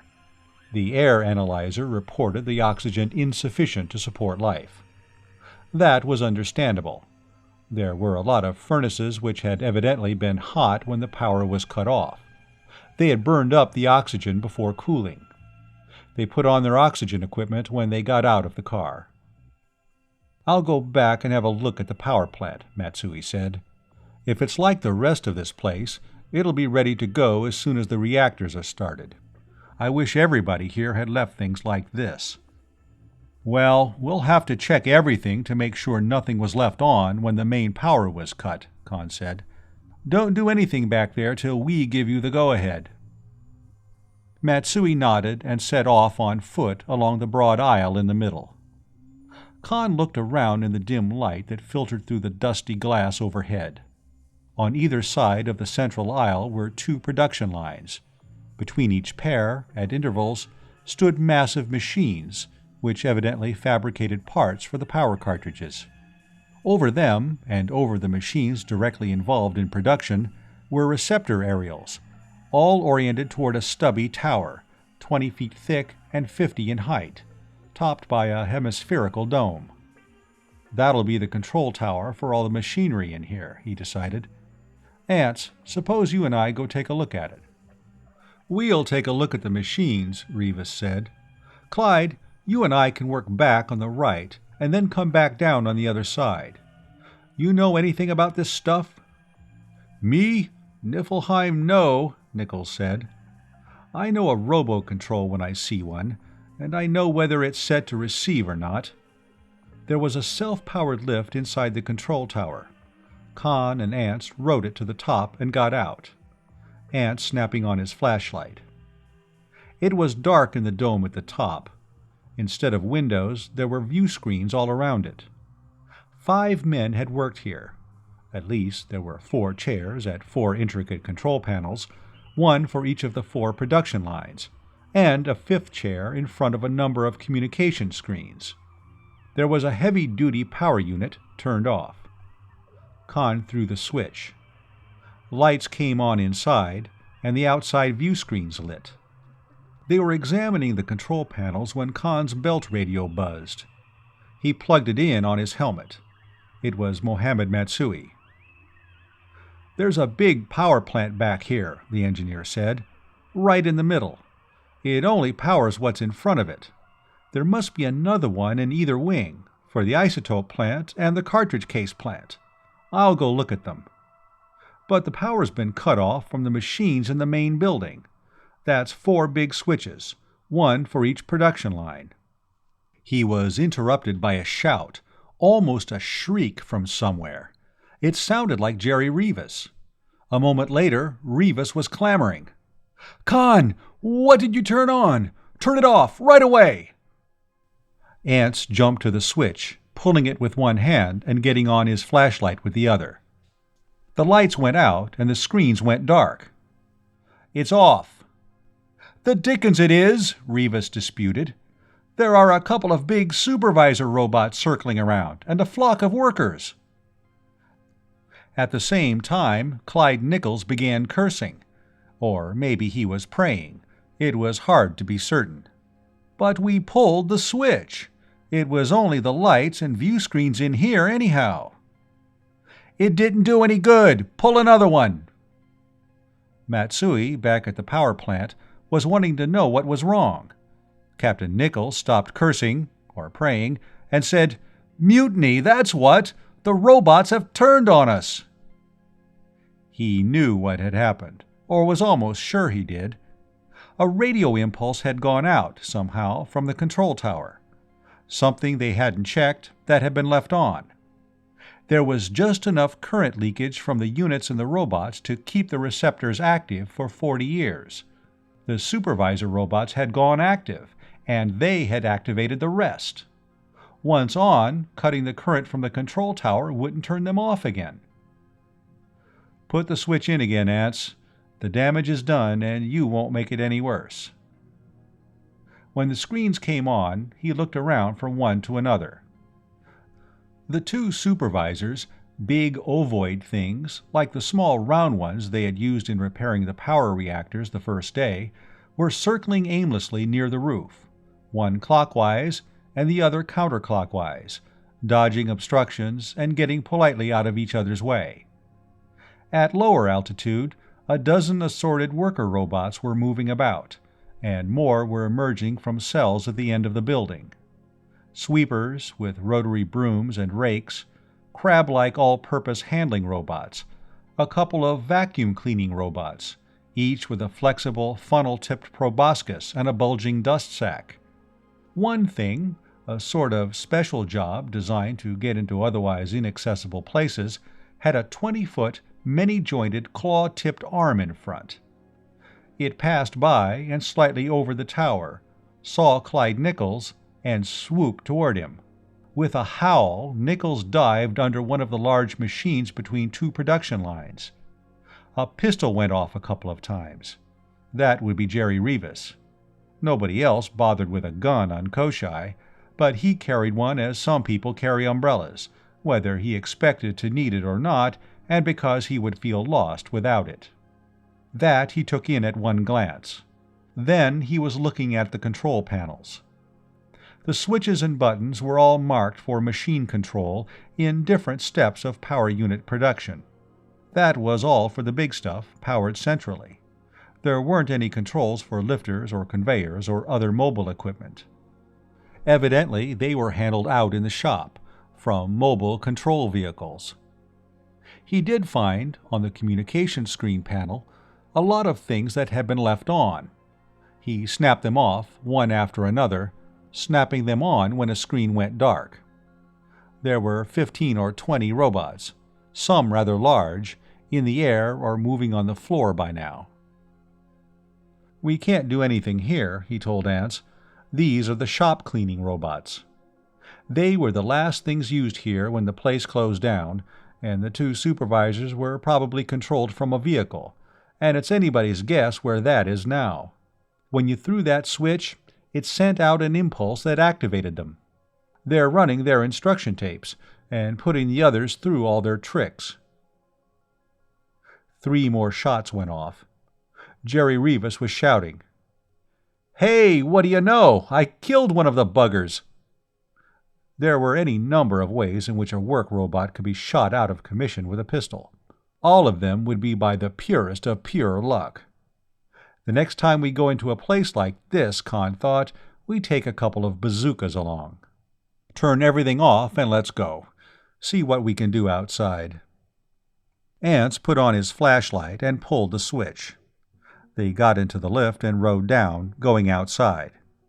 As soon as they emerged, they saw a rectangular object 15 feet long settle over their air car, let down a half-dozen clawed arms, and pick it up, flying away with it. It had taped instructions to remove anything that didn't belong in the aisleway. It probably asked the supervisor about the air car, and the supervisor didn't return an inhibitory signal, so it went ahead. Conn and Ants both shouted at it, knowing perfectly well that shouting was futile.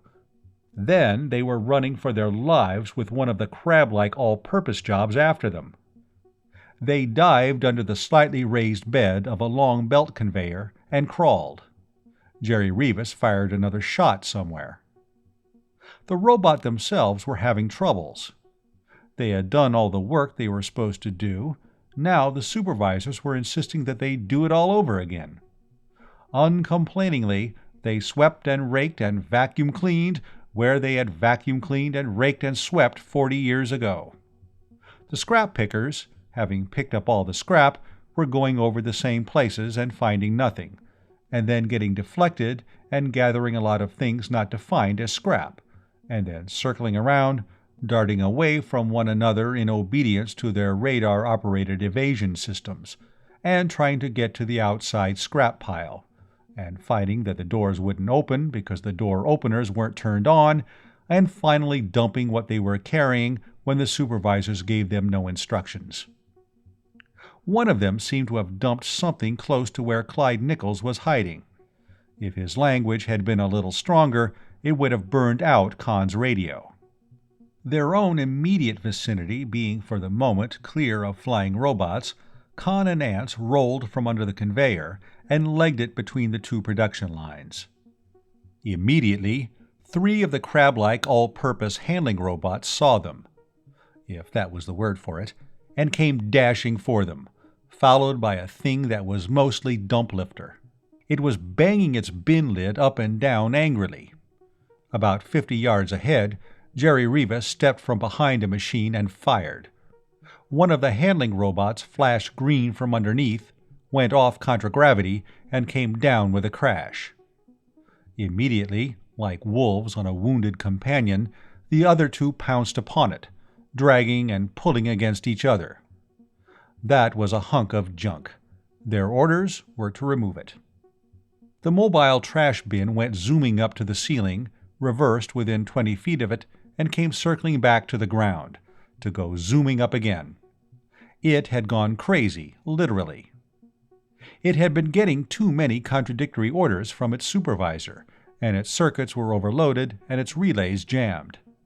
Rats in mazes, and human-type people in financial difficulties, go psychotic in very much the same way. The 2 surviving all-purpose robots were also headed for a padded repair shop. They had come close enough to each other to activate their anti-collision safeties. Immediately, they flew apart. Then their order to pick up that big piece of junk took over, and they started forward again, to be bounced apart as soon as they were within 5 feet of one another. If left alone, their power units would run down in a year or so. Until then, they would keep on trying. Soulless intelligences indeed. Then it occurred to him that for the past, however long it had been, he hadn't heard from Mohammed Matsui. He jiggled his radio. "Ham, where are you? Are you still alive?" "I'm back at the power plant," Matsui said exasperatedly. "There's a big thing circling around here. Every time I stick my head out, he makes a dive at me. I didn't know robots would attack people." "They don't. He just thinks you're some more trash he's been told to gather up." Matsui was indignant. Conn laughed. "On the level, Ham. He has photoelectric vision and a picture of what that aisle is supposed to look like. When you get out in it, he knows you don't belong there and tries to grab you." "Hey, there's a lot of junk in here and a couple of baskets at the converter. Say I chuck one out to him, what would he do?" "Grab it and take it away, like he's taped to do." "Okay, wait a minute." They couldn't see the archway to the power plant, or even the robot that had Matsui penned up, but after a few minutes they saw it soaring away, clutching a big wire basket full of broken boxes and other rubbish. It headed for the mutually repelling swarm of robots around the door that wouldn't open for them. Conn and Ants and Jerry ran toward the rear, joined by Clyde Nichols, who popped up from behind a pile of spools and electric wire. They made it just before the coffin-shaped thing that had carried off the air car came over to investigate. "You want to be careful back there," Matsui told them, as they started toward the temporary safety of the power plant. "All the reactor repair robots are there. Don't get them on the warpath next." Of course. There were always repair robots at a power plant, to go into places no human could enter and live. Behind the collapsium shielding, they wouldn't have been activated. "Let's have a look at them. What kind?" "Standard reactor servicers, the same we used at the administration center." Matsui opened the door, and they went into the power plant. Conn and Matsui put on the service power and activated the two supervisors. They, in turn, activated their workers. It was tricky work, getting them all outside the collapsium-walled power plant area. Each worker had to be passed through by the supervisor inside, under Matsui's control. Because of the close quarters at which they worked inside the reactor and the converter, they weren't fitted with anti-collision repulsors, and, working under close human supervision, they all had audio-visual pickups. It took some time to get adequate screens set up outside the collapsium. Finally, they were ready. Their two supervisors went up to the ceiling, one controlled by Conn and the other by Matsui. The larger, egg-shaped shop labor supervisors were still moving in irregular orbits. Those of the workers still able to receive signals were trying to obey them, and the rest were jamming in a swarm at the other end. First one, and then the other of the labor boss robots were captured. They were by now at the end of what might loosely be called their wits. They weren't used to operating without orders, and had been sending out commands largely at random.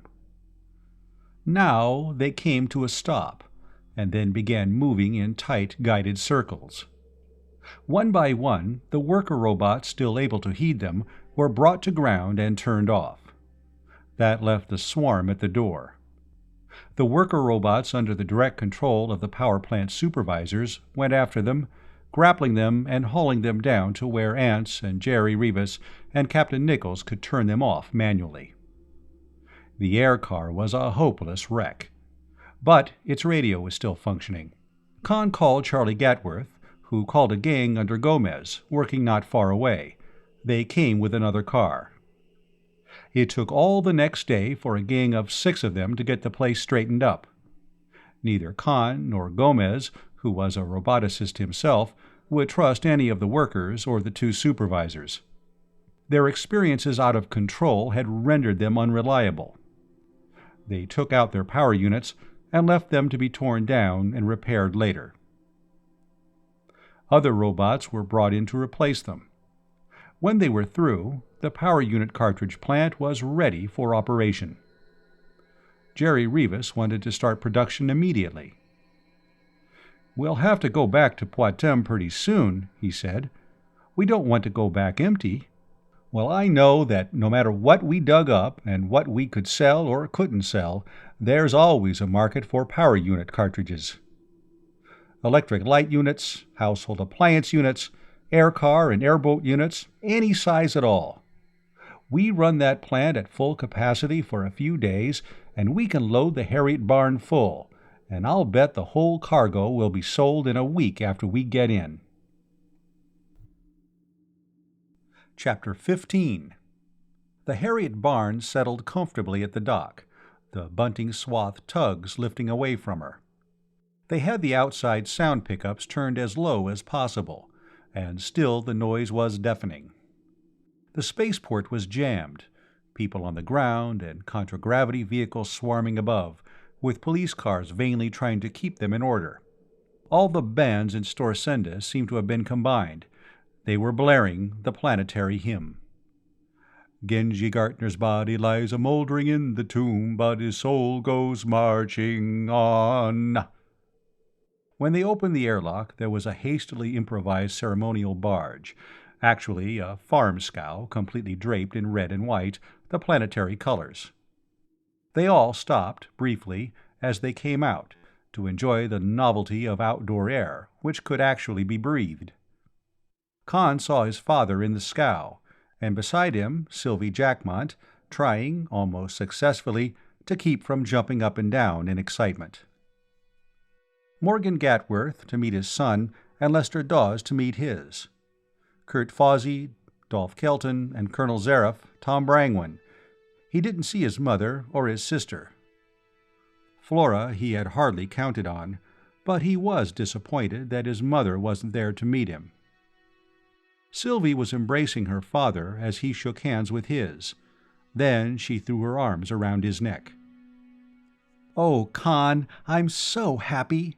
I was watching everything I could on screen, everything you saw and all the places you were, and everything you were doing." The scow, ceremonial barge, gave a slight lurch, throwing them together. Over her shoulder he saw his father and Eves Jackmont exchanging grins. Then they had to break it up while he shook hands with Fawsey and Judge Ledoux and the others, and by the time that was over, the barge was letting down in front of the stand at the end of the dock, and the band was still deafening heaven with Genji Gartner's body, and they all started up the stairs to be greeted by Planetary President Vikhoven. He looked like an elderly bear who had been too well fed for too long in a zoo, and by Minister General Murchison, who represented the Terran Federation on Poictesme. He was thin and balding, and he looked as though he had just mistaken the vinegar cruet for the wine decanter. Genji Gartner's soul stopped marching on, but the speeches started, and that was worse. And after the speeches there was the parade, everybody riding in transparent-bodied air cars, and the Lester Dawes and the 2 ships of the new Planetary Air Navy, and a swarm of gunboats in column 500 feet above, all firing salutes. In spite of what wasn't, but might just as well have been, a concerted conspiracy to keep them apart, he managed to get a few words privately with Sylvie. "My mother didn't get here. Is anything wrong?" "Is anything else? I've been in the middle of it ever since you went away. Your mother's still moaning about all these companies your father's promoting. He never used to do anything like that, and it's all too big, and it's going to end in a big smash." And then she gets on to Merlin. You know, she won't say Merlin, she always calls it that thing. "I've noticed that." Then she begins talking about all the horrible things that'll happen when it's found, and that sets Flora off. Flora says Merlin's a big fake, and you and your father are using it to rob thousands of widows and orphans of their life savings. And that sets your mother off again. Self-sustaining cyclic reaction, like the beta-solar phoenix. And every time I try to pour a little oil on the troubled waters, I find I've gotten it on the fire instead. And then Flora had this fight with Wade Lucas. And, of course, she blames you for that. Good heavens, why? Well, she couldn't blame it on herself, could she? Oh, you mean, why the fight? Lucas is in business with your father now, and she can't convince him that you and your father are a pair of quadruple-dyed villains, I suppose. Anyhow, the engagement is f't. Conn, is my father going back to Koshai? As soon as we can round up some people to help us on the ship. Then I'm going along. I've had it, Conn. I'm a combat fatigue case. But Sylvie, that isn't any place for a girl. Oh, pooh, this is Sylvie. We're old war buddies. We soldiered together on Barathrum, remember? Well, you'd be the only girl, and... That's what you think. If you expect to get any kind of a gang together, at least a third of them will be girls. A lot of technicians are girls, and when work gets slack, they're always the first ones to get shoved out of jobs. I'll bet there are 1,000 girl technicians out of work here. Any line of work you want to name. I know what I'll do. I'll make a telecast appearance. I still have some news value from the Barathrum business. Want to bet that I won't be the working girl's Joan of Arc by this time next week? That cheered him. A girl can punch any kind of a button a man can, and a lot of them knew what buttons to punch, and why. Say, she could find 50 girls. He had a slightly better chance to talk to his father before the banquet at the Executive Palace that evening. They shared the same suite at the Ritz-Gartner, and even welcoming committees seldom chased their victims from bedroom to bath. "Yes, I know all about it," Rodney Maxwell said bitterly. "I was home a couple of weeks ago. Flora simply will not speak to me, and your mother begged me, in tears, to quit everything we're doing here. I tried to give her some idea of what would happen if I dropped this. Even supposing I could, she wouldn't listen to me." He finished putting the studs in his shirt. "You still think this is worth what it's costing us?" "You saw the views we sent back. There's work on Koshai for 1,000,000 people, at least. Why, even these 2 makeshift ships they're putting together here at Storsenda are giving work, one way or another, to almost 1,000. Think what things will be like a year from now, if this keeps on." Rodney Maxwell gave a wry laugh. "Didn't know I had a real Simon Pure altruist for a son. Partner, when you call me that, smile." "I am smiling, with some slight difficulty." He didn't think well of the banquet. Back in Litchfield, Senta would have fired half her human help and taken a sledgehammer to her robo-chef for a meal like that. Even his father's camp cook would have been ashamed of it. And there were more speeches. President Vikhoven managed to get hold of him and Eves Jackmont afterward, and steered them into his private study. "Have you any real reason for thinking that Merlin might be on Koshai?" the planetary president asked. "Great goo, no. We weren't looking for Merlin, Mr. President. We were looking for a hypership. We have one, too. Calling her Ouroboros II, 2,500-footer. We expect to have her in space in a few months.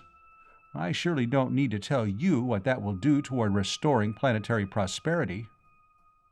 "No, of course not. A hypership of our own.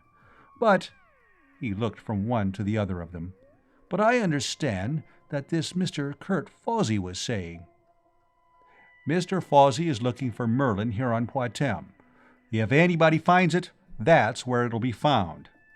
I'm interested in getting business started again. If Merlin is found, it would help, of course." He shrugged. "Don't look at me," Jackmont said. "Mr. Maxwell, both of them, father and son, want some spaceships. They hired me to help build them. That's all I have in it." Then he relit the cigar the president had given him and leaned back in his chair, staring at the stuffed Alsacoid head with the 7-foot horn spread above the fireplace. Conn described the interview to his father after they were back at the hotel. "I hope you convinced him. You know, he's afraid of Merlin. A lot of people have been saying that if Merlin's found, it should be used to determine government policy. A few extremists are beginning to say that Merlin ought to be the government, and Jake Vikhoven and his cronies ought to be dumped. Into the handiest mass energy converter, preferably. You know, if anybody found Merlin and started it auditing the planetary treasury, Jake Vikhoven would be the one who'd be wanting a hypership." Tom Brangwyn ran him down the next morning in the dining room. "Conn, I wish you'd come along with me," he said. "Some of us are up in Kurt's suite. We'd all like to talk to you." Somehow he was acting as though he were making an arrest. That might have been nothing but professional habit. Conn went up to Fawsey's suite, and found Fawsey and Judge Ledoux and Dolph Kelton, and close to a dozen others there.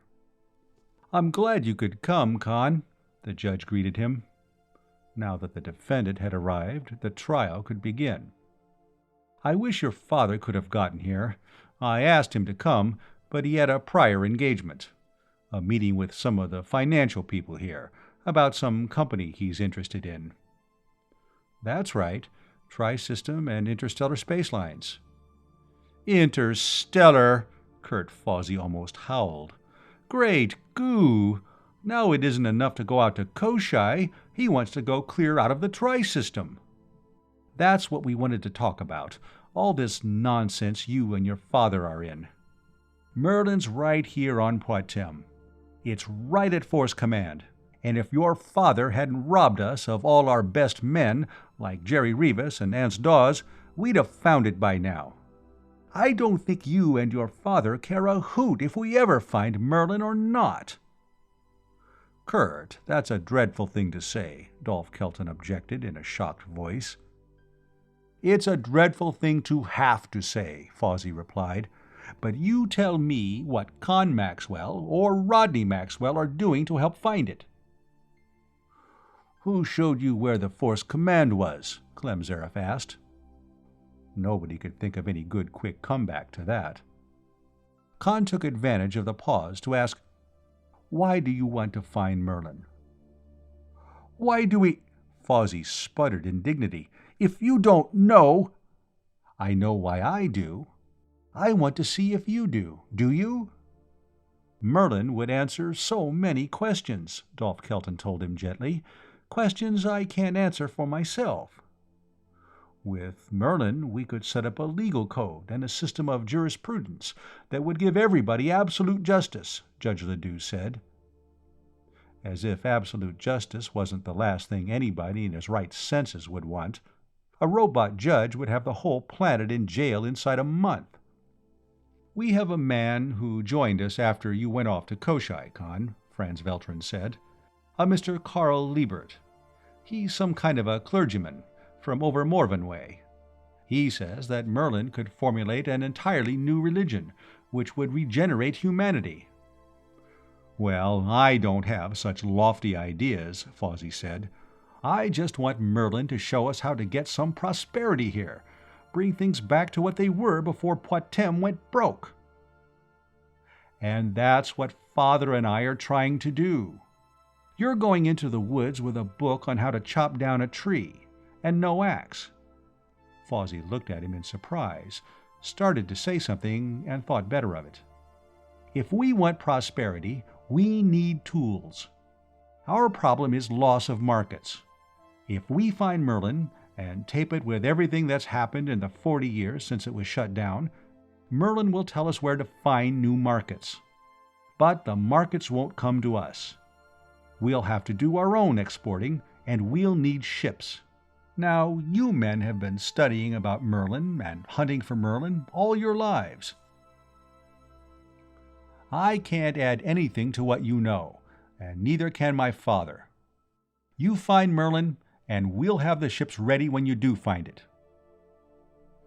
"Kurt, I think he has a point," somebody said. "You're blasted well right he has," Clem Zareth put in. "If it wasn't for Conn Maxwell, you know where we'd be. Back in Litchfield, sitting around in Kurt's office, talking about how wonderful things'll be when we find Merlin, and doing nothing to find it." "Kurt, I believe Conn is entitled to an apology," Judge Ledoux ruled. "How close we are to finding Merlin, I don't know, but it is due to him that we have any hope of finding it at all." "Conn, I'm sorry," Fawsey said. "I oughtn't to have said some of the things I did. But we're all on edge. We've been having so much trouble. Conn, it's right there at Force Command. I know it is. We've been all over the place. We have shafts sunk at each of the corners. We've used scanners, and we've put off echo shots. Nothing. We looked for additional passages out of the headquarters, but there aren't any. But it has to be somewhere around. It just has to be. Maybe if I go out to Force Command with you, I might see something you've overlooked. And if I can't, I'll try to scrape up some stuff on Koshai for you. Deep vein scanners, that sort of thing, from the mines." They took the Lester Dawes out at a little past noon and turned south and east. Everybody aboard was happy, except Conn Maxwell. He was thinking of the years and years ahead of these trusting, hopeful old men, each year the grave of another expectation. 200 miles from Force Command, the Goblin met them, her side still spalled and dented from the hits she had taken in Barathrum spaceport. When they came in sight of it, the mesa top was deserted. Fawsey began wondering where in Niflheim all the drilling rigs and the seismo trucks were. Somebody with a pair of binoculars called attention to activity on the side of the high butte on top of which the relay station was located. Fawsey began swearing exasperatedly. "Might be something Mr. Liebert thought of," Franz Veltrin suggested. "Then why in blazes didn't he screen us about it?" "Who is this Liebert?" Conn asked. "Somebody mentioned him this morning, I think." "He joined us after you left, Conn," Dolph Kelton said. "He's a clergyman from Morven. No regular denomination. He has a sect of his own." "Yeah, he would," Clem Zareth rumbled.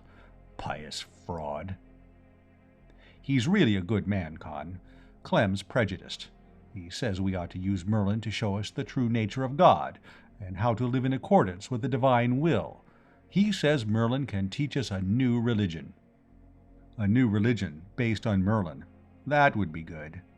And then the fanatics who thought Merlin was the devil would start a holy war to wipe out the servants of Satan, and with all of the combat equipment that was lying around on this planet—" For the first time since his business started, he began to feel really frightened. An air car came bulleting away from the butte and landed on the mesa as the Lester Dawes set down. The man who met them at the head of the vertical shaft wore Federation fatigues, baggy trousers, ankle boots, and a long smock, dyed black. He was bare-headed, and his white hair was almost shoulder-long. He had a white beard. "Welcome, brothers," he greeted, a hand raised in benediction. "And who is this with you?" His voice was high and quavery, not a good pulpit voice, Conn thought. Kurt Fawsey introduced Conn, and Liebert grasped his hand with a grip that was considerably stronger than his voice. "Bless you, young man. It is to you alone that we owe our thanks that we are about to find the great computer. Every sapient being in the galaxy will honor your name for 1,000 years." "Well, I hadn't counted on quite that much, Mr. Liebert. If it'll only help a few of these people make a decent living, I'll be satisfied." Liebert shook his head sadly. "You think entirely in material terms, young man," he reproved. "Forget these things. Acquire the higher spiritual values. The great computer must not be degraded to such uses. We should let it show us how to lift ourselves to a high spiritual plane." It went on like that after they went down to Fox Travis's, now Fawsey's, office, where there were silver-stoppered decanters instead of the old green glass pitcher, and gold-plated ashtrays, and thick carpets on the floor. The man was a lunatic. He made Fawsey's office gang look frigidly sane. Furthermore, he was an ignoramus. He had no idea what a computer could or couldn't do. Anybody who could build a computer of the sort he thought Merlin was wouldn't need it. He would be God. As he talked, Conn began to be nagged by an odd sense of recognition. He'd seen this Carl Liebert before, somewhere, and somehow he was sure that the long white hair and the untrimmed beard weren't part of the picture. That puzzled him. He doubted if he'd have remembered Liebert from 6 years ago, almost 7 now, though a lot of itinerant evangelists showed up in Litchfield. That might have been it. "I tell you, the great computer is there, in the heart of the butte," Liebert was insisting now. "It has been revealed to me in a dream. It is completely buried. After it was made, no human touched it. The men who were here and used it in the war communicated with it only by radio." That could be so. There were fully robotic computers, intended for use in places where no human could go and live. There was a big one on Niflheim, armored against the fluorine atmosphere and the hydrofluoric acid rains. But there was no point in that here. The things were enormously complicated, and military engineering of any sort emphasize simplicity. Ugh! Was he beginning to believe this balderdash himself? Clem Zera fell in with him as they were going to dinner. "Revealed in a dream," the old rebel snorted. "One thing you can always get away with lying about is what you dream." "You think he's lying? I think he's just crazy." "That's what he wants you to think. Look, Conn, he knows Merlin is here. He's trying to keep us from it.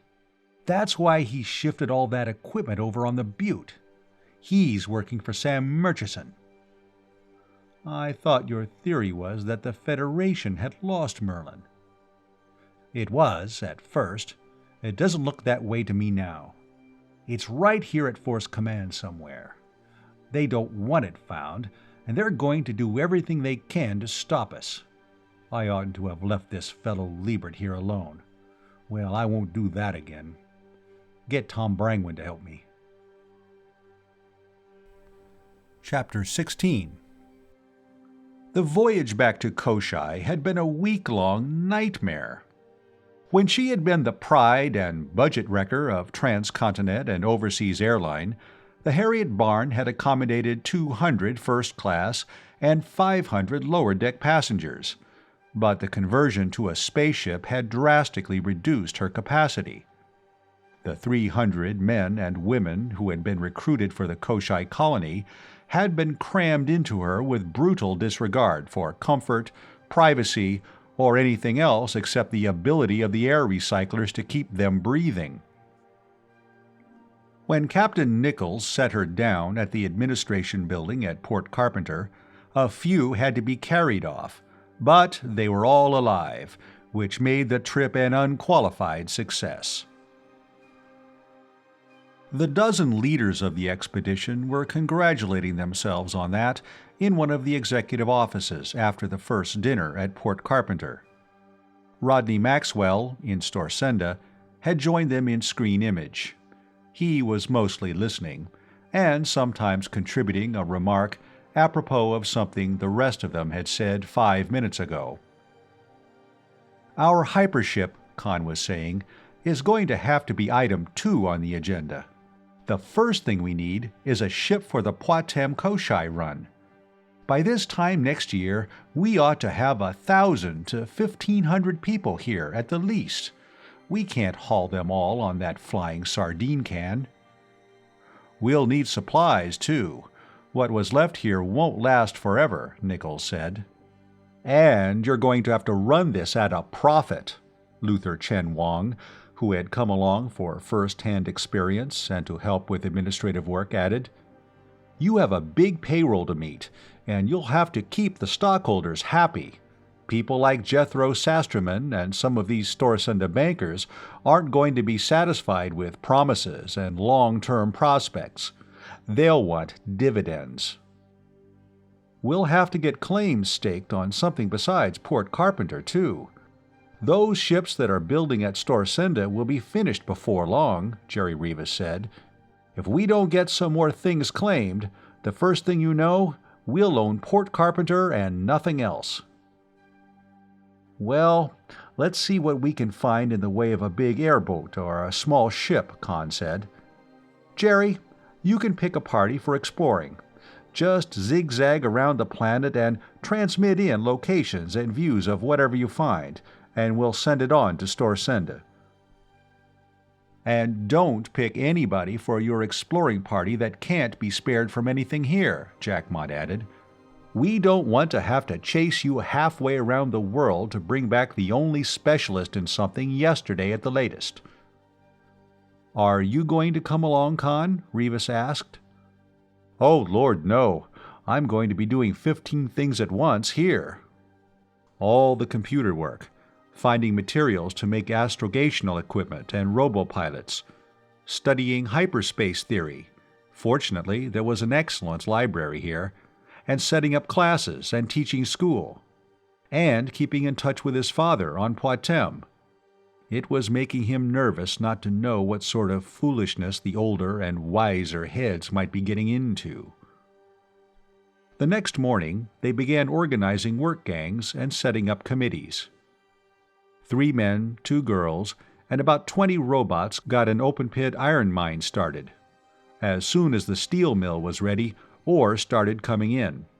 Ants Dawes had a gang looking for something they could build a 350-foot interplanetary ship out of. Jackmont and Mac Vibart were getting plans and specifications and making lists of needed materials. Conn gathered a dozen men and women and started classes in computer theory and practice.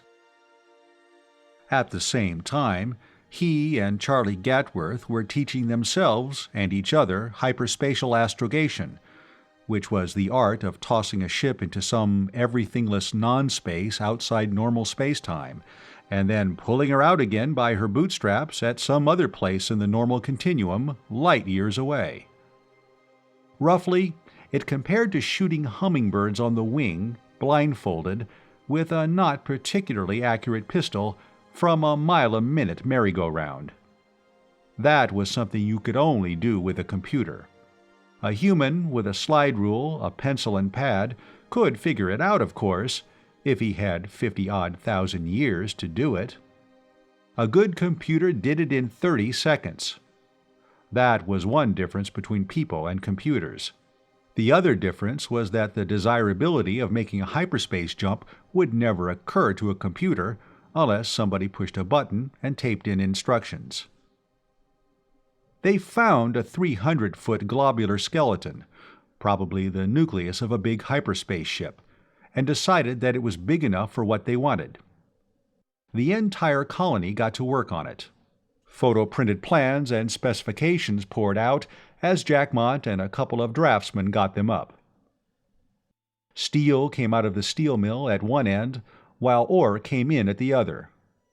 A swarm of big contragravity machines, some robotic and some human-operated, clustered around the skeleton hull like hornets building a nest. Tri-system and interstellar space lines was chartered. The lawyers reported having to overcome a little more resistance than usual from the government about that. And the bill to nationalize Merlin, which had died in committee, was resuscitated and was being debated hotly on the floor of the Parliament. The administration was now supporting it. Are they completely crazy? Conn wanted to know when he heard about that. They passed that bill, and nobody's going to look for Merlin if they know the government will snatch it as soon as they find it. That is precisely Jake Vikhoven's idea, his father replied. I told you he was afraid of Merlin. He's getting more afraid of it every day. He had reason to. There was a growing sentiment in favor of turning the entire government over to the computer as soon as it was found. To his horror, Conn heard himself named as chairman of a committee that should be set up to operate it. The moderates, who had merely wanted Merlin used in an advisory capacity, were dropping out.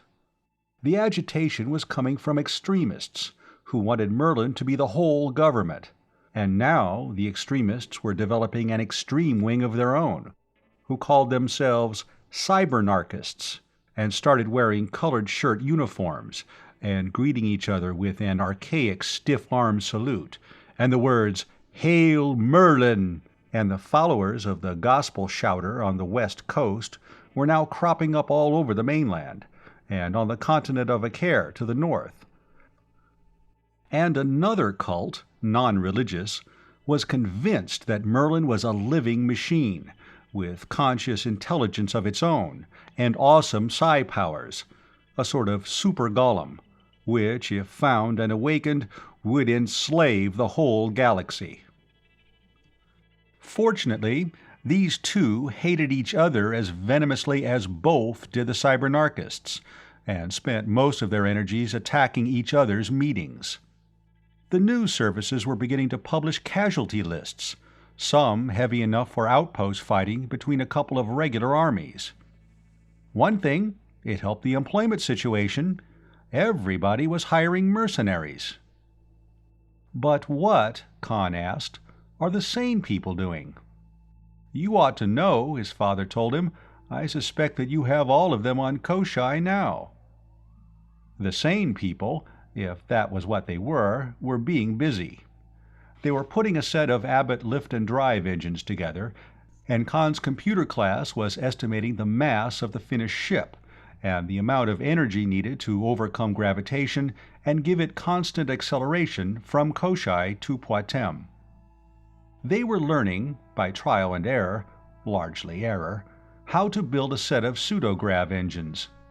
And they were putting together 101 other things, all of which was good training for the time they'd be ready to start work on Ouroboros II. Jerry Rivas had found a contragravity craft, which seemed to have been used by some top official for business and inspection trips, had gathered a crew of non-specialists who weren't urgently needed at Port Carpenter, and set out to circumnavigate the planet. It worked just the reverse of expectation. He found a big uranium mine, with an isotope separation plant and a battery of plutonium breeders. That meant that Mohammed Matsui and a half-dozen other nuclear power people had to get into another boat and speed after them to see what he had really found. As soon as they landed, Rivas took off again to discover a copper mine and a complex of smelters and processing plants. That took a few more experts, or reasonable facsimiles, away from Port Carpenter. He then found a whole city that manufactured nothing but computers and robo-controls and things like that. Conn loaded his whole computer theory class onto a freight scow and took them there. By the time he landed, his father was screening him from Storsenda. "When are you going to get the ship finished?" he was asking. "Kurt Fozzie's pestering the daylights out of me. He wants that equipment you promised him." "We're working on it. What's happened? Has Carl Liebert had another revelation?" "I don't know about that. Kurt's sure Merlin is directly under Force command. And speaking about Liebert, Clem Zareff's been after me about him. You know I've contracted for the full-time and exclusive services of this Barton Massara detective agency. Well, Clem wants me to put them to work investigating Liebert." "Yes, I know. Liebert's a Terran Federation spy. Why do you need the full-time services of the biggest private detective agency on Patm?" "There have been some odd things happening. People have been trying to bribe and intimidate some of my office help. I have found microphones and screen pickups planted around. I caught one of our clerks trying to make copies of voice tapes. I think it's some of these other Merlin chasing companies trying to find out how close we are to it. Clem Zareff is recruiting more guards. But how soon are you going to get that ship built?" "We're working on it. That's all I know now." He went back to work getting a classroom ready for his students. If he'd accepted that instructorship at Montevideo, he wouldn't be a full professor now, but none of the rest of this would be happening either. That night, he had the dream about starting the big machine and not being able to stop it again. There was street fighting in Storsenda between the cybernarchists and government troops. There was a pitched battle in the west between the Armageddonists, Merlin is Satan, and the Human Supremacy League, Merlin is the Golem, with heavy losses and claims of victory on both sides. President Weichhoven proclaimed planet-wide martial law, and then discovered he had nothing to enforce it with. Luther Chen Wang screened him from Port Carpenter. His voice was almost inaudibly low at first. "Conn, I just got a call from Jerry and Clyde. I think we can knock off work on that ship we're building now. We won't need it." "Have they found a ship?" "If they had, it would be the first one anybody had found." "Where?" "They haven't found a ship, Conn. They found all of them. All the ships in the Alpha system except the Harriet Barn and the two we're building at Storsenda. The place is marked on the map as Sickle Mountain Naval Observatory. It's just a bitty little dot, but the map was made before the evacuation started. It's where most of the troops in the system were embarked on hyperships, I think. Wait till I show you the views." Conn put on another screen. The first view was from an altitude of 5 miles. He didn't need Luther's voice to identify Sickle Mountains, a long curve with a spur at right angles to one end. The name must have suggested itself to whoever saw it first. The observatory had been built where the handle of the sickle joined the blade. As the ship from which the view had been taken had approached, the details grew plainer. At the same time, it became evident that the plane inside the curve of the sickle was powdered with tiny sparkles, like tinsel dust on a red-brown velvet. Great goo! Are those all ships? That's right. Look at this one now. The view changed. The aircraft was down now, below the crest of the mountain, circling slowly above the plain.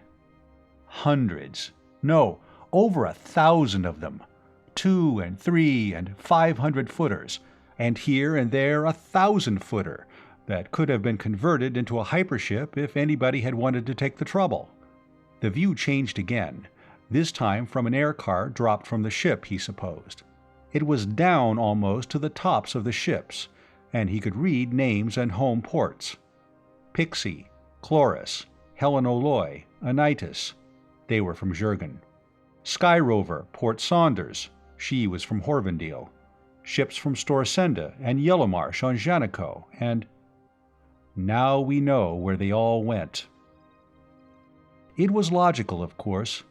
Most of the hyperships used in the evacuation had been built here. It had been less trouble to lead the troops and the civilian workers from Patm and the other planets onto small normal spaceships and bring them here than to take the big ships away on short interplanetary runs to the other planets. Have you screened my father yet? Yes.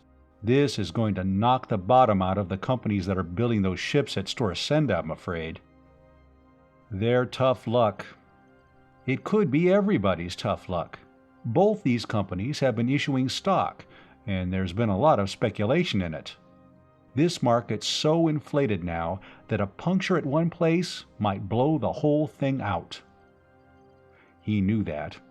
He shrugged. Father will have to think of something.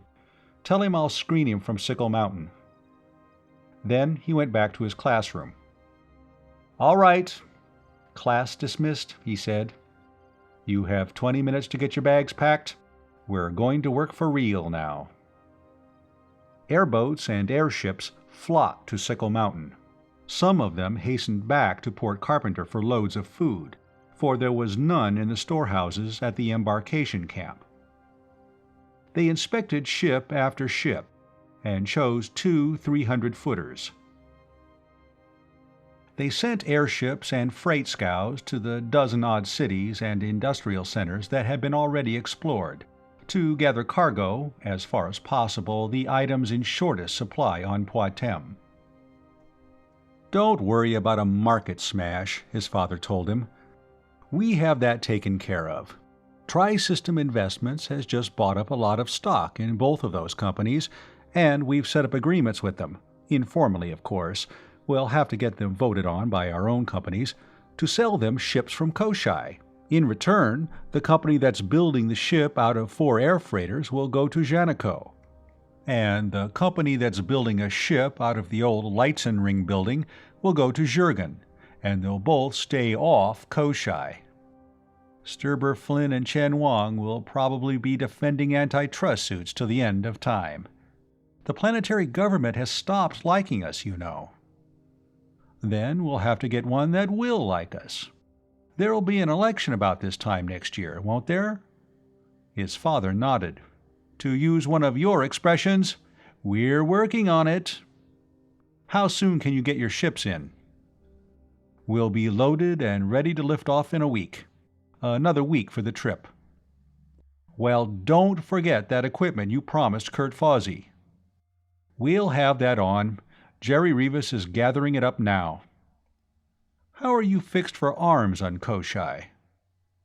Arms? Why, there are some.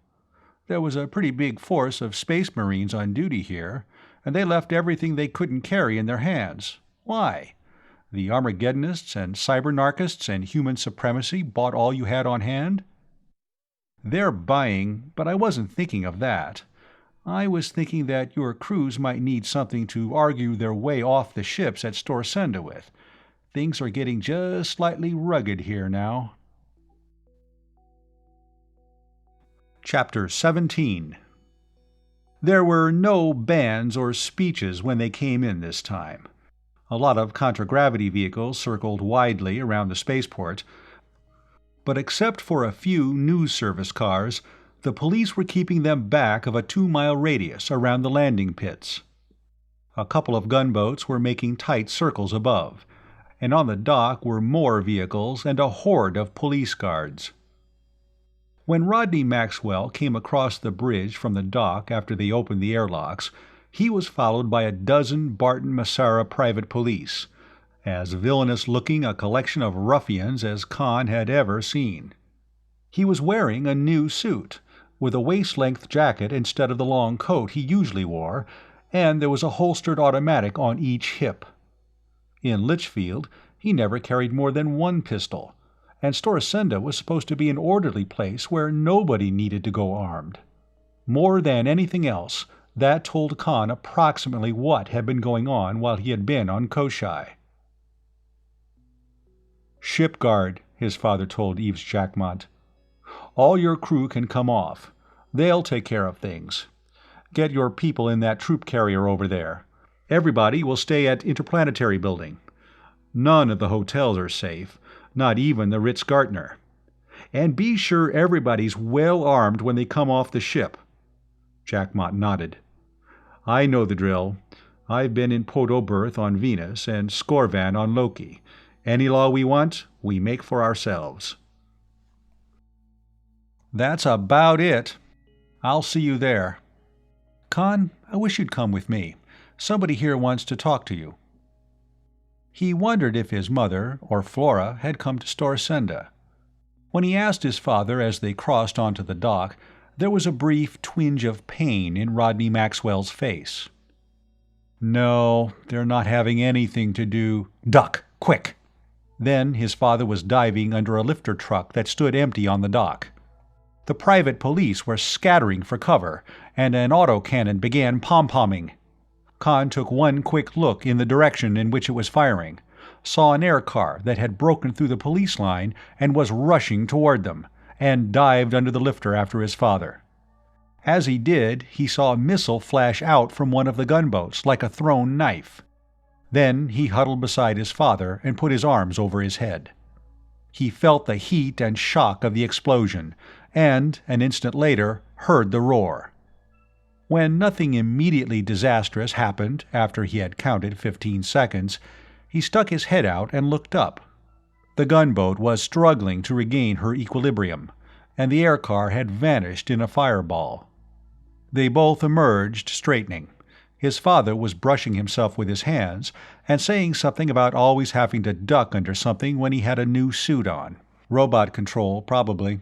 Could have been launched from anywhere in town. "Why, no.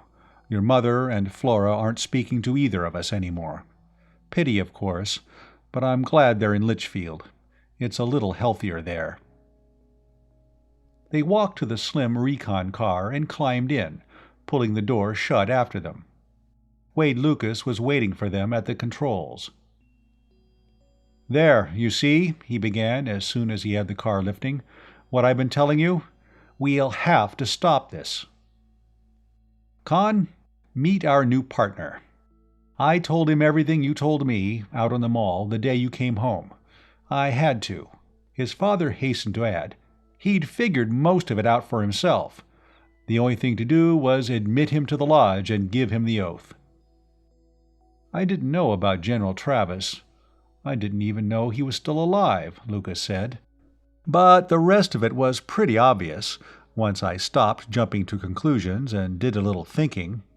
You know, ever since I came here, I've been preaching to these people to stop looking for Merlin and do something to help themselves. You're smarter than I am, Conn. Instead of opposing them, you're guiding them." "Did you tell Flora?" Lucas shook his head. "I tried to explain what you're trying to do, but she wouldn't listen. She just told me I'd gotten to be as big a crook as you two, He had the car up 50,000, putting it into a wide circle around the city. He locked the controls and got out his cigarettes. "Rod, we've got to stop this. You were just lucky this time.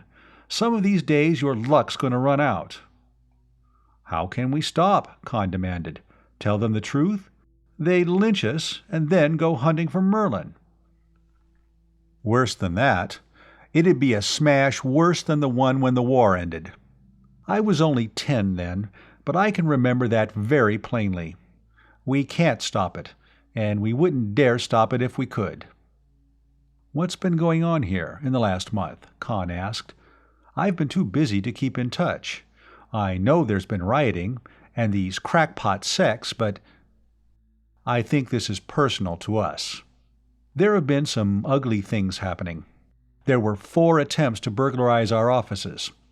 I told you about some of the other stuff, the microphones we found and so on. The worst thing was Lucy Nocero, my secretary. She just vanished a couple of weeks ago. 3 days later, the police found her wandering in a park, a complete imbecile. Somebody who either didn't know how to use one, or didn't care what happened, had used a mind probe on her. It's 20 to 1 she'll never recover." "It's this Storasenda financial crowd," Wade Lucas said. "They had things all their own way, till Alpha Interplanetary was organized. Now they're getting shoved into the background, and they don't like it." "They're making more money than they ever did, and they just love it," Rodney Maxwell said. "I'd think it was either Jake Vikhoven or Sam Murchison." "Murchison?" Lucas hooted.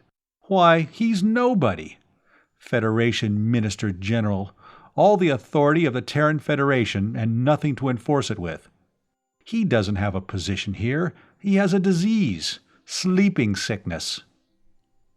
"He certainly doesn't believe there is a Merlin, does he?" Conn asked.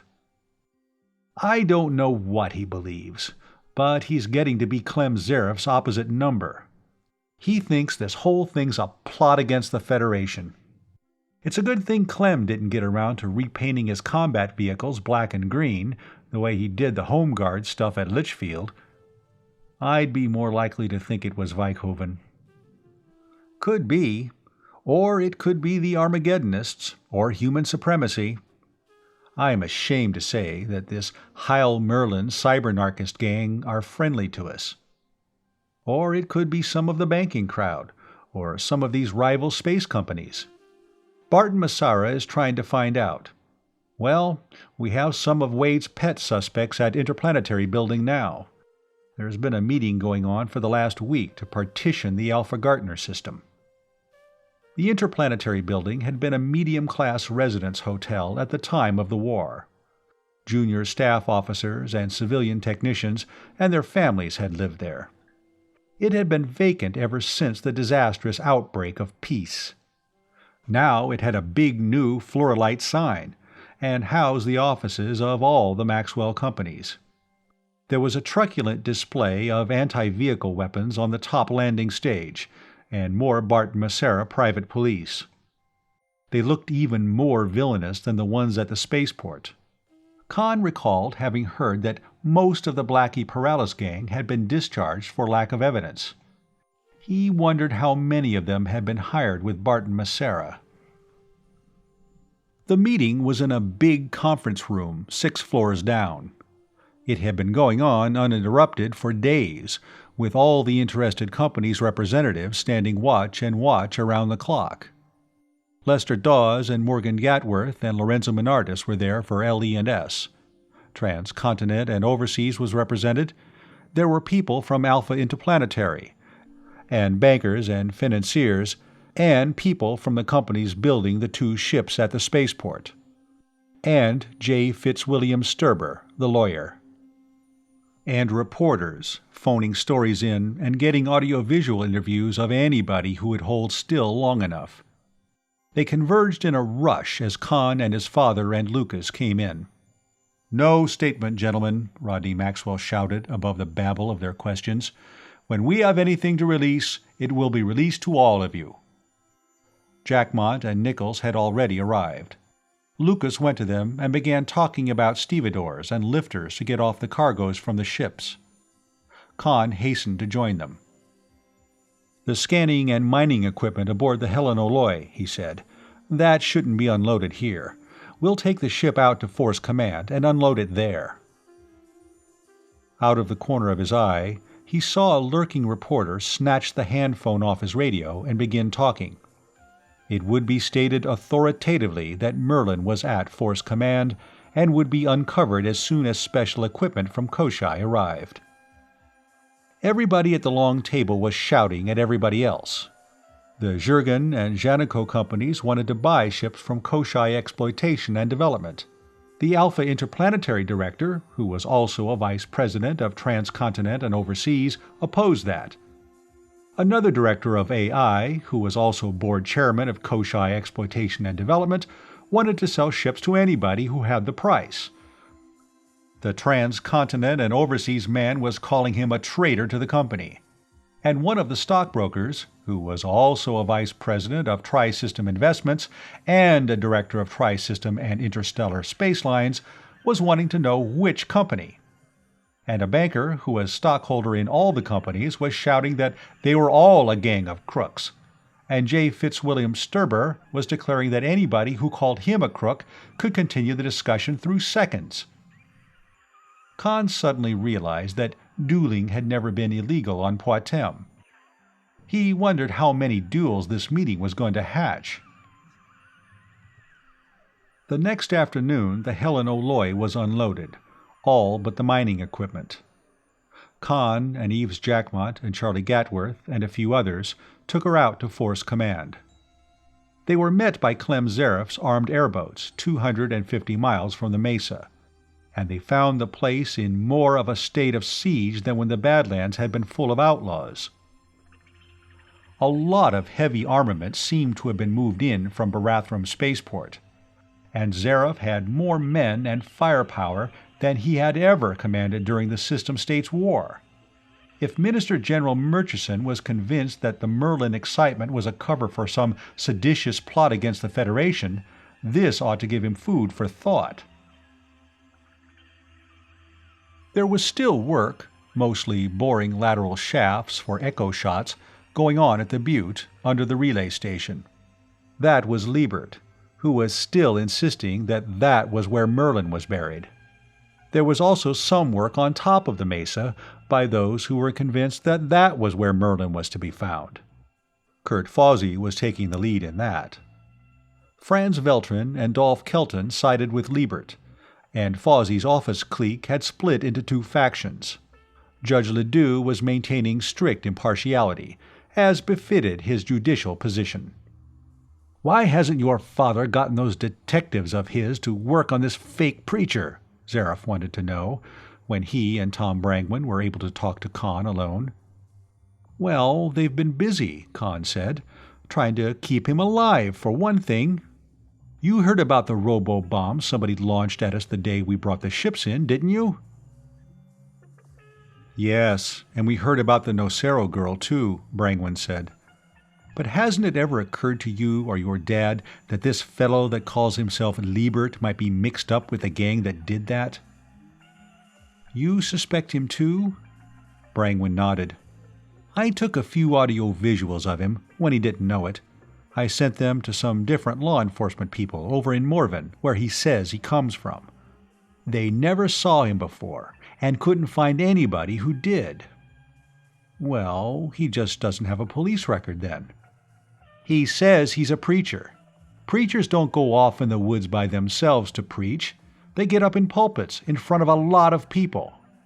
Those towns over in Morven are small enough for everybody to have known something about him.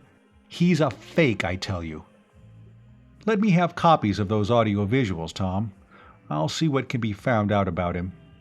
I'm beginning to wonder about him myself. I'm sure I've seen him somewhere." When he got back to Storsenda, he found that the marathon conference on the 6th floor down at the Interplanetary Building had finally come to an end. Everybody seemed satisfied, and apparently nobody was going to have pistols and coffee with anybody else about it. "We have things fixed up," his father told him. "The gang who are building the ship out of 4 air freighters are chartered as Janico Industries Limited. They're going to specialize in chemical products. The other company has a charter now, too. They're going to operate on Juergen and Horvendale. We'll sell them the ships, and Alpha Interplanetary will put on scheduled trips to all 3 planets, and also Koshai. We're getting along very nicely with them, except that everybody's competing for technicians and skilled labor. We have 200 more people signed up for Koshai. What you want to do is train as many of them as you can for ship operation. Alpha Interplanetary is going to start a training program here at Storsenda. You'd better leave one of your ships for them to work on, and send back as many ships as you can find officers and crews for. We're getting things really started." "Yes. The only trouble is," his father frowned, "I don't understand these people, Conn. Everybody ought to be making millions out of this by this time next year, but all any of them, even these Storsenda bankers, can talk about is how soon we're going to find Merlin. I wish we could stop that somehow. Listen, I have it. Merlin never was on Patm. Merlin was a space station a few thousand miles off-planet. There was a crew of operators aboard, and they communicated with Force Command by radio. When the war ended, they took it outside the system and shot off a planet buster inside her. No more Merlin. How would that be?" His father shook his head. "Wouldn't do. If anybody believed it, which I doubt, they'd just quit. The market would collapse, everybody would be broke, it would be just the end of the war all over again. Conn, we can't let it stop now. We're going too fast to stop. If we tried it, we'd smash up and break our necks." Chapter 18. Jerry Rivas, Mac Vibart, and Luther Chen Wang had been keeping things running on Koshai. Work on the interplanetary ship at Port Carpenter had stopped when the Sickle Mountain ships had been found. It had never been resumed. When Conn returned, he found work started on the Ouroboros II. Some of the 200 newcomers who came in on the Helen O'Loy had special skills needed on the hypership. Most of them went with Clyde Nichols and Charlie Gatworth to Sickle Mountain to train as normal space officers and crewmen. Some of them, it was hoped, would later qualify for hyperspace work. Sylvie, who had been one of the star pupils in the computer class, was now helping him with the long lists of needed materials, some of which had to be brought from other places, as much as 1,000 miles away. Jerry Rivas went back to exploring. Nichols had to drop his space training work temporarily to organize a fleet of air freighters. Usually, the men best able to operate them were urgently needed on some job at the construction dock. Ships lifted out almost daily from Sickle Mountain. They tried to get some kind of saleable cargo for each one, without depriving themselves of what they needed for themselves. Some of the ships came back loaded with provisions and bringing new recruits. For instance, the teaching of physics and mathematics almost stopped at Storsenda College because the professors had been virtually shanghaied. Conn found himself losing touch with affairs on Patm. Ships had landed on both Janico and Horvendale and were sending back claims to abandoned factories. By that time, they had all the decks into the Ouroboros II, and he was working aboard, getting the astrogational and hyperspace instruments put in place. The hypership Andromeda was back from the Gamma system. There was close secrecy about what the expedition had found, but the newscasts were full of conjectures about Merlin, and the market went into another dizzy upward spiral. Litchfield Exploration and Salvage opened a huge munitions depot, and combat equipment, once almost unsaleable, was selling as fast as it came out. The government was buying some, but by no means all of it. "Conn, can you come back here to Patm for a while?" his father asked. "Things are turning serious. I don't like to talk about it by screen. Too many people know our scrambler combinations. But I wish you were here." He started to object.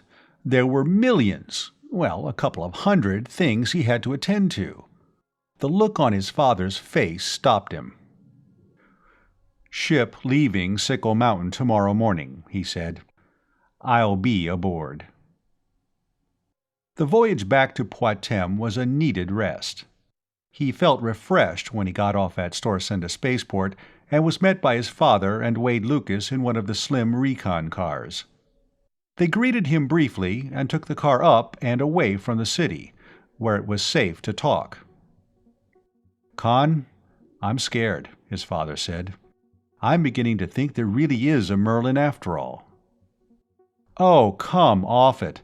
I know it's contagious, but I thought you'd been vaccinated." "I'm beginning to think so too," Lucas said. "I don't like it at all." "You know what that gang who took the Andromeda to Panurge found?"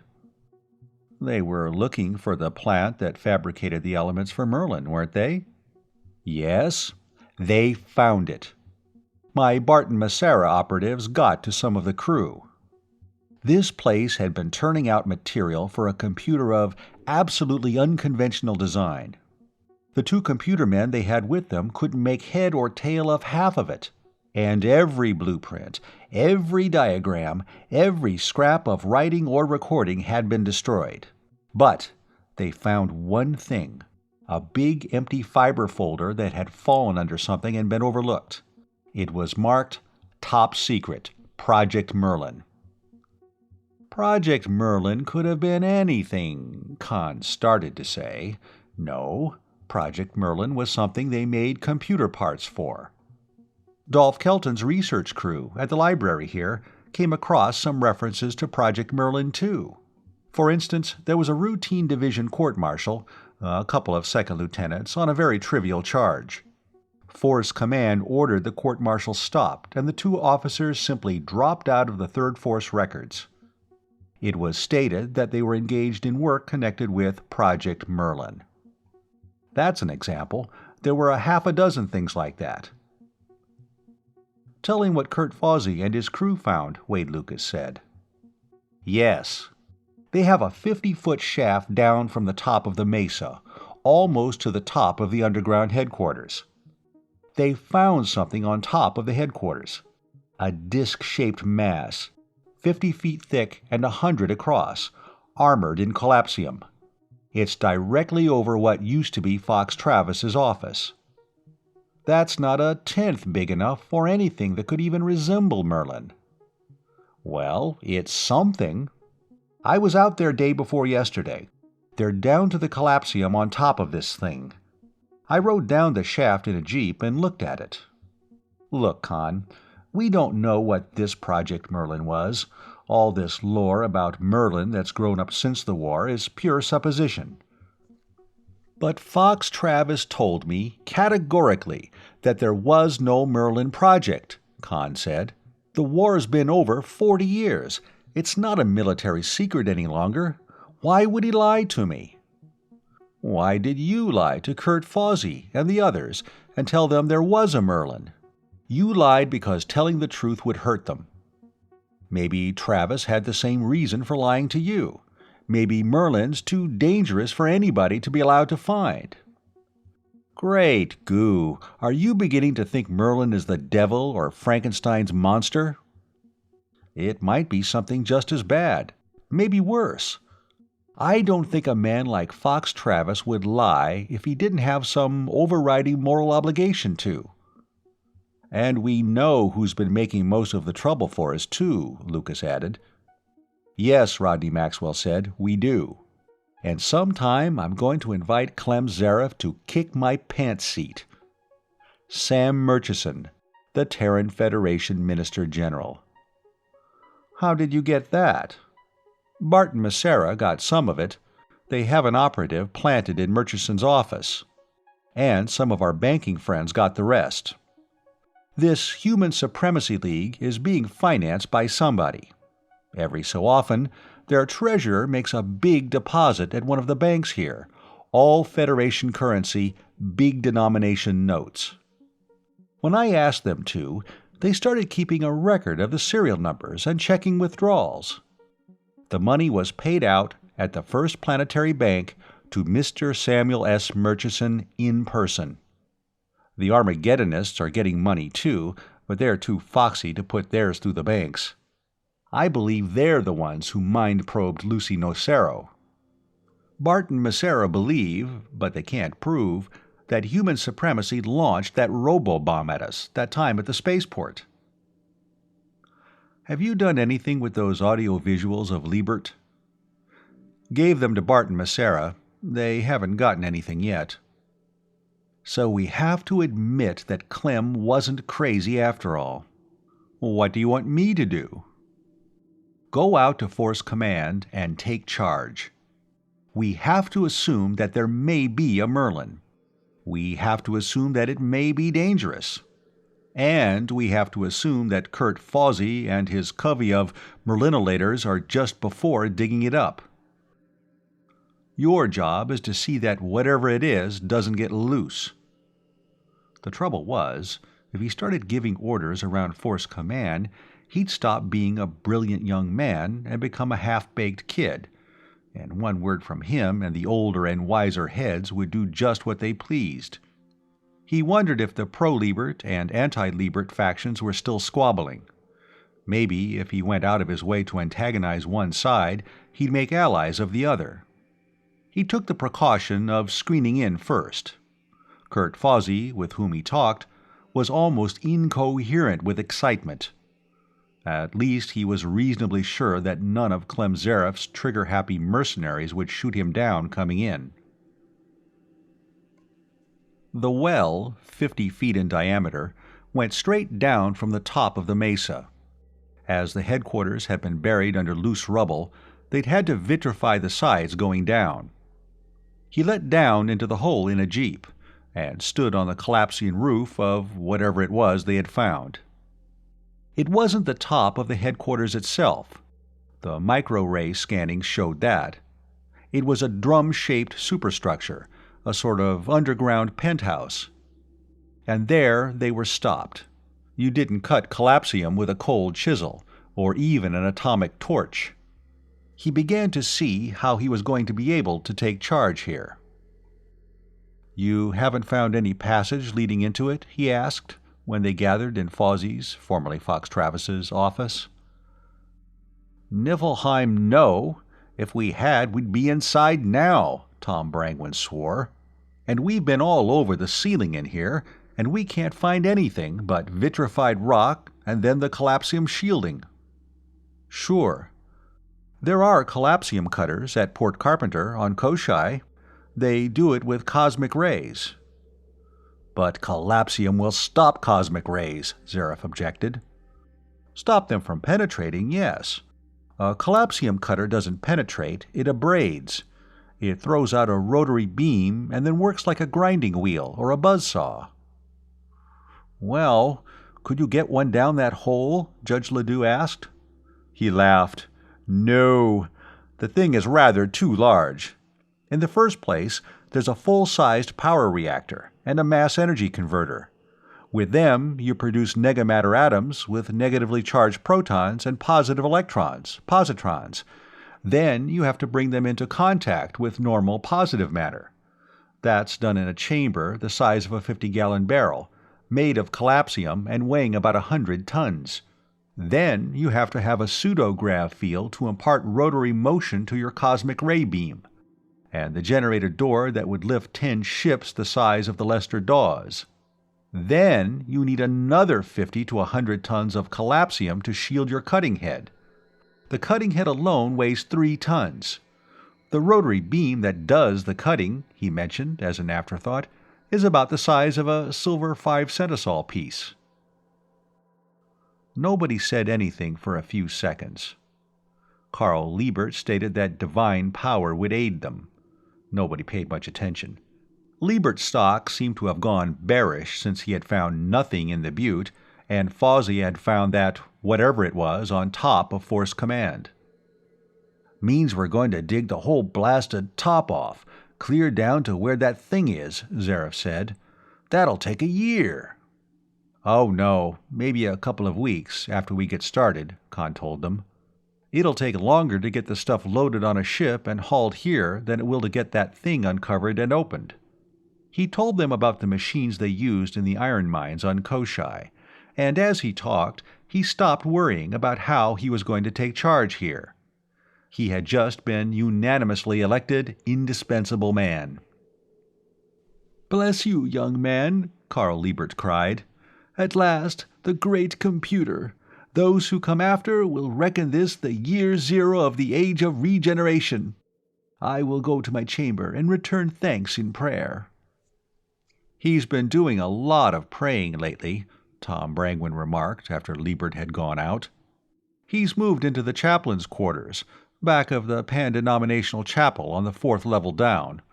Always keeps his door locked, too." "Well, if he wants privacy for his devotions, that's his business. Maybe we could all do with a little prayer," Veltrin said.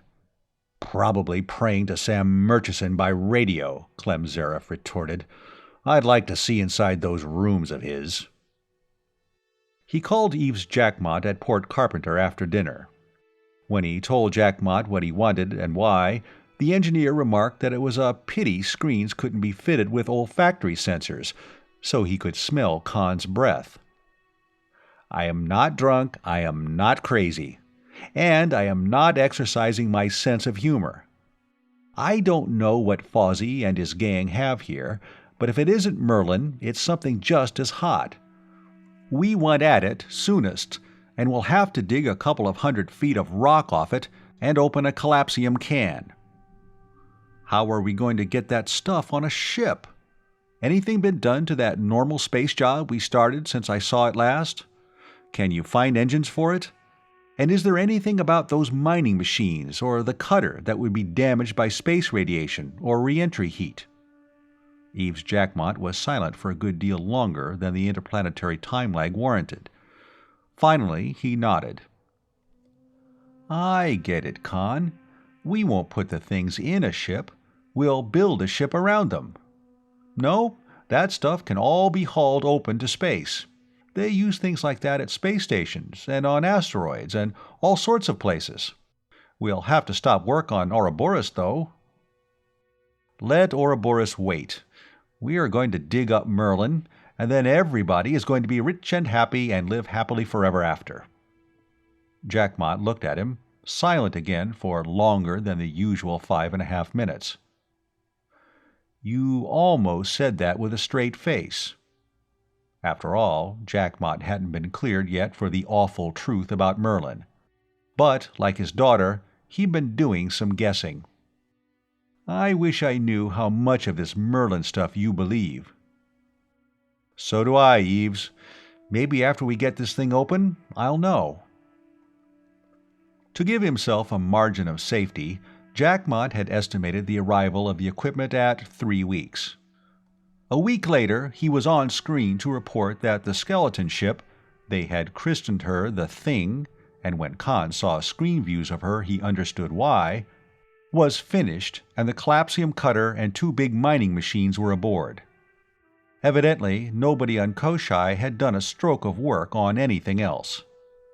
Sylvie's coming along with her, so are Jerry Rivas and Ance Dawes, and Ham Matsui and Gomez and Karanja and 4 or 5 others. They'll be ready to go to work as soon as she lands and unloads, Jackmott added. That was good. They were all his own people, unconnected with any of the Merlin-hunting factions at Force Command. In case trouble started, he could rely on them. "Well, dig out some shooting irons for them," he advised. "They may need them here." Depending, of course, on what they found when they opened that collapsium can on top of Force Command, and how the people there reacted to it. The Thing took 170 hours to make the trip. Conditions in the small shielded living quarters and control cabin were apparently worse than on the Harriet barn on her second trip to Koshai. Everybody at Force Command was anxious and excited. Carl Liebert kept to his quarters most of the time, as though he had to pray the ship across space. At the same time, Reports of the near completion of Ouroboros II were monopolizing the newscasts to distract public attention from what was happening at Force Command. Cargo was being collected for her. Instead of washing their feet in brandy, next year people would be drinking water. Lorenzo Menardis had emptied his warehouse of everything over a year old. So had most of the other distillers up and down the Gordon Valley. Melon and tobacco planters were talking about breaking new ground and increasing their cultivated acreage for the next year. Agricultural machinery was in demand and bringing high prices. So were stills and tobacco factory machinery. It began to look as though the Maxwell plan was really getting started. It was decided to send the hypership to Baldur on her first voyage. That was Wade Lucas's suggestion. He was going with her himself to recruit scientific and technical graduates from his alma mater, the University of Paris-on-Baldur, and from the other schools there. Conn was enthusiastic about that, remembering the so-called engineers on Koshai, running around with a monkey wrench in one hand and a textbook in the other, trying to find out what they were supposed to do while they were doing it. Patm had been living for too long on the leavings of wartime production. Too few people had bothered learning how to produce anything. The thing finally settled onto the mesa top. It looked like something from an old picture of the construction work on one of the Terran space stations in the 1st century. Immediately, every piece of contragravity equipment in the place converged on her. Men dangled on safety lines hundreds of feet above the ground, cutting away beams and braces with torches. The two giant mining machines, one after the other, floated free on their own contragravity and settled into place. The thing lifted, still carrying the collapsium cutting equipment, and came to rest on the brush-grown flat beyond, out of the way. If Eve's jackmot had overestimated the time required to get the equipment loaded and lifted off from Koshai, Conn had been over-optimistic about the speed with which the top of the mesa could be stripped off. Digging away the rubble with which the pit had been filled, and even the solid rock around it, was easier than getting the stuff out of the way. Farm scows came in from all over, as fast as they and pilots for them could be found. The rush to get brandy and tobacco to Storsenda had caused an acute shortage of vehicles. One by one, the members of the old Fozzie's office gang came drifting in. Lorenzo Menardis, Morgan Gatworth, Lester Dawes. None of them had any skills to contribute, but they brought plenty of enthusiasm. Rodney Maxwell came whizzing out from Storsenda now and then to watch the progress of the work. Of all the crowd, he and Conn watched the two steel giants strip away the tableland with apprehension instead of hope. No, there was a third. Carl Liebert had stopped secluding himself in his quarters. He still talked rapturously about the miracles Merlin would work, but now and then Conn saw him when he thought he was unobserved. His face was the face of a condemned man. The Ouroboros II was finished. The whole planet saw, by screen, the ship lift out, watched from the ship the dwindling away of Koshai, and saw Patm grow ahead of her. 12 hours before she landed, work at Force Command stopped. Everybody was going to Storsenda.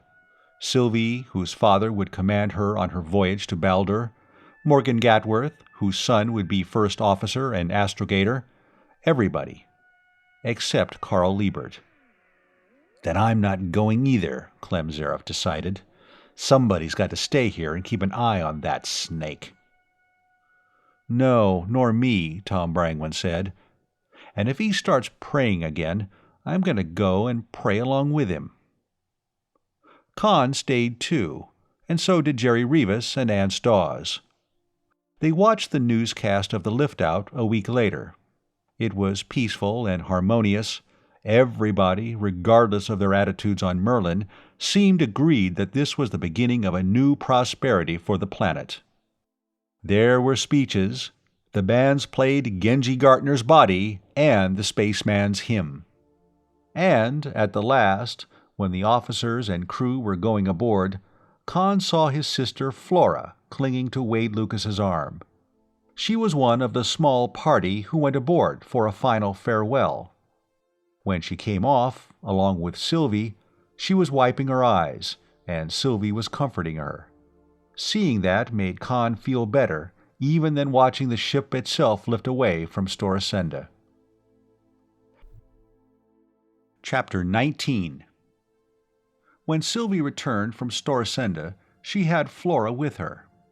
Conn's sister greeted him embarrassedly. Sylvie led both of them out of the crowd and over to the edge of the excavation. "Go ahead, Flora," she urged. "Make up with Conn. It won't be any harder than making up with Wade was." "How did that happen, by the way?" Conn asked. "Your girlfriend," Flora said.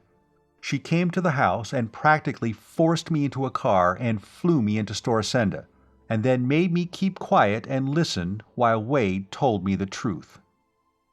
"I wasn't completely sure what the truth was myself till Wade opened up," Sylvie admitted. "I had a pretty good idea, though." "I always hated that Merlin thing," Flora burst out. "All those old men in Fozzie's office, dreaming about the wonderful things Merlin was going to do, with everything crumbling around them and everybody getting poorer every day, and doing nothing. And when you were coming home, I was expecting you to tell them there was no Merlin and go to work and do something for yourselves. But you didn't, and I couldn't see what you were trying to do. And then when Wade joined you and Father, I thought he was either helping you to put over some kind of a swindle, or else he'd started believing in Merlin himself. I should have seen what you were trying to do from the beginning. At least from when you talked them into cleaning the town up, and fixing the escalators, and getting the fountains going again."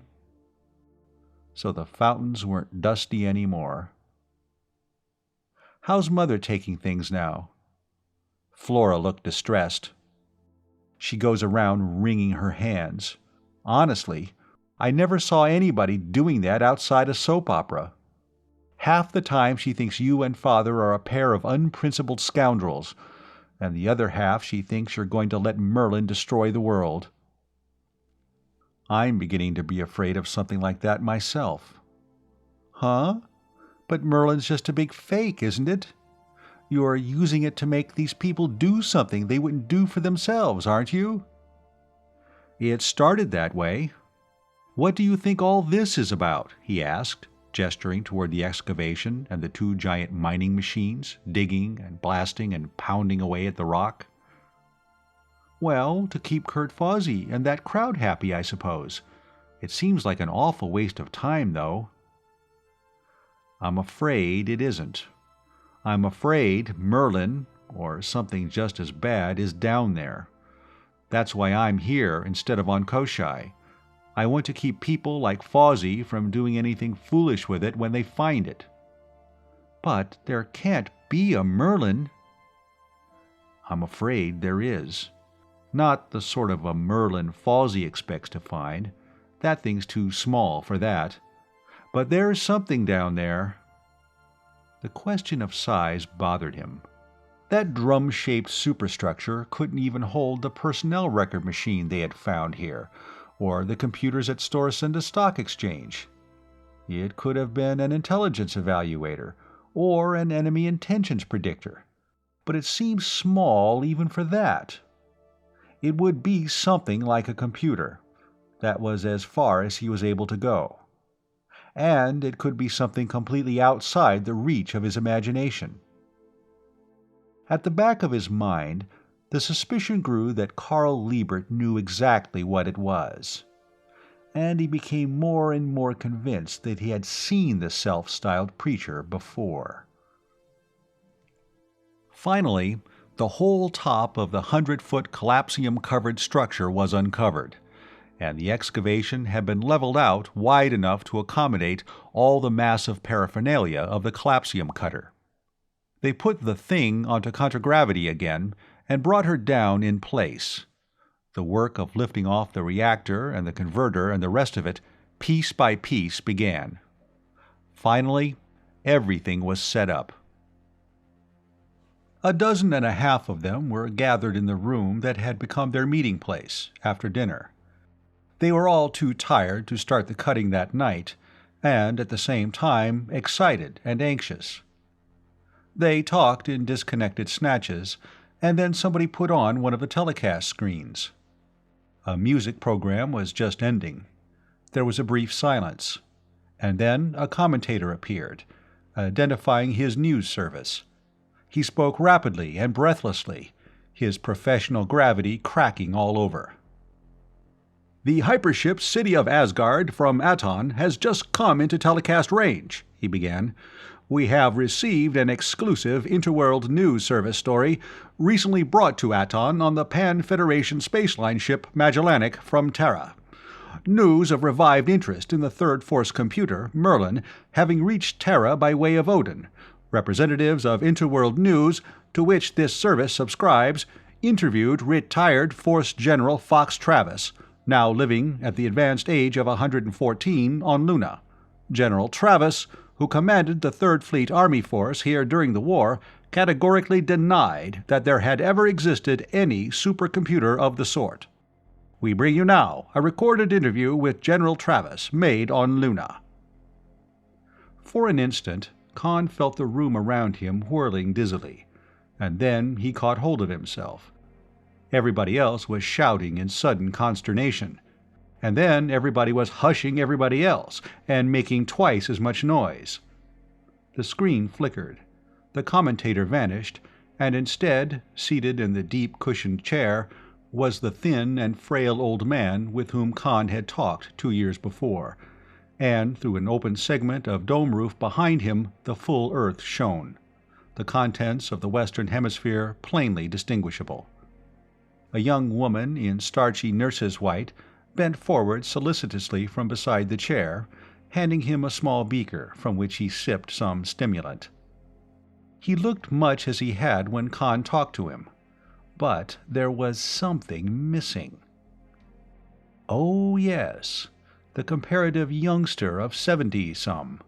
Mike Shanley, my aide-de-camp on Patm. Now he thinks he's my keeper.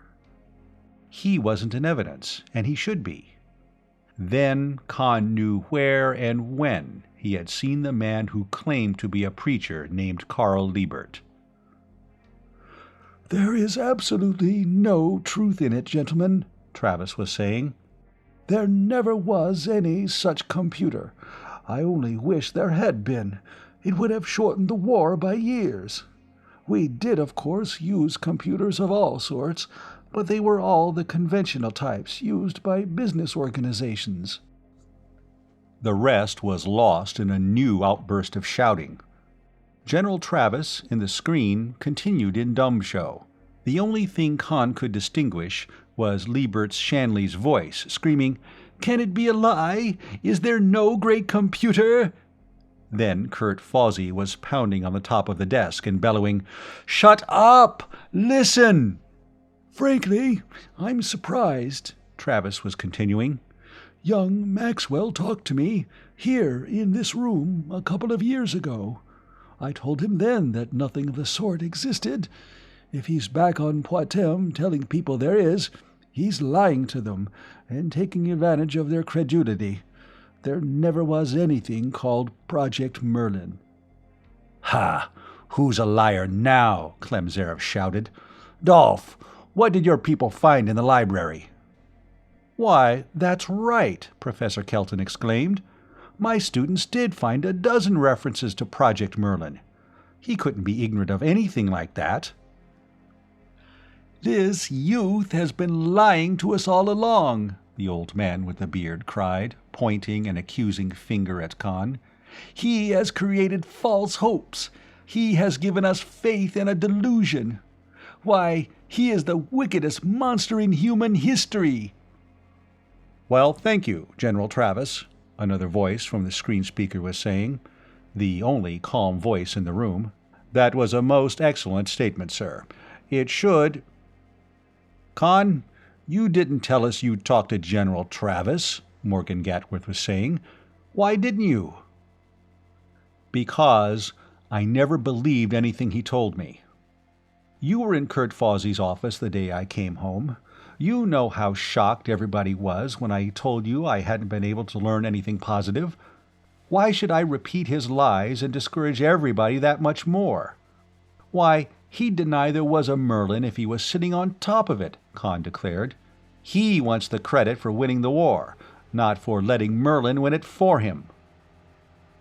"I don't blame Conn," Clem Zaref said. "If he'd told us that then, some of us might have believed it." "And look what we found," Kurt Fawzy added, pointing at the ceiling. "Is that Merlin up there, or isn't it?" "That little thing!" Shanley cried scornfully. "How could that be Merlin? I'm going to my chamber to pray for forgiveness for this wretch." He turned and started for the door. "Stop him, Tom," Conn said, and Tom Brangwyn put himself in front of the older man, gripping his right arm. Shanley tried, briefly, to resist. "Seems to me you lost faith in Merlin awfully quick," the former town marshal of Litchfield said. "You knew there was a Merlin all along, and you never wanted us to find it." Franz Veltrin, who'd been Liebert's most enthusiastic adherent, had also lost faith suddenly. He was shouting vituperation at the prophet of Merlin. "Knock it off, Franz. He was only doing his duty," Conn said. "Weren't you, General Shanley?" It took almost a minute before they stopped yelling for an explanation and allowed him to make one. He caught Clem Zaref's comment. "Must be pretty hot if they have to send a general to handle it." "I talked to Travis, yes. He gave me the same story he just repeated on that interview," Conn said, picking his way carefully between fact and fiction. "After I went back to Montevideo, he and this aide of his must have been afraid I didn't believe it, which I didn't. When I was ready to graduate, I got this offer of an instructorship. That was a bribe to keep me on Terra and off Patm. When I turned it down and took the Mazar home, Travis sent Shanley after me. He must have grown that beard and that pageboy bob on the way out. I suppose he contacted Murchison as soon as he landed. Wait a minute." He went to the communications screen and punched out a combination. A girl appeared and sing-songed, "Barton Massara, Investigation and Protection." "Conn Maxwell here. We gave you some audio visuals of a man with a white beard, alias Carl Liebert," he began. "Just a sec, Mr. Maxwell." She spoke quickly into a handphone. The screen flickered, and she was replaced by a hard-faced young man in dark clothes. "Hello, Mr. Maxwell. Joe Massara.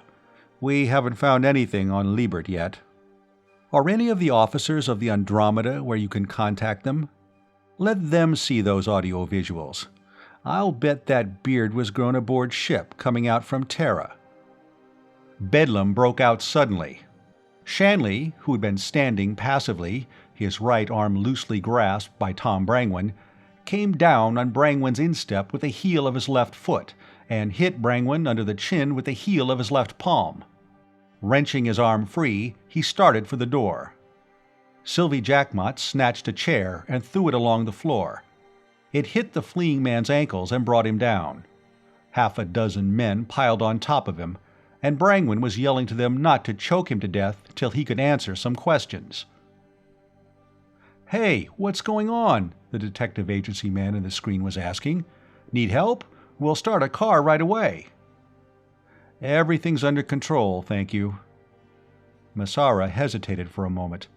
"What's the dope on this statement that was on telecast a few minutes ago?" he asked. "Travis doesn't want us to find Merlin. What you just heard was one of his people, planted here at Force Command. We're going to question him when we have time. But there isn't a word of truth in that statement you just heard on the Herald Guardian newscast. Merlin exists, and we've found it. We'll have it open inside of 30 hours at most." That was the line he was going to take with everybody. As soon as he had Massara off the screen, he was punching the combination of his father's private screen at Interplanetary Building. It took 5 interminable minutes before Rodney Maxwell came on. He could hear Clem Zaref shouting orders into one of the inside communication screens. "General turnout, everything on combat ready, guards to come at once to the office." "How close are you to digging that thing out?" his father asked as soon as he appeared. "We're down to it. We can start cutting the collapsium any time now." "Start cutting it 10 minutes ago," his father told him. "And don't leave Force Command till you have it open. How many men and vehicles does Clem have for defense? You'll need all of them in a couple of hours. Everybody here is stunned now. They'll come out of it inside an hour, and they'll come out fighting. You'd better come out here." He turned, saw Jerry Rivas helping hold Shanley in a chair, and shouted to him, "Jerry, turn out the workmen. Start cutting the can open right away." He turned back to his father. "Clem's just ordered all his force out. Are you coming here?" "I can't. In about an hour, everything's going up with a bang. I have to be here to grab a few of the pieces." "You'll do a lot of good in jail, or on the end of a rope." "Chance I have to take," his father replied. "I think I'll have a couple of hours. If anybody from the press calls you, what are you going to tell them?" Conn repeated the line he had taken already. His father nodded. "All right, I'll call you later, if I can. Just keep things going at your end." A dozen of Clem Zaref's men were crowding into the room. "This man's under close arrest," the old soldier was telling them. "He is very important and very dangerous. Take him out somewhere, search him to the skin, take his clothes away from him and give him a robe. He's to be watched every second. Make sure he hasn't poison or other suicide means. He's to be questioned later." As soon as Rodney Maxwell was off the screen, there was a call signal. It was one of the news services, wanting a statement. "I'll take it," Gatworth said, and began talking. "This statement of General Travis's is completely false. There is a Merlin, and we've found it." They found something that might be good enough Merlin for the next 30 hours. That superstructure was just big enough for the manually operated parts of a computer like Merlin, the input and output, and the programming machines. Chapter 20. Clem Zaref's guardsmen were mercenaries. A little over a year ago they had, at best, been homeless drifters, and not a few had been outlaws. Now they were soldiers, well-fed, clothed, quartered, and equipped, and well and regularly paid. They had a good thing. They were willing to fight to keep it, Merlin or no Merlin. Conn left them to their commander. He did gather the workmen for a short harangue, but that wasn't really necessary. They had a good thing too, and most of them realized that they were working toward a better thing. They could be depended upon too. They came crowding out and manned lifters. They got the heavy collapsium cutter maneuvered into place and the shielding down around the cutting head. After that, there were only 4 men who could work, each in his own heavily shielded cabin. In spite of the shielding that covered the actual work, there was an awesome display of multicolored light. It was like being in the middle of an aurora borealis. What was going on where that tiny rotating beam of cosmic rays was grinding at the collapsium simply couldn't have been imagined. Conn would have liked to stay outside. He could not. Too many things were happening in too many places, and it was all coming in by screen. Rioting had broken out in Storsenda and a dozen other places. He saw, on a news screen, a mob raging in front of the executive palace. Yellow-shirted cybernarchists were battling with city police and planetary troops. Armageddonists and human supremacy leaguers were fighting both and one another. Above all the confused noise of shouting and shooting, an amplifier was braying, "It's a lie! It's a lie! Merlin has been found!" Newsmen began arriving. Zaref's men had orders to pass them through the cordon that had been put up around Force Command, and they took up his time. It was worth it, though. They could tell him what was going on. J. Fitzwilliam Sturber called. Rodney Maxwell had been arrested on a farrago of fraud charges. I don't know who he's supposed to have defrauded. The planetary government is the sole complainant. And bail was being illegally denied. Sturber's lawyerly soul was outraged, but he was grimly elated. You wait till things quiet down a little. We're going to start a false arrest suit. If you're alive to. Apparently Sturber hadn't thought of that. What do you think's going to happen when the stock exchange opens? It's going to be bad. But don't worry, your father must have foreseen something like this. He gave me instructions, and instructed a few more people. He named some of the Tri-System Investments people and some of the bankers. We're going to try and brace the market as long as we can. Nobody who keeps his head is going to lose anything in the long run. Luther Chen Wang called from Port Carpenter on Koshai. He and Clyde Nichols and a young mathematics professor named Simon McQuart had been running the colony in Conn's absence, and since Eves Jackmot had gone to space in the Ouroboros II. "Well, they caught up with you," he said. Evidently he had figured out what the search for Merlin was all about, too. "What do we do about it?" "Well, we are just before finding Merlin here. I hope we find it before things get too bad." He told Luther the situation of the moment. "Have you people started on another hypership yet?" "We're getting organized to. I don't suppose it's advisable to send any more ships into Storsenda for a while. Are you sure this thing you found is Merlin?" "I don't know what it is. It's only big enough for the apparatus they need to operate a thing like Merlin."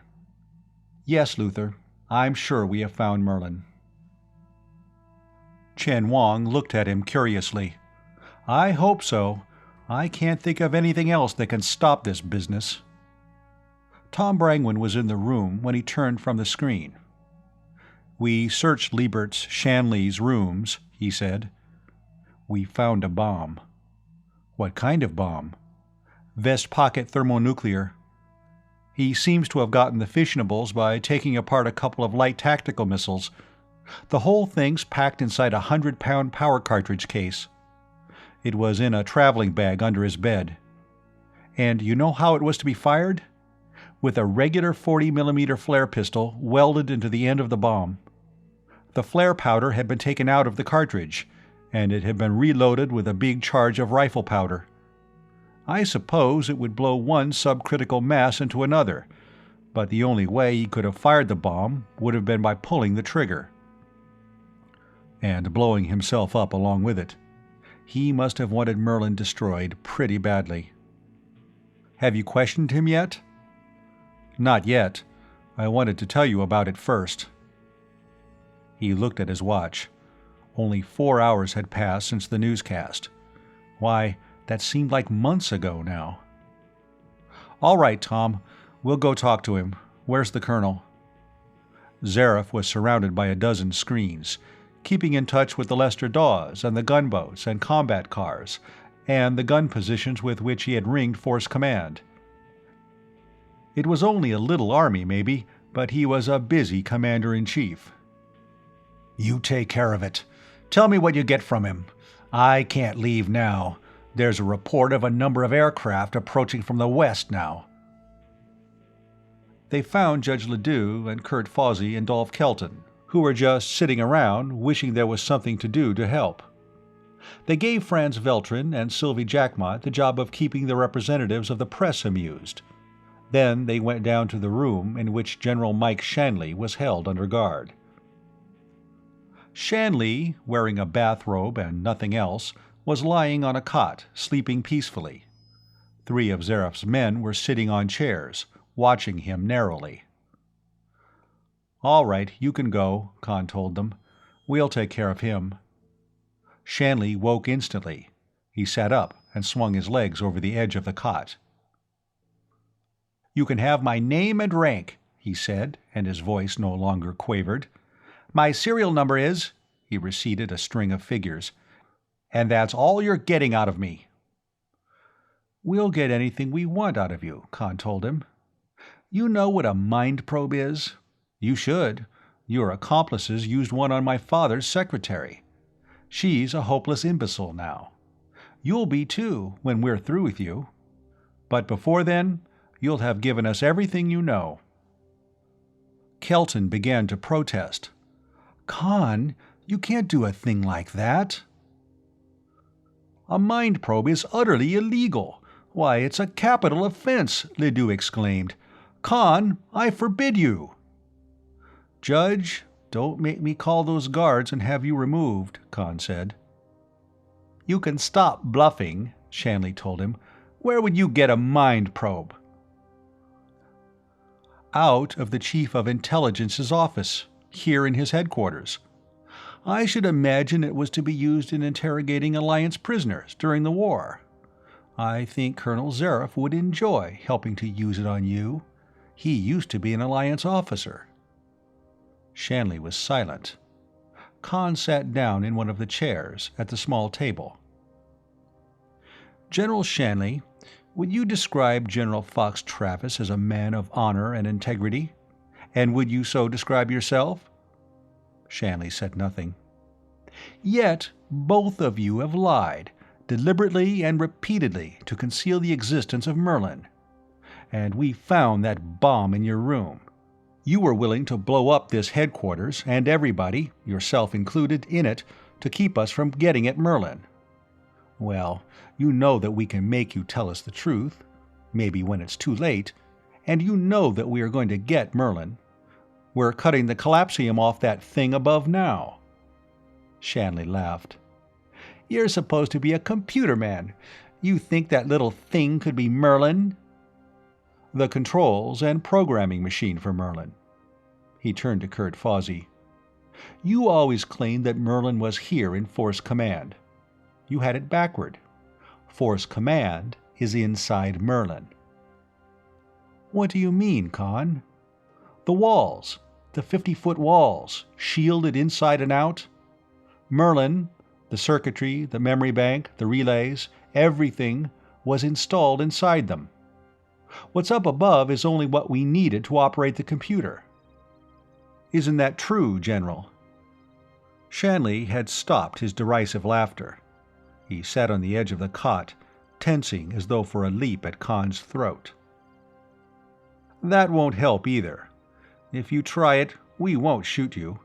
We'll just overpower you and start mind probing right away.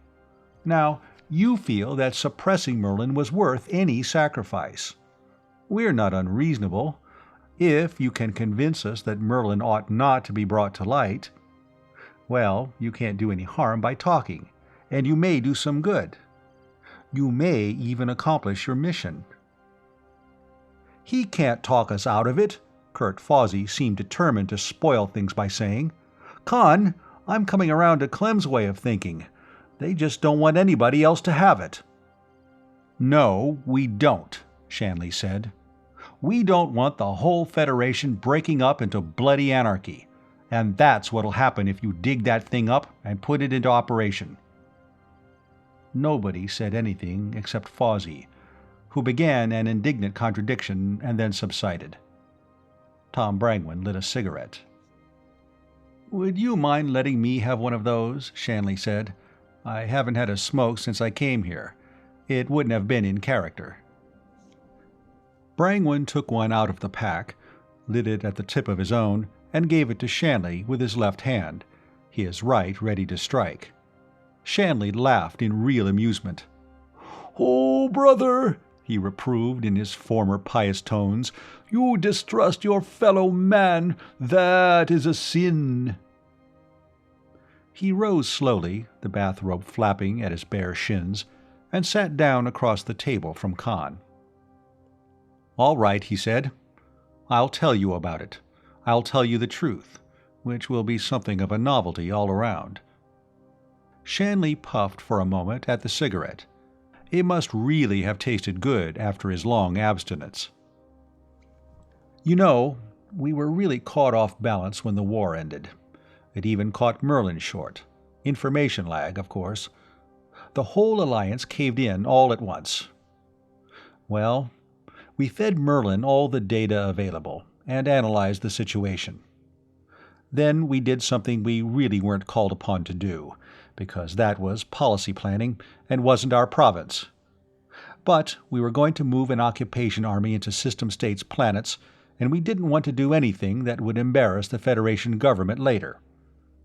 We fed Merlin every scrap of available information on political and economic conditions everywhere in the Federation, and set up a long-term computation of the general effects of the war. The extrapolation was supposed to run 500 years in the future. It didn't. It stopped, at a point a trifle over 200 years from now, with a statement that no computation could be made further, because at that point the Terran Federation would no longer exist. The others, who had taken chairs facing him, looked at him blankly.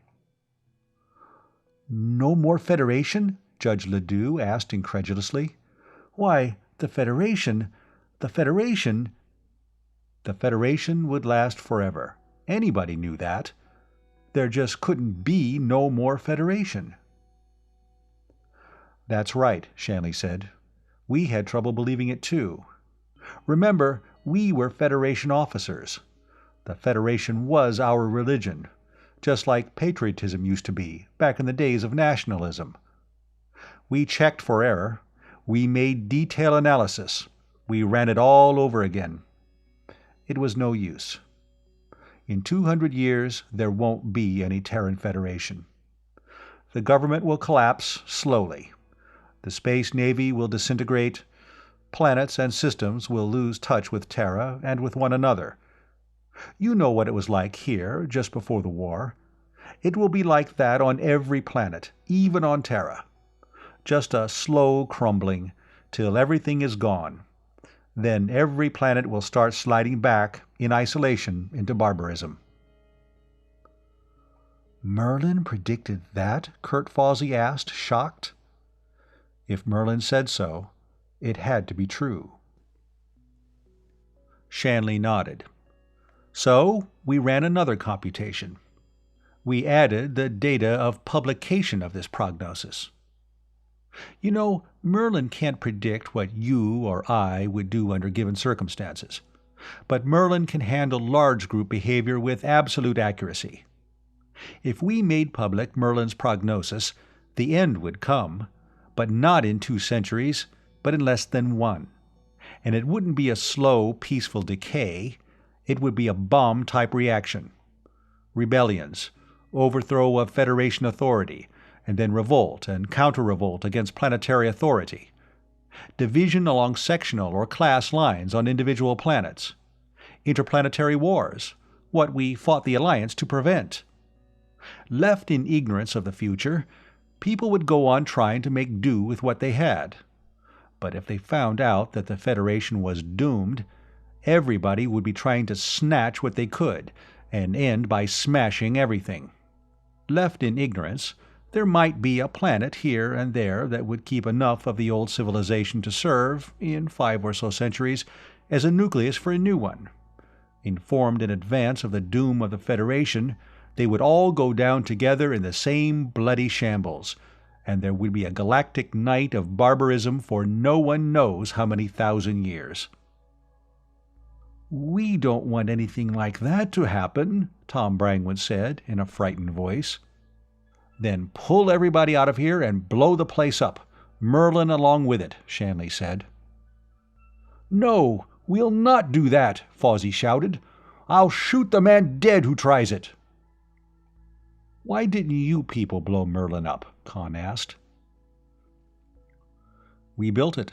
We'd worked with it. It was part of us, and we were part of it. We couldn't. Besides, there was a chance that it might survive the Federation. When a new civilization arose, it would be useful. We just sealed it. There were fewer than 100 of us who knew about it. We all took an oath of secrecy. We spent the rest of our lives trying to suppress any mention of Merlin or the Merlin Project. You have no idea how shocked both General Travis and I were when you told us that the story was still current here on Poictesme. And when we found out that you'd been getting into the records of the Third Force, I took the next ship I could, a miserable little freighter, and when I landed and found out what was happening, I contacted Murchison and scared the life out of him with stories about a secessionist conspiracy. All this Armageddonist human supremacy, Merlin as the devil stuff that's been going on was started by Murchison. And he succeeded in scaring Vykoven with the cybernarchists, too. This computation on the future of the Federation is still in the backwork file? Conn asked. Shanley nodded. We were criminally reckless. I can see that now. Let me beg, again, that you destroy the whole thing. We'll have to talk it over among ourselves, Judge Ledoux said. The 5 of us here cannot presume to speak for everybody. We will, of course, have to keep you confined. I hope you will understand we cannot accept your parole. Is there anything you want in the meantime? Conn asked. I would like something to smoke, and some clothes, General Shanley said, and a shave and a haircut. Chapter 21. All through the night, a shifting blaze of many-colored light rose and dimmed the stars above the mesa. They stared in awe, marveling at the energy that was pouring out of the converters into a tiny spot that inched its way around the collapsium shielding. It must have been visible for hundreds of miles. It was, for there was a new flood of rumors circulating in Storsenda and repeated and denied by the newscasts, now running continuously. Merlin had been found. Merlin had been blown up by government troops. Merlin was being transported to Storsenda to be installed as arbiter of the government. Merlin the monster was destroying the planet. Merlin the devil was unchained. Conn and Kurt Fawsey and Dolph Kelton and Judge Ledoux and Tom Brangwen clustered together, talking in whispers. They had told nobody yet of the interview with Shanley. "You think it would make all that trouble?" Kelton was asking anxiously, hoping that the others would convince him that it wouldn't. "Maybe we had better destroy it," Judge Ledoux faltered. "You see what it's done already. The whole planet's in anarchy. If we let this go on—" "We can't decide anything like that, just the 5 of us," Brangwen was insisting. "We'll have to get the others together and see what they think. We have no right to make any decision like this for them." "They're no more able to make the decision than we are," Conn said. "But we've got to. They have a right to know." "If you decide to destroy Merlin, you'll have to decide to kill me first," Kurt Fawsey said, his voice deadly calm. "You won't do it while I'm alive." "But Kurt," Ledoux expostulated, "you know why these people here at Storsenda are rioting? It's because they've lost hope, because they're afraid and desperate. The Terran Federation is something everybody feels they have to have, for peace and order and welfare. If people thought it was breaking up, they'd be desperate too. They'd do the same insane things these people here on this planet are doing." General Shanley was right. Don't destroy the hope that keeps them sane. "We don't need to do that," Kurt Fawsey argued. "We can use Merlin to solve our problems. We don't need to tell the whole Federation what's going to happen in 200 years. "It would get out. It couldn't help getting out," Ledoux said. "Let's not try to decide it ourselves," Conn said. "Let's get Merlin into operation and run a computation on it." "You mean ask Merlin to tell us whether it ought to be destroyed or not?" Ledoux asked incredulously. "Let Merlin put itself on trial and sentence itself to destruction?" "Merlin is a computer. Computers deal only in facts. Computers are machines. They have no sense of self-preservation. If Merlin ought to be destroyed, Merlin will tell us so." "You willing to leave it up to Merlin, Kurt?" Tom Brangwen asked. Fawsey gulped. "Yes. If Merlin says we ought to, we'll have to do it." Toward noon, a telecast went out from Koshai on a dozen different wavelengths. Conn, half asleep in a chair in the Commander-in-Chief's office, saw Simon McQuart, the young mathematics professor from Storsenda College, who had become one of the leaders of the colony, appear on the screen. The next moment he was fully awake, shocked by McQuart's words. "This is not a threat. This is a solemn, even a prayerful warning. We do not want to use genocidal weapons of mass destruction against the world of our birth. But whether we do or not rests solely with you. We came here with a dream of a better world, a world of happiness and plenty for all. We have been working, on Koshai, to build such a world on Patm. Now you are smashing that dream. When it is gone, we will have nothing to live for except revenge, and we will take that revenge, make no mistake. We have the weapons with which to take it. Remember, this was a Federation naval base and naval arsenal during the war. Here the Federation Navy built their super missiles, the missiles which devastated Ashmodai and Belphegor and Baphomet, and hundreds of these weapons are here. We have them, ready for launching. Once they are launched, with the robo-pilots set for targets on Patm, you will have 160 hours, at the most, to live. We will launch them immediately if there is another attack made upon Force Command Duplicate HQ, or upon Interplanetary Building in Storsenda, or if Rodney Maxwell is killed, no matter by whom or under what circumstances. We beg you, earnestly and prayerfully, not to force us to do this dreadful thing. We speak to each one of you, for each one of you holds the fate of the planet in his own hands." The image faded from the screen. As it did, Conn was looking from one to another of the people in the room with him. All were dumbfounded, most of them frightened. "They wouldn't do it, would they?" Lorenzo Ardis was asking. "Conn, you know these people. They wouldn't, really?" "Don't depend on it, Lorenzo," Clem Zaref said. "It's hard for a lot of people to shoot somebody 10 feet away with a pistol. But just sending off a missile, that's nothing but setting a lot of dials and then pushing a button." "I'm not worrying about whether they do it or not," Conn said. "What I'm worrying about is how many people will believe they will."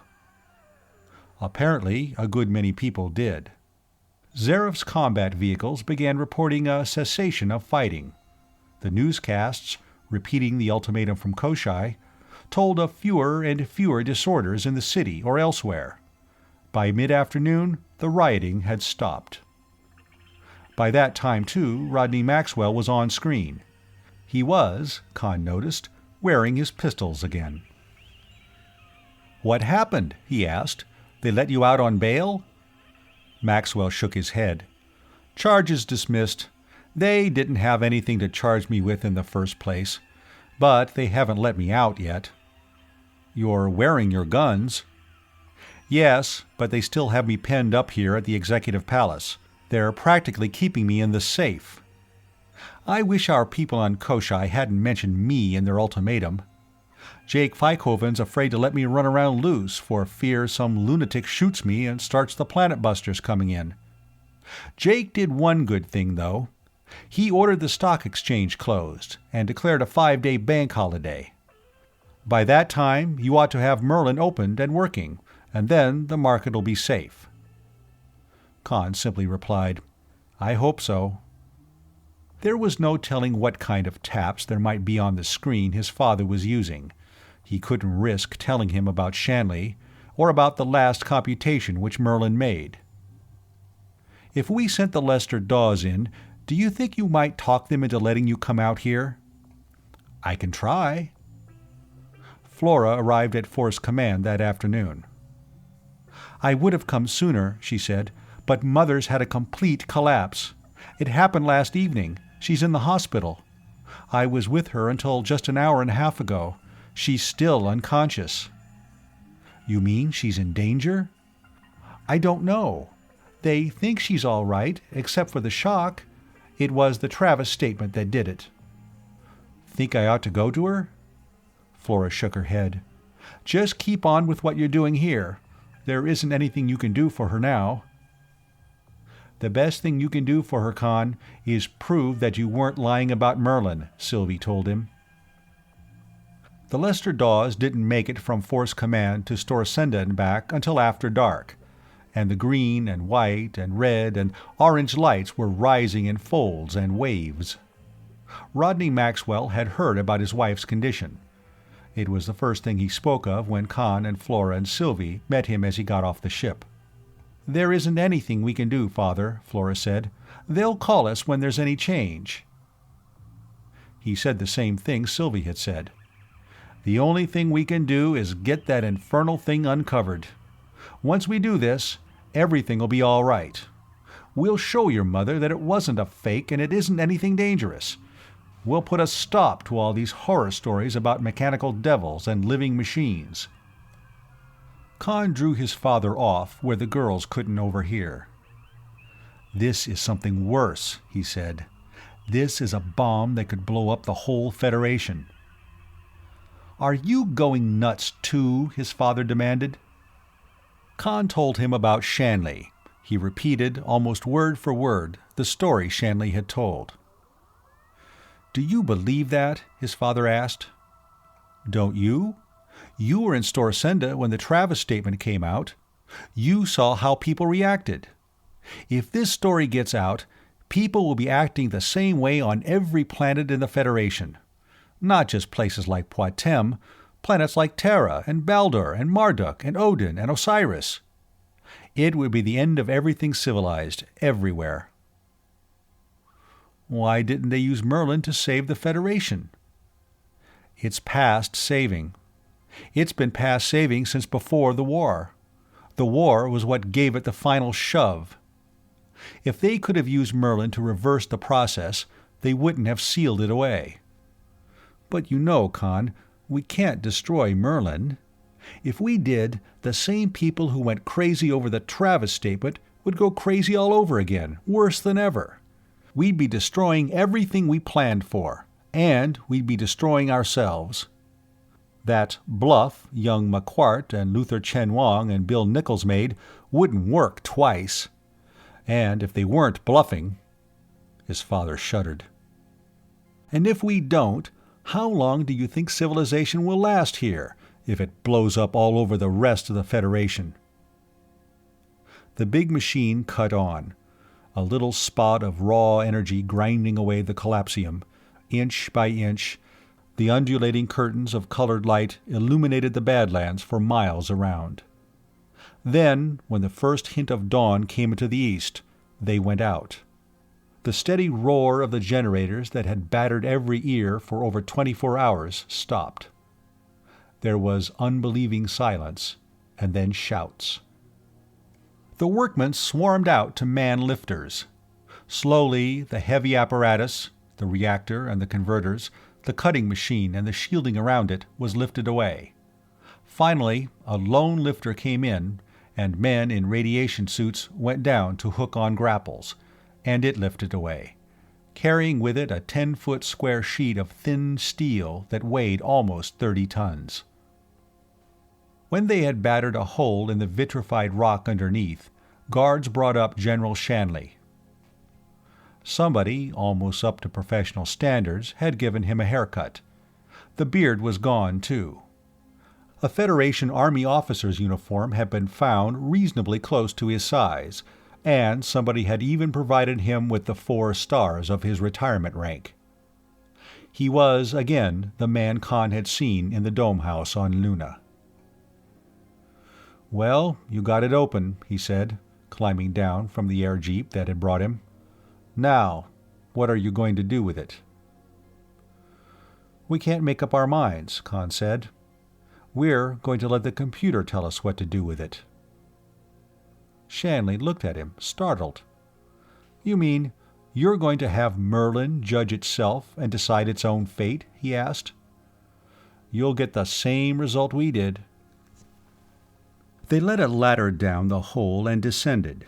Conn and his father, Kurt Fawsey, Jerry Rivas, then Shanley and his 2 guards, then others, until a score of them were crowded in the room at the bottom, their flashlights illuminating the circular chamber, revealing ceiling-high metal cabinets, banks of button and dial-studded control panels, big keyboards. It was Shanley who found the lights and put them on. "Powered from the central plant down below," he said. "The main cables are disguised as the grounding outlet. If this thing had been on when you put on the power, you'd have had an awful lot of power going nowhere, apparently." Rodney Maxwell was disappointed. "I know this stuff looks awfully complex, but I'd have expected there to be more of it." "Oh, I didn't get a chance to tell you about that. This is only the operating end," Conn said. And then asked Shanley if there were inspection screens.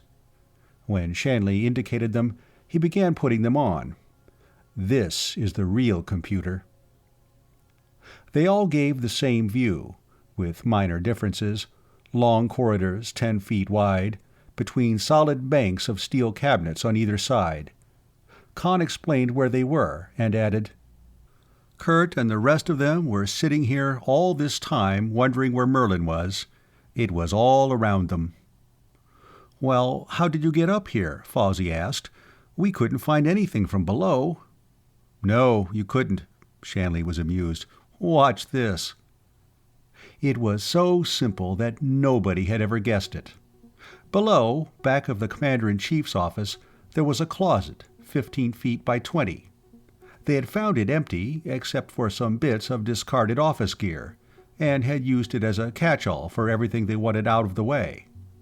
Shanley went to where 4 thick steel columns rose from floor to ceiling in a rectangle around a heavy-duty lifter, pressing a button on a control box on one of them. The lifter, and the floor under it, rose, with a thick mass of vitrified rock underneath. The closet, full of the junk that had been thrown into it, followed. "That's it," he said. "We just tore out the controls inside that and patched it up a little. There's a sheet of collapsium plate under the floor. Your scanner simply couldn't detect anything from below."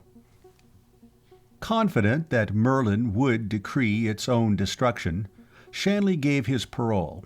The others accepted it. The newsmen were admitted to the circular operating room and encouraged to send out views and descriptions of everything. Then the lift controls were reinstalled, the lid was put back on top, and the only access to the room was through the office below. The entrance to this was always guarded by Zarif's soldiers or Brangwen's police. There were only a score of them who could be let in on the actual facts. For the most part, they were the same men who had been in Fawsey's office on the afternoon of Conn's return, a year and a half ago. A few others, Ance Dawes, Jerry Rivas, and 5 computer men Conn had trained on Koshai, had to be trusted. Conn insisted on letting Sylvie Jackmont in on the revised, awful truth about Merlin. They spent a lot of their time together, in Travis's office, for the most part sunk in dejection. They had finally found Merlin. Now they must lose it. They were trying to reconcile themselves and take comfort from the achievement, empty as it was. They could see no way out. If Merlin said that Merlin had to be destroyed, that was it. Merlin was infallible. Conn hated the thought of destroying that machine with his whole being, not because it was an infallible oracle, but because it was the climactic masterpiece of the science he had spent years studying. To destroy it was an even worse sacrilege to him than it was to the Merlinolators. And Rodney Maxwell was thinking of the public effects. What the Travis statement had started would be nothing by comparison. "You know, we can keep the destruction of Merlin a secret," Conn said. "It'll take some work down at the power plant, but we can overload all the circuits and burn everything out at once." He turned to Shanley. "I don't know why you people didn't think of that." Shanley looked at him in surprise. "Why, now that you mention it, neither do I," he admitted. "We just didn't." "Then," Conn continued, We can tinker up something in the operating room that'll turn out what will look like computation results. As far as anybody outside ourselves will know, Merlin will still be solving everybody's problems. We'll do like any fortune teller. Tell the customer what he wants to believe and keep him happy. More lies. Lies without end. And now he'd have a machine to do his lying for him. A dummy computer that wouldn't compute anything. And all he'd wanted, to begin with, had been a ship to haul some brandy to where they could get a fair price for it. Peace had returned. At first, it had been a frightened and uneasy peace. The bluff, he hoped that was what it had been, by the Koshai colonists had shocked everybody into momentary inaction. In the 24 hours that had followed, the forces of sanity and order had gotten control again. Merlin existed and had been found. As for Travis's statement, the old general had been bound by a wartime oath of secrecy to deny Merlin's existence. The majority relaxed, ashamed of their hysterical reaction. As for the cybernarchists and Armageddonists and human supremacy leaguers, the government and private police, vastly augmented by volunteers, speedily rounded up the leaders. Their followers dispersed, realizing that Merlin was nothing but a lot of dials and buttons, and interestedly watching the broadcast views of it. The banks were still closed, but discreet backdoor withdrawals were permitted to keep business going. So was the stock exchange, but word was going around the brokerage offices that Tri-System Investments was in the market for a long list of securities. Nobody was willing to do anything that might upset the precarious balance. Everybody was talking about the bright future, when Merlin would guide Patm to even greater and more splendid prosperity. Conn's father and sister flew to Litchfield. Flora stayed with her mother, and Rodney Maxwell returned to Force Command, shaking his head gravely. "She's still unconscious, Conn," he said. "She just lies there, barely breathing. The doctors don't know. I wish Wade hadn't gone on the ship." The price of what he had wanted to do was becoming unendurably high for Conn. They ran off the computations Merlin had made 40 years before and rechecked them. There had been no error.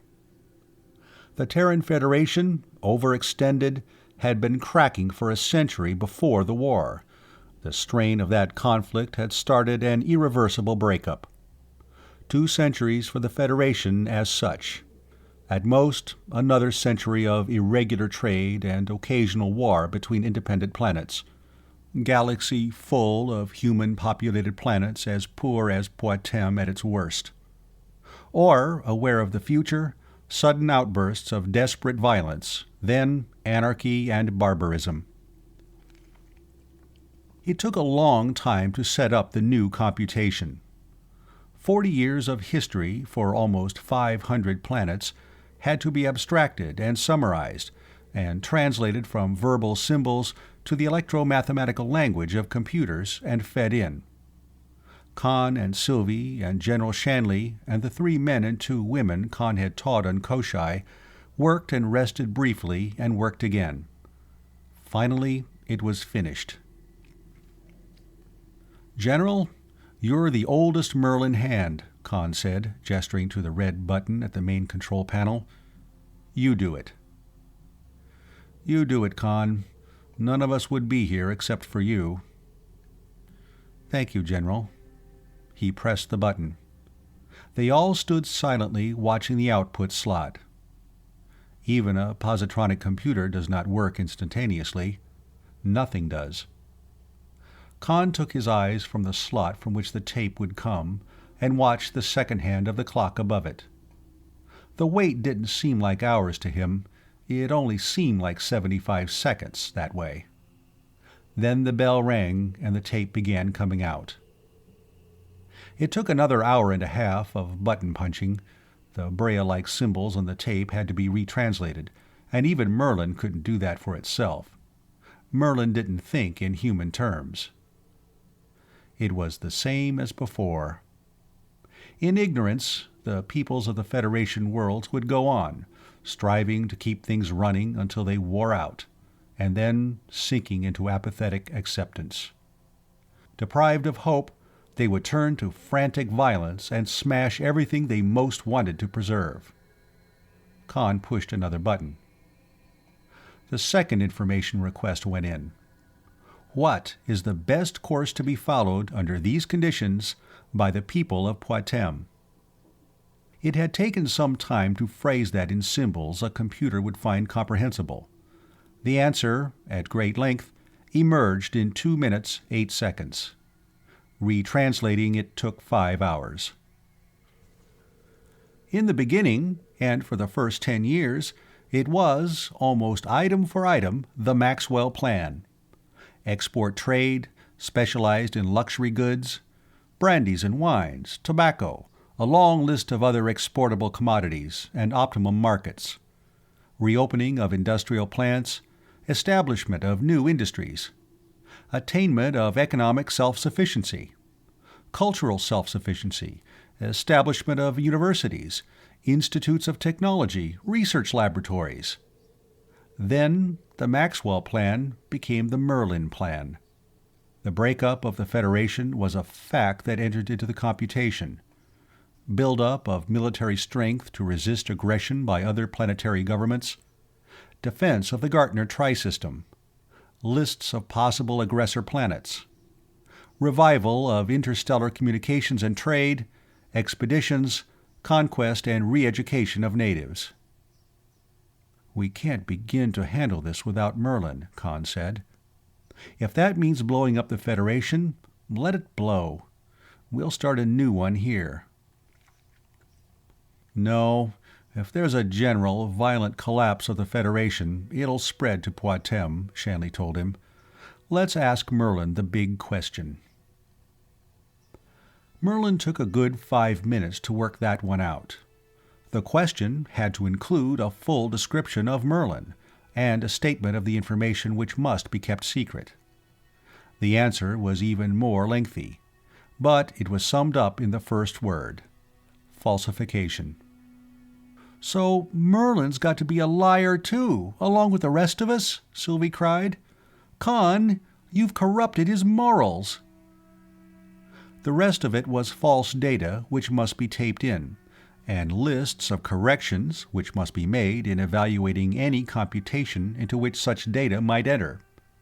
There was also a statement that, after 50 years, suppression of the truth and circulation of falsely optimistic statements about the Federation would no longer have any importance. "Well, that's it," Conn said. "Merlin thought himself out of a death sentence." They crowded into the lift and went down to the office below. Everybody who knew what had been going on upstairs was there.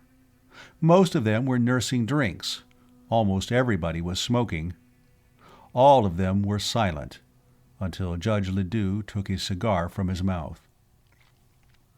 "Has the jury reached a verdict?" he asked, clinging with courtroom formality to his self-control. "Yes, Your Honor.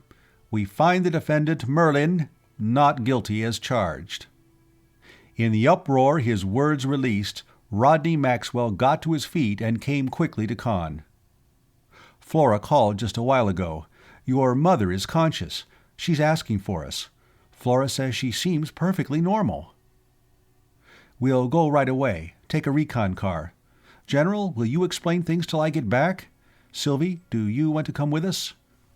Chapter 22. It was autumn again, the second autumn since he had landed from the city of Asgard at Storsenda and taken the Countess Dorothy home to Litchfield.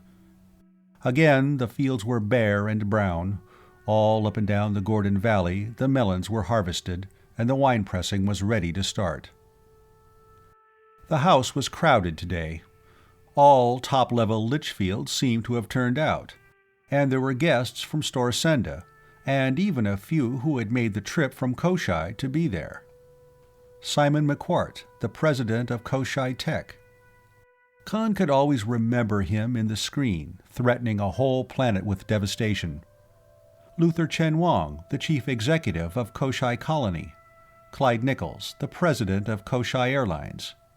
He almost bumped into Yves Jacquemont, coming in from the hall.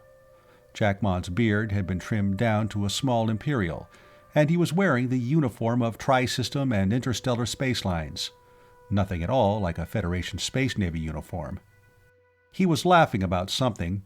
He threw an arm over Conn's shoulder, and they went into the front parlor together. "Oh, Gehenna of a big crop," he heard Clem Zareff's voice chuckling happily above the babble in the room. "You wouldn't believe it. Why, we had to build 6 new vats." The thin-faced, white-haired man in the chair beside him said something. Mike Shanley and Clem Zareff, old enemies, were now fast friends. Shanley had come in from Force Command with Conn that morning. He had stayed on Patm as nominal head of Project Merlin, and intended to remain there for the rest of his life. "Oh, there aren't any more farm tramps," Zareff replied. "Everybody's getting factory jobs off-planet. I have an awful time getting help, and what I can get won't work for less than 10 sols a day. Why, they're even organizing a union." There were feminine shrieks from across the room, and a stampede. The house-cleaning robot had come in, running its vacuum-cleaning hose around and brandishing its mops. He saw his mother break away from a group of older ladies and shout, "Oscar!" The robot stopped dead. "Yes'm?" a voice came out of it, Sheshan accented. "Get out!" his mother commanded. "Go to the kitchen. Stay there." "Yes'm." The robot floated out the door to the hall. His mother rejoined her friends, probably telling them for the 1000th time that her boy Conn fixed up the sound receptors and voice for Oscar, or harping on how Conn had been telling everybody the truth all along, and people wouldn't believe him. Sylvie came up to him and caught his arm. "Come on, Conn, they're going to start the rehearsal," she said. "They've been going to start it for an hour," her father told her. "Well, they're really going to start it now." "All right, you two run along," Yves Jacquemont said. "And you'd better start rehearsing for your own wedding before long. The Genji will be ready to hyper out in another month, and I don't want to be at space when my only daughter gets married." They pushed through the crowd, dragging Conn's mother with them toward the big living room beyond. On the way, Mrs. Maxwell stopped to try to drag Judge Ledoux out of a chair. "Judge, the rehearsal is starting. They can't do it without you." Ledoux clung to his chair. "They daren't do it with me, Mrs. Maxwell. If I get into it, it won't be a rehearsal. They'll be really married, and then there won't be any point in having a wedding tomorrow." "Oh, Morgan," Conn called across the room to Gatworth, "you've just been appointed temporary judge for the wedding rehearsal." There was a big crowd around Wade Lucas in the next room. He was telling them about the voyage to Baldur, from which he had returned, and the one to Irminsul with a cargo of arms, machine tools, and contragravity vehicles on which he and his bride would go for their honeymoon. There was another crowd around Flora. She was telling them about the new fashions on Baldur, which had been brought back on the Ouroboros too. "Where's your father?" his mother was asking him. "He has to rehearse giving the bride away." "Probably in his office. I'll go get him." "You'll get into an argument with somebody and forget to come back," his mother said. "Sylvie, you go with him and bring both of them back." "When'll we have our wedding, Sylvie?" he asked as they went off together. "Well, before Dad goes to Aditya with the Genji. That'll have to be in a month." 2 weeks? That ought to be plenty of time to get ready and let people recover from this one. "Everybody's here now. Let's make it a double wedding tomorrow," she suggested. He hadn't been prepared for that. "Well, I hadn't expected—" "Sure. Good idea," he agreed. There was a crowd in Rodney Maxwell's little office, Fawsey and some others, and some Storsenda people. One of the latter was vociferating, "Jake Ficoven's no good, and he never was any good. Well, you have to admit, if he hadn't ordered the banks and the stock exchange closed that time, we'd have had a horrible panic." Admit nothing of the kind. Jethro, you were there, and you'll bear me out. About a dozen of us were at Executive Palace for hours, bullying him into that. Why, we almost had to twist one of his arms while he was signing the order with the other. And now he has the gall to run for re-election on the strength of his heroic actions at the time of the Travis hoax? "I know who we want for president," another Star Sunda man exclaimed. "He's right here in this room." "Yes!" Rodney Maxwell almost bellowed before the other man could say anything else. "Here he is!" He grabbed Kurt Fawsey by the arm and yanked him to his feet. "Here's the man most responsible for finding Merlin, the man who first suggested sending my son Conn to Terra to school, the man who, more than anyone else, devoted his life to the search for Merlin, the man whose inextinguishable faith and indomitable courage kept that search alive through its darkest hours. Everybody, get a drink. A toast to our next president, Kurt Fawsey." Conn was sure he heard his father add, "Goo, what a narrow escape." Then he and Sylvie began chanting in unison, "We want Fawsey! We want Fawsey!" Hey sci-fi horror fans, that concludes The Cosmic Computer. If you enjoyed this story, make sure to smash that like button. A huge shout-out goes to our official members of the channel. We appreciate you all. Craving for another classic sci-fi tale? Click that video on your screen. Until next time, everyone. And remember, stay cosmic.